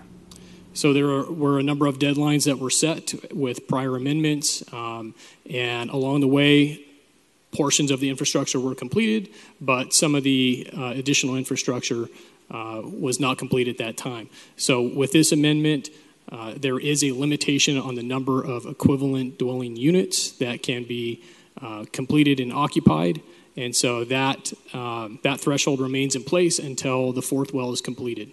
Okay, I'm not opposed to the agreement. I'm trying to understand clearly what the source of the delay is. Can you speak to why it has been delayed? Is it a city permitting process? Is it developers not building the infrastructure? Because we're in a housing crisis. Copper River clearly is a place where people want to live. I don't understand that. I don't think there's market forces that are not justifying that development from occurring. So what has been the source of the delays? The delay is not with the city. So the developer is determining the timeline at which he constructs the facilities. So they have constructed 3 wells to date. They have completed the bypass line, the lift station, and they've made their payments. The one piece that has not been constructed is the final well. Can the developer speak to the reason for the delay? Mr. McDonald? Come on up. I don't think we've met, but welcome to City Hall. How do you do, sir? Good. Well, Happy New Year. Same to you. Last week I was 50 years coming to the city of Fresno Bless you. to ask for Mr. McDonald, bless entitlements. you. I hope it wasn't in relation to this item. Bless you. Yeah, I've only done it 12 1969. years. I'm worn out. Yes. As you know, this is a different city council than we started off when we got permission to do Copper River. That was in 2004. So regimes change. That's also true about the staff. And so agreements always have to be made with timelines, et cetera. And so during the process, the city wanted to put a surface water treatment plant at Beeheimer and Chestnut. And we were asked to pay for 8.5% of that, which would be adequate water to take care of about 3,000 houses at Copper River. During that same period of time, we were under obligation by the Environmental Impact Report to come up with 4,900 gallons per minute of water on site. And so during that period of time, the city wanted to do the surface water treatment plant, wanted our approval and encouragement and help. We were delayed in putting in the wells. No one was pressing us. It was understood that we were going to buy 8.5%, which was, I believe, about $4 million. So at some point, the city said, we do not have enough water pressure at Copper River. So you have to do something. You got to put these wells in. That was in November of 2016.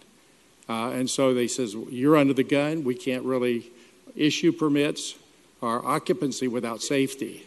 So we said, fine, we'll do whatever and expedite this. Well, part of Copper River was putting in $15+ million surface water, sewer treatment plant. Just to give a little bit of history, that plant also takes care of about 750 houses that are south of Copper and above the hill, and it comes down and it's treated. So we are now at about 1,450 houses, which is approximately 50%. We now have about 3,500 gallons per minute water in the wells that we have. So the real question is there a safety issue? And of course, the staff, and I have to say that they've been very cooperative in working with us to get to the spot where everybody agrees there's no issue with safety. Now, the little bit of the rub came as we were making these wells, we found out there's huge amounts of manganese in the water. So that manganese had to be filtered out. So we start filtering it out, putting it in the sewer line, and what happens?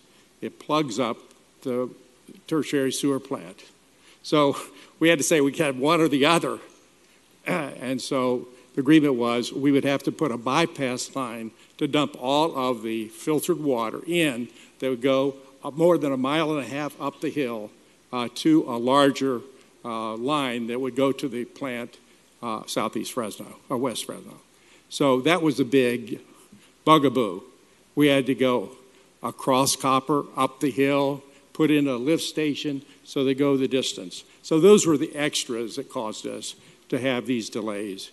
So right now, as I said, I think we have about 1,500 houses with safety. The staff says, and we agree, that we could go up to 2,500 houses as it is before this fourth well would be put in. I do wish that I would have had an opportunity to visit with you. I've been on point for all along in this project. Yeah, me too. Unfortunately, Thanksgiving break kind of threw a sticky for everybody. We don't get the agenda till Friday, and it's a pretty quick turnaround. And this agreement has been almost probably more than a decade in the making, and the evolution of it. Do you feel confident that you're going to be able to meet the deadline that is in this contract? I wouldn't guarantee it. I believe that's the case. But I would say this, that no one at the city, or we would, allow anything to happen that would put in jeopardy public safety. And so wherever that threshold is, but it is our opinion we can do it in 2 years. Okay. It's, you know, I'm trying to understand this competing narratives that's taking place that we have a housing crisis and there's clearly bottlenecks for development of housing taking place. I'm trying to understand how much of that is the developers and the market, the private sector, and how much of it is, you know, city stuff, because we surely passed the money back guarantee and we thought that was going to solve a lot of things. But so you're pretty confident that you won't require any more renewals or extensions to get this work done? That's my opinion. Correct. I will say this, that I've been doing this 50 years, and we've built homes or lots for over 8,000. Never have we ever had a problem where there was a question of public safety. Would we ever want to be in that position? So I think that Mr. Carbajal could collaborate, that they've given us 2,500 houses to build with no question of safety. We plan on getting that done. Now, there's always difficulties. We are going to put this well, and we're working with Fresno Metropolitan Flood Control District in their ponding basin, because you can't drill a well unless there's water there. So we could go further east on our property, and it's no big deal, and we can go through it. But we got to go through that process. Thank you. Yeah, thank you. Yeah, I'd like to make a motion to approve. Okay, I have a motion by Member Redfield, seconded by Member Chavez, and Member Carbasi is going to speak. I'm sorry, Mr. McDonald, would you join us up here again? You know, I wish I can give you a proclamation. Having to come to this building for 50 years deserves an award. And I'd love to tell you this is the last time your time's going to be wasted, but that's wishful thinking. You know, yesterday, I saw this on the agenda, I had concerns, and I called you. And you were gracious and answered the call, and I talked to you for about 15 minutes, and you answered all my questions. And that's how it's done. I do want to ask a couple questions. So I want to thank you for, is it my time to speak or your time to chime in, sir? I want to thank you, sorry, lack of decorum up here, I'm sorry. I want to thank you for your major contribution to building the surface water treatment plant to help Northeast Fresno have that. Now, when the wells came in, and I want to talk about the redundancy or this need of urgency that we're talking about. What's this water supply for the 1,000 families in Copper River? Is it well water or surface water? It's the primary source is surface water, and the wells that we have drilled is redundancy. All right, and that was because of the EIR, is that correct? It's the EIR called for it, but more than that, the city wants redundancy for all the water that they have. Right. Okay. In other words, so there's no drastic public safety danger. Everyone's going to have, and that's the biggest issue. You know, what happens to our residents. Now, there were some comments made earlier, and I want to make it clear. On my understanding, and I can ask staff, I think that you're a good partner for this town. You know, there are, like any industry, there are people that are easy to work with and actually create jobs and, you know, support our tax base, which helps us build more parks and maintain those parks and have more firefighters. And there are bad ones. But I'm sorry that you have to come back here and hear some of those things. You know, you do support this city, and you're one of the good guys, and I'm grateful to you for that. So thank you very much. And I won't hold it against you that you used to live in District 2 and you moved to District 6. Thank you. Thank you. But may I make just one more statement? I love Fresno. I love all the parts of it, whether it's southeast, southwest, northeast, or northwest. I built homes in all those places. In 1998 and 99, I served on the revitalization of the Center Core of Fresno as a co-chairman. And I've rehab more than 150 houses during the slope time down in the Tower area and various parts of Fresno. And I'm prepared to do everything I can to help the city of Fresno meet its housing demands. And Mr. Arias, if you want me to meet with you, I'll bring all my 50 years of experience to tell you all about what's happened from those early days till right now. Thank you, Mr. McDonald. And Yes. just so you know, I actually reached out to Darius, who's listed as a president of the company related to his contract, and the earliest we could meet was Monday, so that's why we were asking to delays. But I do make it a point to call the folks who are responsible for the items. But I'm sure we'll meet again and get educated. And I'm not put out. I'm happy to be here, okay? I thank you and welcome back to Fresno. So the screen is clear. Mr. McDonald, we wish you another 50 years of continuous service to the community of Fresno. All right, we have a motion and a second. Any opposition?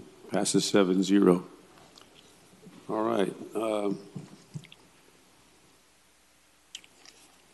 see if we can find something that could be done quickly. How about 3J, award a contract to the amount not to exceed $991,800, public utilities. Item 3J, page 9.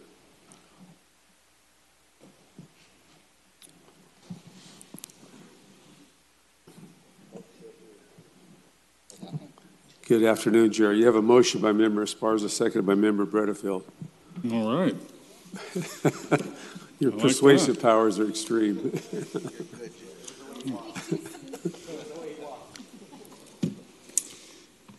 Good afternoon, Council President, Council members. Jerry Schuber, Assistant Director of Public Utilities, Solid Waste Management Division. The item before you today is to approve the cooperative purchase agreement using the City of Tucson, Arizona's agreement for the purchase and delivery of 20,000 residential refuse recycling containers or toters. The cooperative agreement is a not to exceed, as you mentioned, $800. Currently, the Solid Waste Management Division purchases up to 10,000 containers per year to support new growth and replacements for damaged or aged out carts. The average replacement ratio per year is about 39% growth and 61% replacement or inventory on hand. This year's cooperative agreement is being made available to us through the National Intergovernmental Purchasing Alliance Company, or National IPA. The current agreement with Tucson allows a not-to-exceed pricing that is favorable to the city. The agreement also allows that should a lower price be made available, it would become available to everyone who is part of the cooperative agreement. The National IPA contract for Tucson and Toter extends to January 2021, allowing the City of Fresno to purchase containers for the next 2 years. The purchase of these containers is funded through the Solid Waste Enterprise Fund in fiscal years 20, which has already been adopted through the budget. Additional purchases for the next years would be included in FY21 to align with the solid waste utility rate plan. This concludes my report, and I'm here to answer any questions, should they be. Thank you very much, sir. Anyone in the public or community wish to come forward, address this item? This is the time and place. Seeing none, close public comment. And we have a motion and a second. Screen is clear. Any opposition? Passes 7-0. Thank you. Item 3I, page 9, actions pertaining to a traffic signal improvement, District 1. This is sponsored by Public Works. Motion by Member Soria. I'll second it.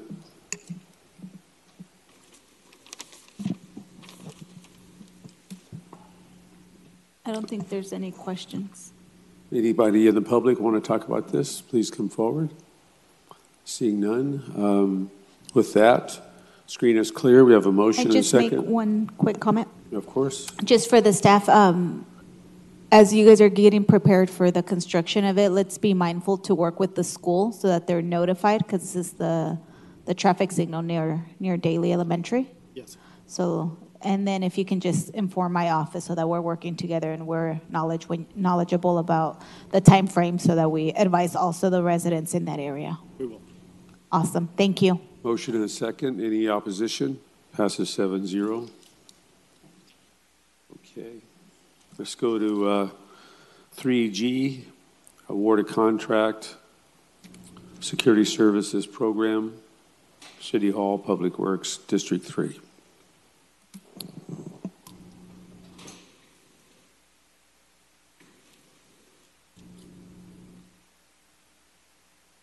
Good afternoon, Council, President, Council members. I'm Debbie Bernard with the Department of Public Works Facilities Management Division. What you have before you is the request for award of a requirements contract for security services program at the Municipal Service Center, MSC, City Hall, and various other city locations to American Guard Services of Fresno, California, in the amount of $1,251,778.58 per year for 3 years with an option for 2 one-year extensions. The current security services contract has expired. Staff solicited a request for proposals to provide a security service program for various city locations, which include MSC, City Hall, Santa Fe Depot, Water Yard, Parks, and the Police Department. A selection committee comprised of representatives from various city departments was established to evaluate the 7 responses received to the RFP. The selection committee interviewed the respondents whose proposals demonstrated a proven business model and experience in executing that model. The proposers were evaluated on the ability to meet the stated service requirements, cost, past performance, and experience.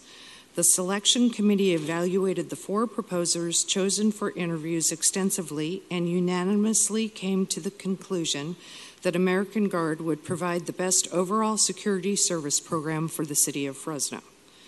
Therefore, staff recommends that council award a requirements contract for a security service program in the amount of $1,251,778.58 per year for 3 years with an option for 2 one-year extensions to American Guard of Fresno, California, for various city locations, which include MSC, City Hall, Santa Fe Depot, Water Yard, Parks, and the Police Department. Staff is present to answer any questions you may have.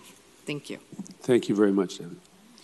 Anyone in the public wish to comment? Please come up to the microphone. You have 3 minutes. Seeing none, we'll close public portion. Member Carbasi is first up. Thank you, Mr. President. I have a question for staff regarding this issue.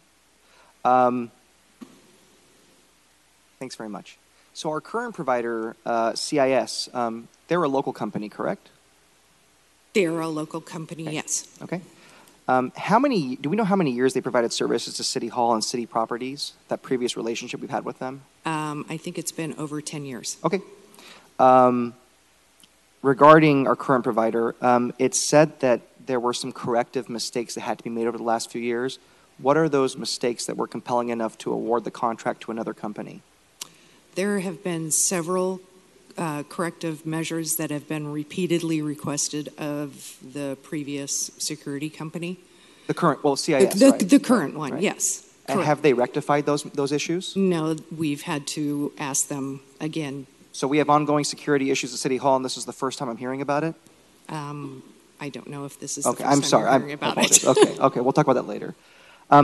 Okay, that's a concern. I think that's number 3 on your list. So the price difference between CIS and the LA-based company is about $64,000, which is a 5% difference for a local company with an existing relationship. Now, I do respect if there's actually a concern if they're not performing well, I understand. I just want to point out that we're talking about, I know the other company wants to build a Fresno office. I read that in the They report. already have a Fresno office. Oh, they already do. Excellent. Yes. Thank you. But I also worry about, for 5%, taking business away from a local company. We talked about that in another issue. And I'm just wondering what's compelling to break this relationship for an out-of-town provider. The number of corrections. Okay. The number of corrections, obviously the price. The American Guard is hiring local.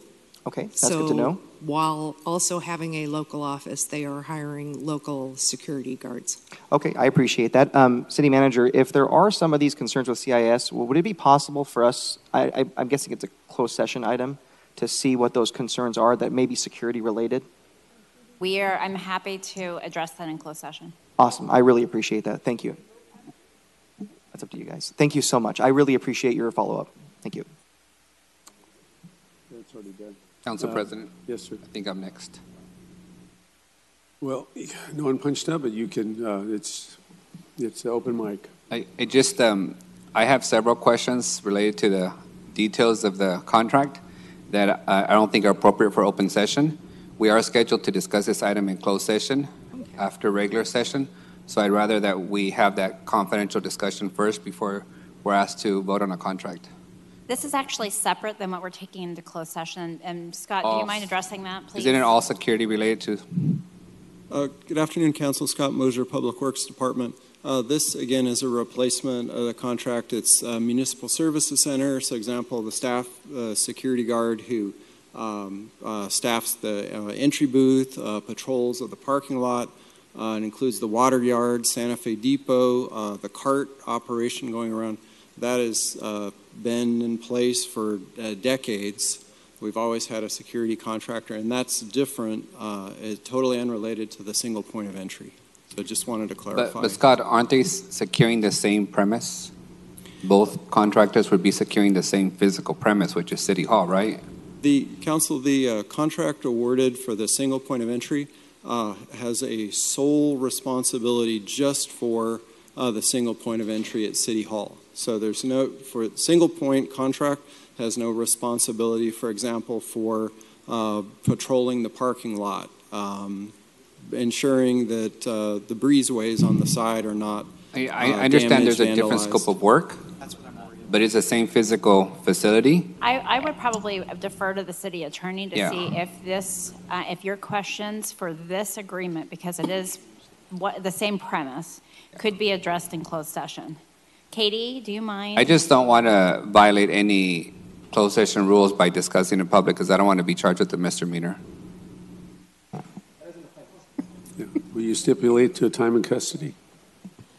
Council, as far as the closed session is concerned, we can discuss confidential security issues in closed session. We can't discuss this contract award in closed session. So if I have security questions related to this contract, is that fair to discuss it openly? No, we can discuss the security issues in closed session. We can't discuss who gets this contract in closed session. Well, I just don't want any of us to go to jail over this, so you can give us some direction. However, if the council wants to have the security closed session first before voting on the contract, that's fine.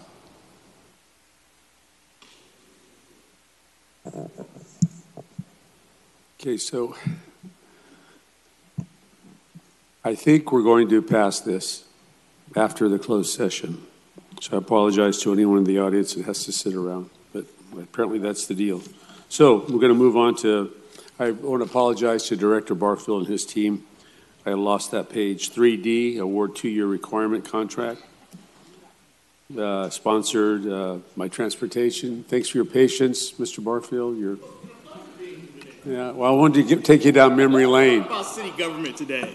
I wanted to take you down memory lane from your days with absolutely the great Oliver Baines III. Absolutely. So you want to do 3D first, right? You choose. Why don't we buy some refuse trucks? Since you just did the toters. We go. That'll be the first one. We are requesting, this is item 3E. We're requesting the purchase of 13 Hill / Peterbilt solid waste vehicles in order to pick up those toters that Jerry just got. Motion to approve. So, motion to approve by Member Esparza, seconded by me. Anyone in the public wish to comment on this, please come forward. This is your opportunity. Seeing none, public comment is closed. Motion is second. Any opposition? 7-0. Thank you. Greg, we should have called you at the beginning. You'd set the tone. No problem. Now we're going to 3D. 3D our second item before you today is the bulk fuel purchase contract. We are piggybacking on a existing contract that Fresno County and now Fresno Unified has also piggybacked on. As you know, we purchase about 1.5 million gallons of gas every year, and this would help us continue to keep the refuse trucks and the police cars and all the other vehicles that we have that are either, and the generator now, that are either run on diesel or unleaded gas. Motion to approve. Motion by Member Arias, seconded by Capriolio. Anyone in the public wish to comment on this, please come forward. Seeing none, passes. I'm sorry. Motion, again, thank you very much. I sometimes miss City Hall, but I also see why I don't some days. So you guys have a great afternoon. Thank you, Greg. It passes 7-0. We did notice that you bring popcorn, by the way, so. Okay, now let's go. I see some people that have been very patient. I don't know which item they're on. So I think we're on, got that done. I think we're on the barbed wire, aren't we? Or razor wire, whatever kind of wire it is. What item is it? What number is it? Okay. Extensions.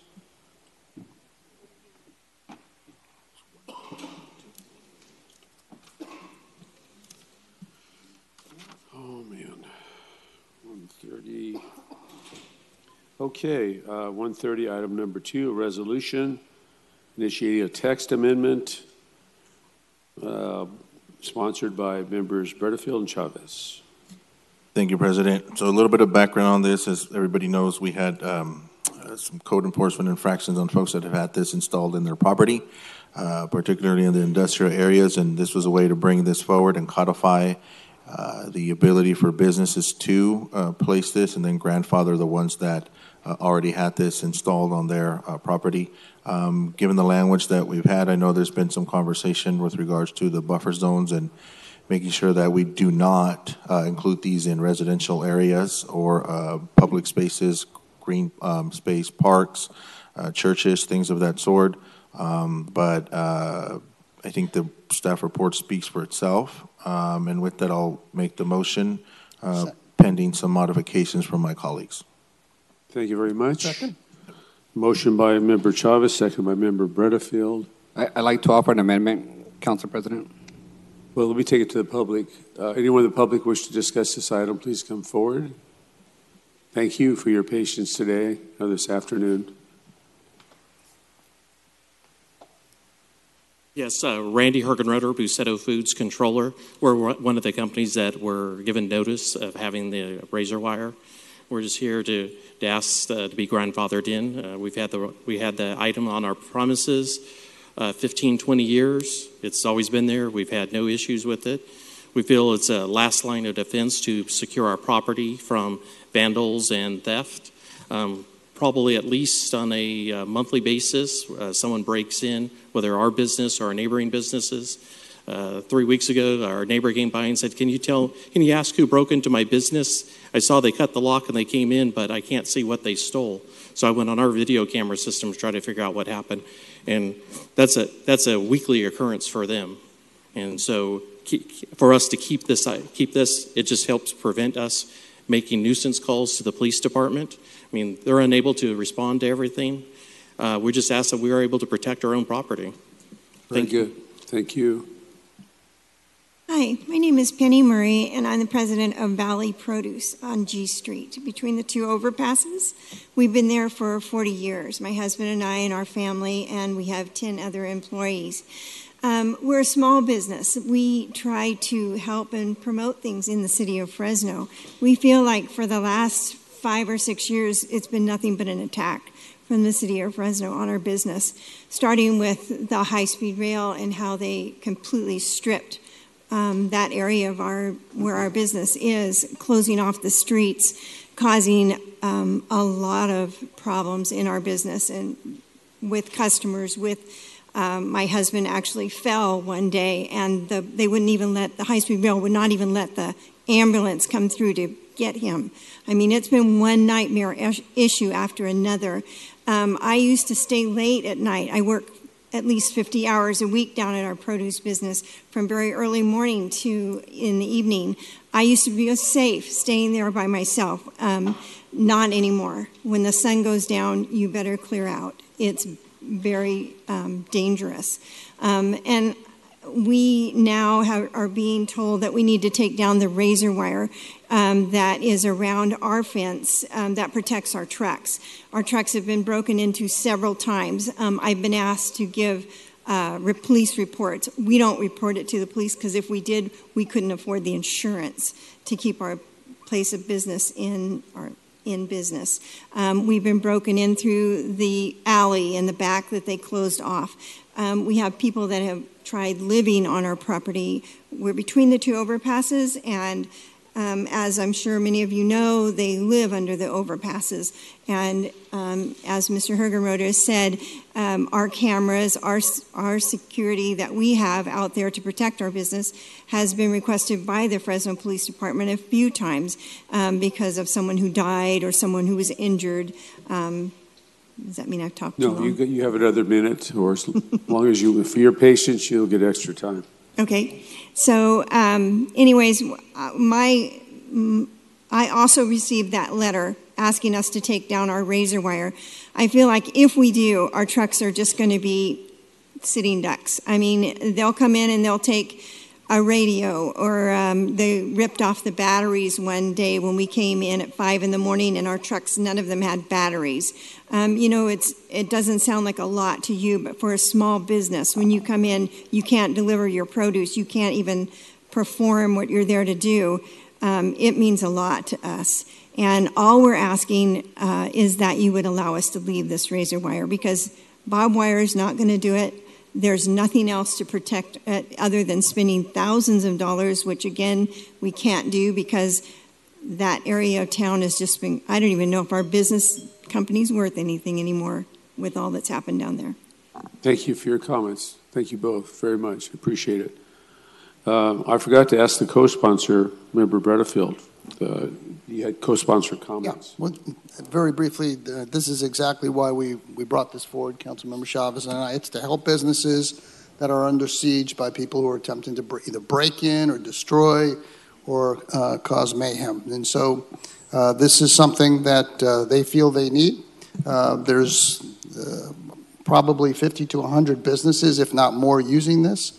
There are not a lot of them are in my district, but they're clearly throughout commercial and industrial sites throughout the city.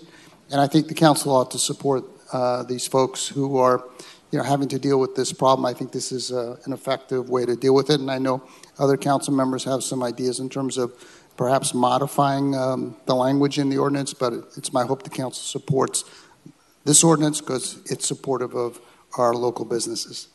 Thank you. Member Arias? Thank you, Council. I wanted to walk you through a couple of things just for historical context. Razor wire has always been limited to military bases, prisons, and international borders. Has been the standard use for razor wire specifically.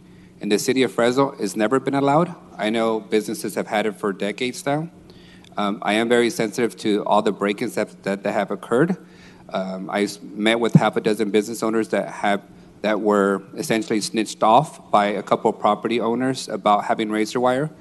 I recognize the difficulty there because I'm sure that the city has failed to tell businesses that the razor wire that they've had on for more than a decade was never allowed within the municipal code. So I'm sensitive to that. I also recognize that all the break-ins that have occurred in the businesses that have had the razor wire for more than a decade to 20 years. So razor wire in itself is not going to stop the break-ins, because if it would stop break-ins, then it would have stopped them for the last couple of decades. But it is part of a solution if it's done correctly. So I'm going to ask the colleagues to look at a couple of the photos that we're putting up. My district happens to be that place where it wasn't master planned like the rest of the city, where you clearly separate residential neighborhoods, create buffers between commercial, and create buffers between industrial. Instead, they just allowed anything to develop irrespective of the zoning. Over time, the city, I believe, has learned how to improve on that and is now asking for master developments to be planned correctly. But we have, across our district, razor wire right next to residential. Actually, right, the fence sharing residential, which is not allowed. We have razor wire on churches, next to churches that don't even have a fence because there isn't a crime problem that requires a fence to even be put up next door. In this case, this is razor wire on top of an iron fence across the street from a community center and right next to a school. We have razor wire right across the street from a school. We have razor wire right next door to a Head Start and a preschool and an elementary school and middle school. These are some of the examples, as you can see, right next to residential, right within residential. Folks have just put razor wire on top of fence line, and at no time were they able to adequately justify. These are not just industrial properties by themselves, but they're industrial right next to residential, right next to sensitive uses. I would argue that the city would never allow razor wires right next to schools, parks, or daycares in any part of town, but it has for decades in my district. I'm not blaming anybody in particular, but we have failed to take this on the right way and ensure that the appropriate measures that property owners need to take are taken, but that it doesn't create blight or a safety hazard for the residents who actually live there. The other challenge that's specific to my district is that the city, in an attempt to meet its housing requirements under state law during the housing crisis, has rezoned a lot of my properties from mixed use, which means that residential will be right next to commercial and right next to industrial. So we're simply going to create a huge tension between the new residents moving in right next to businesses that have been in the neighborhood for 40 years. So I'm trying to get a path forward that allows us to try and both coexist and ensure that our neighborhoods look just as nice as any other part of the city, and that we would do right for those neighborhoods as we would for anyone else. So I would offer an amendment that we move forward with evaluating this text amendment with a 1,000-foot buffer from sensitive uses, schools and parks, and that the applicants go through the district implementation committees or the council members for approval to install razor wire in their properties. I think our council colleagues know their districts very well. It would force us to not only meet with business owners and property owners and get a clear understanding of the source of the problem, because simply putting up fencing without understanding the source of the problem, G Street is an interesting place. Some folks would have advocated that we create a 400-bed tent city there with no understanding of the impact it would have on the neighborhood and the businesses nearby. And that's why I think it's critical that for us to find a permanent solution, we have a formal process where the buffer is clear and any approval of variance from that buffer be approved through the respective council members and the council implementation committees. So I would ask my council colleagues to agree to that amendment. Yeah, that's fine. I just had a question for you two. Does that preclude your businesses? Or are you okay? We said it was maybe within 1,000 feet. We have 3 warehouses that separate us between a community RV park where our razor wire is located at. So I don't know. We may be within that. I will have to go take a look at the maps and see.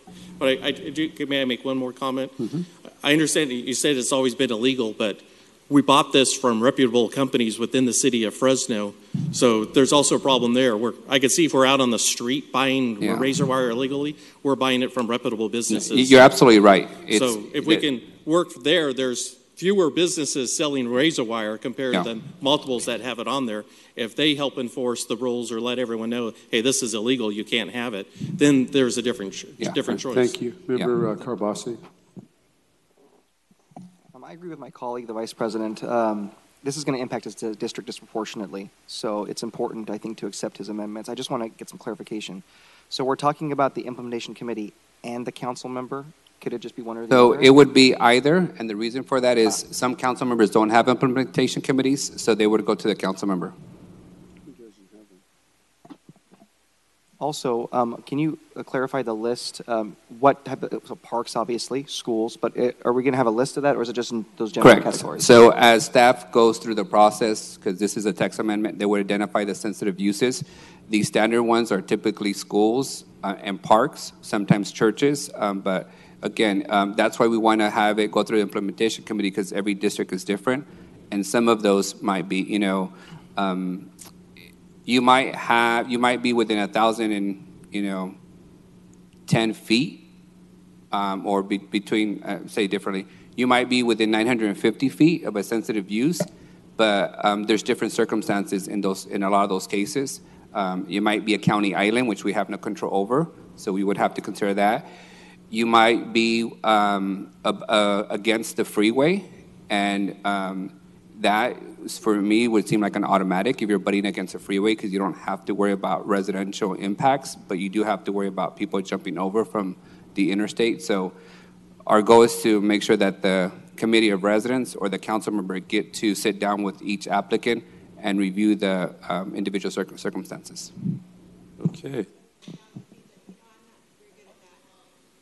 Yeah, we can't get you on the recorder or audible. All right. I said that we were not within that 1,000 feet, but I'm not very good at measuring that. And I was in thinking about it, there is a private school and a church, but there's our building, G Street, the high-speed rail, and then Cornerstone Church. So I don't know.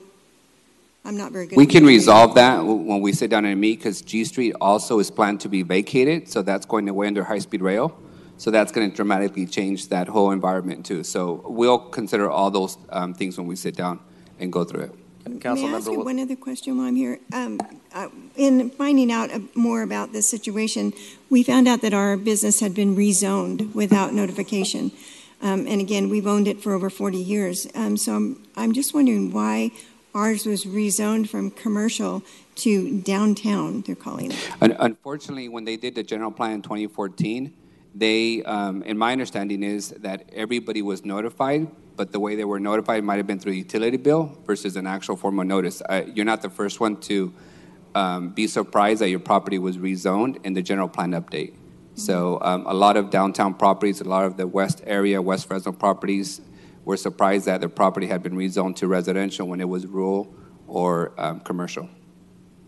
There is a remedy, and here's the man to help you achieve that remedy. Thank you very much. Once you determine where you are and what you need to do. Thank you so much. Okay, I have a motion and a second. Any opposition? Oops, okay. Just want to say something. Oh, well, hold on, Mike. Did you punched up first, and then Member Bredefeld? Regarding the amendment, I want one point of clarification, Vice President. I think what you're doing is very noble, and I'm going to support it. I just have one contention. I like the idea of it having district input. I just don't know about the idea of a councilman being in a position of power over a business owner.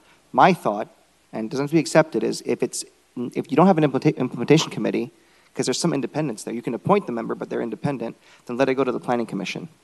That's just how I feel about that. If you'd have any comments on that. Council member, I have an implementation committee, but my predecessor didn't have one for 7 years, so that's the discretion of each council member.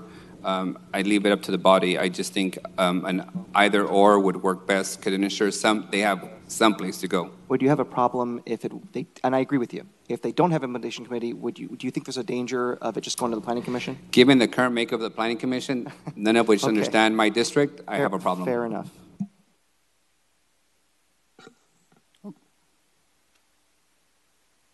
Okay. Here we go. Member Bredefeld, and then Member Carbasi. Did you punch up again? No? All right. And I also support the request that you have to change this, the amendments to it. I just want to raise one issue. 1,000 feet is, over 3 football fields away. So it's quite a distance. You may run into some problems like, as you're thinking about, is this going to impact me? Will I not then be able to use the razor wire? I mean, I would think that perhaps 500 feet, which is, football field and a half, is quite different than 1,000 feet.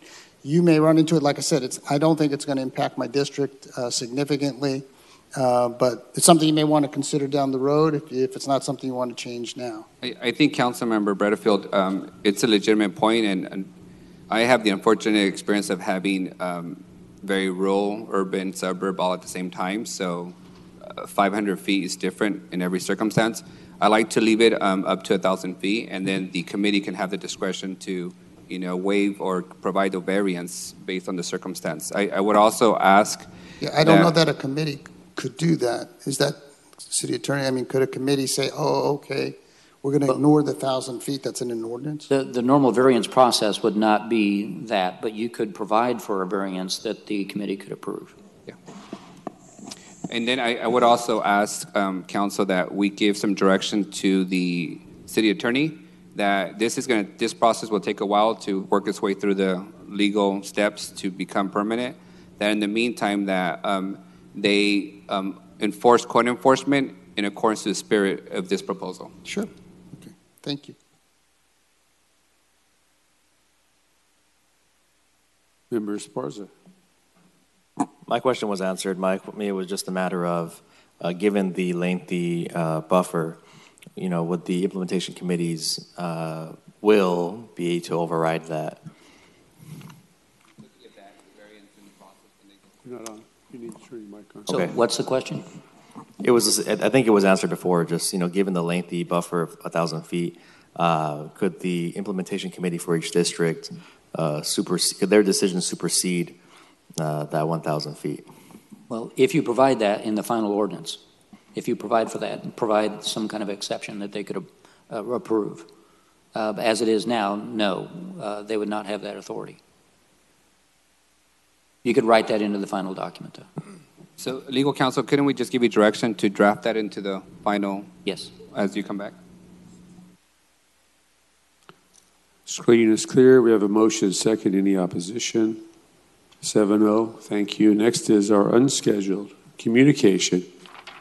Mr. Love, please come up, and if you'll give us your name and address, you'll have 3 minutes. The name's David Love, number 4, building 429. The only white dove from the Hmong population, a true saint, the 100 at the 100 door, in the heart of the mountain. I live at 5705 East Huntington, apartment 205, Fresno 93727. A voice in Jesus Heaven's will. Today's date, Friday, December 16, 2019. A voicing all the way to the White House, all the way to Sacramento, to the United States of America. Voicing Jesus Heaven's will, away Jerry Dyer, as he's trying to cheat the mayor position next year. Mayor LeBrand took the victory from Jesus Heaven. Right? Any individual that's going for mayor next year will victory over Jerry Dyer.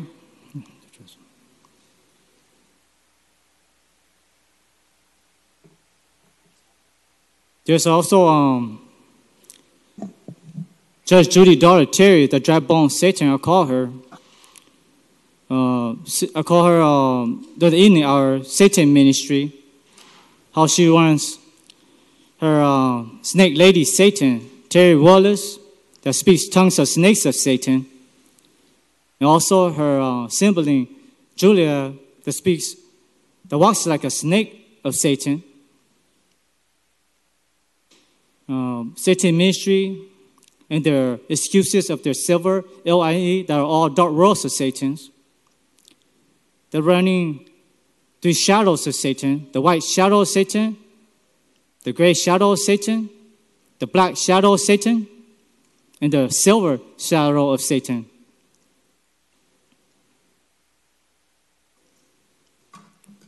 There's also, they're working with those Monshon 6 numbers of Satan, the politician Paula Yang, the dark world of Satan, and her husband Monshon 6 numbers of Satan, and her 15 house of Satan. When I went up, Chief Judge Dyer up in Jesus' heaven, Chief Judge Dyer, I knew all the will of Chief Judge Dyer's will. TJ Dyer is trying to run a city of drug dealing.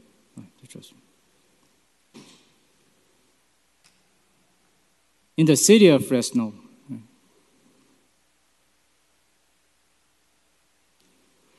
There's also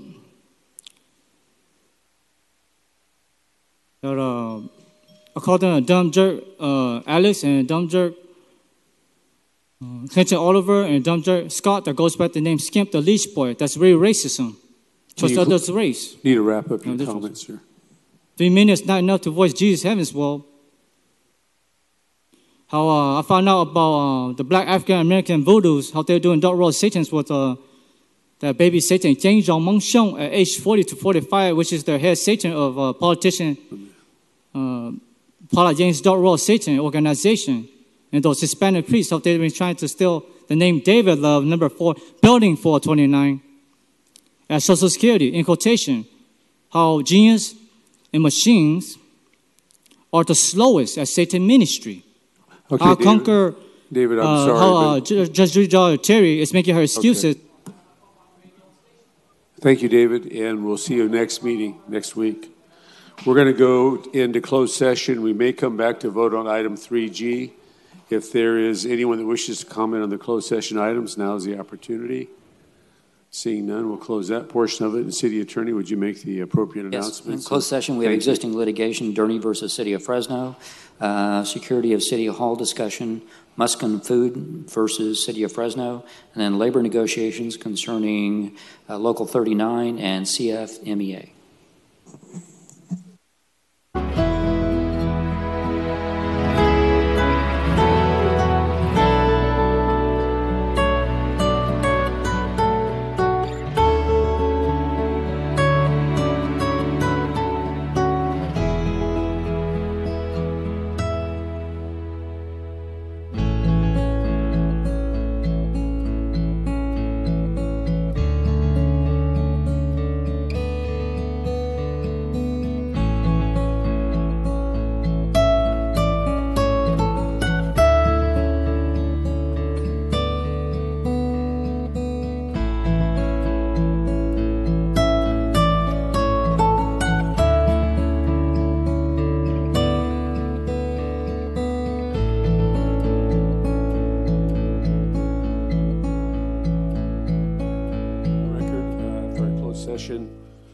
I think we had one item G that was left, and I think it was addressed by Public Works earlier, and I think there's a motion approved by Member Chavez, seconded by Member Carbasi. Is there any opposition? Passes 6-0. Member Soria absent. That will be it. We'll adjourn the meeting. Thank you all for putting me through torture today.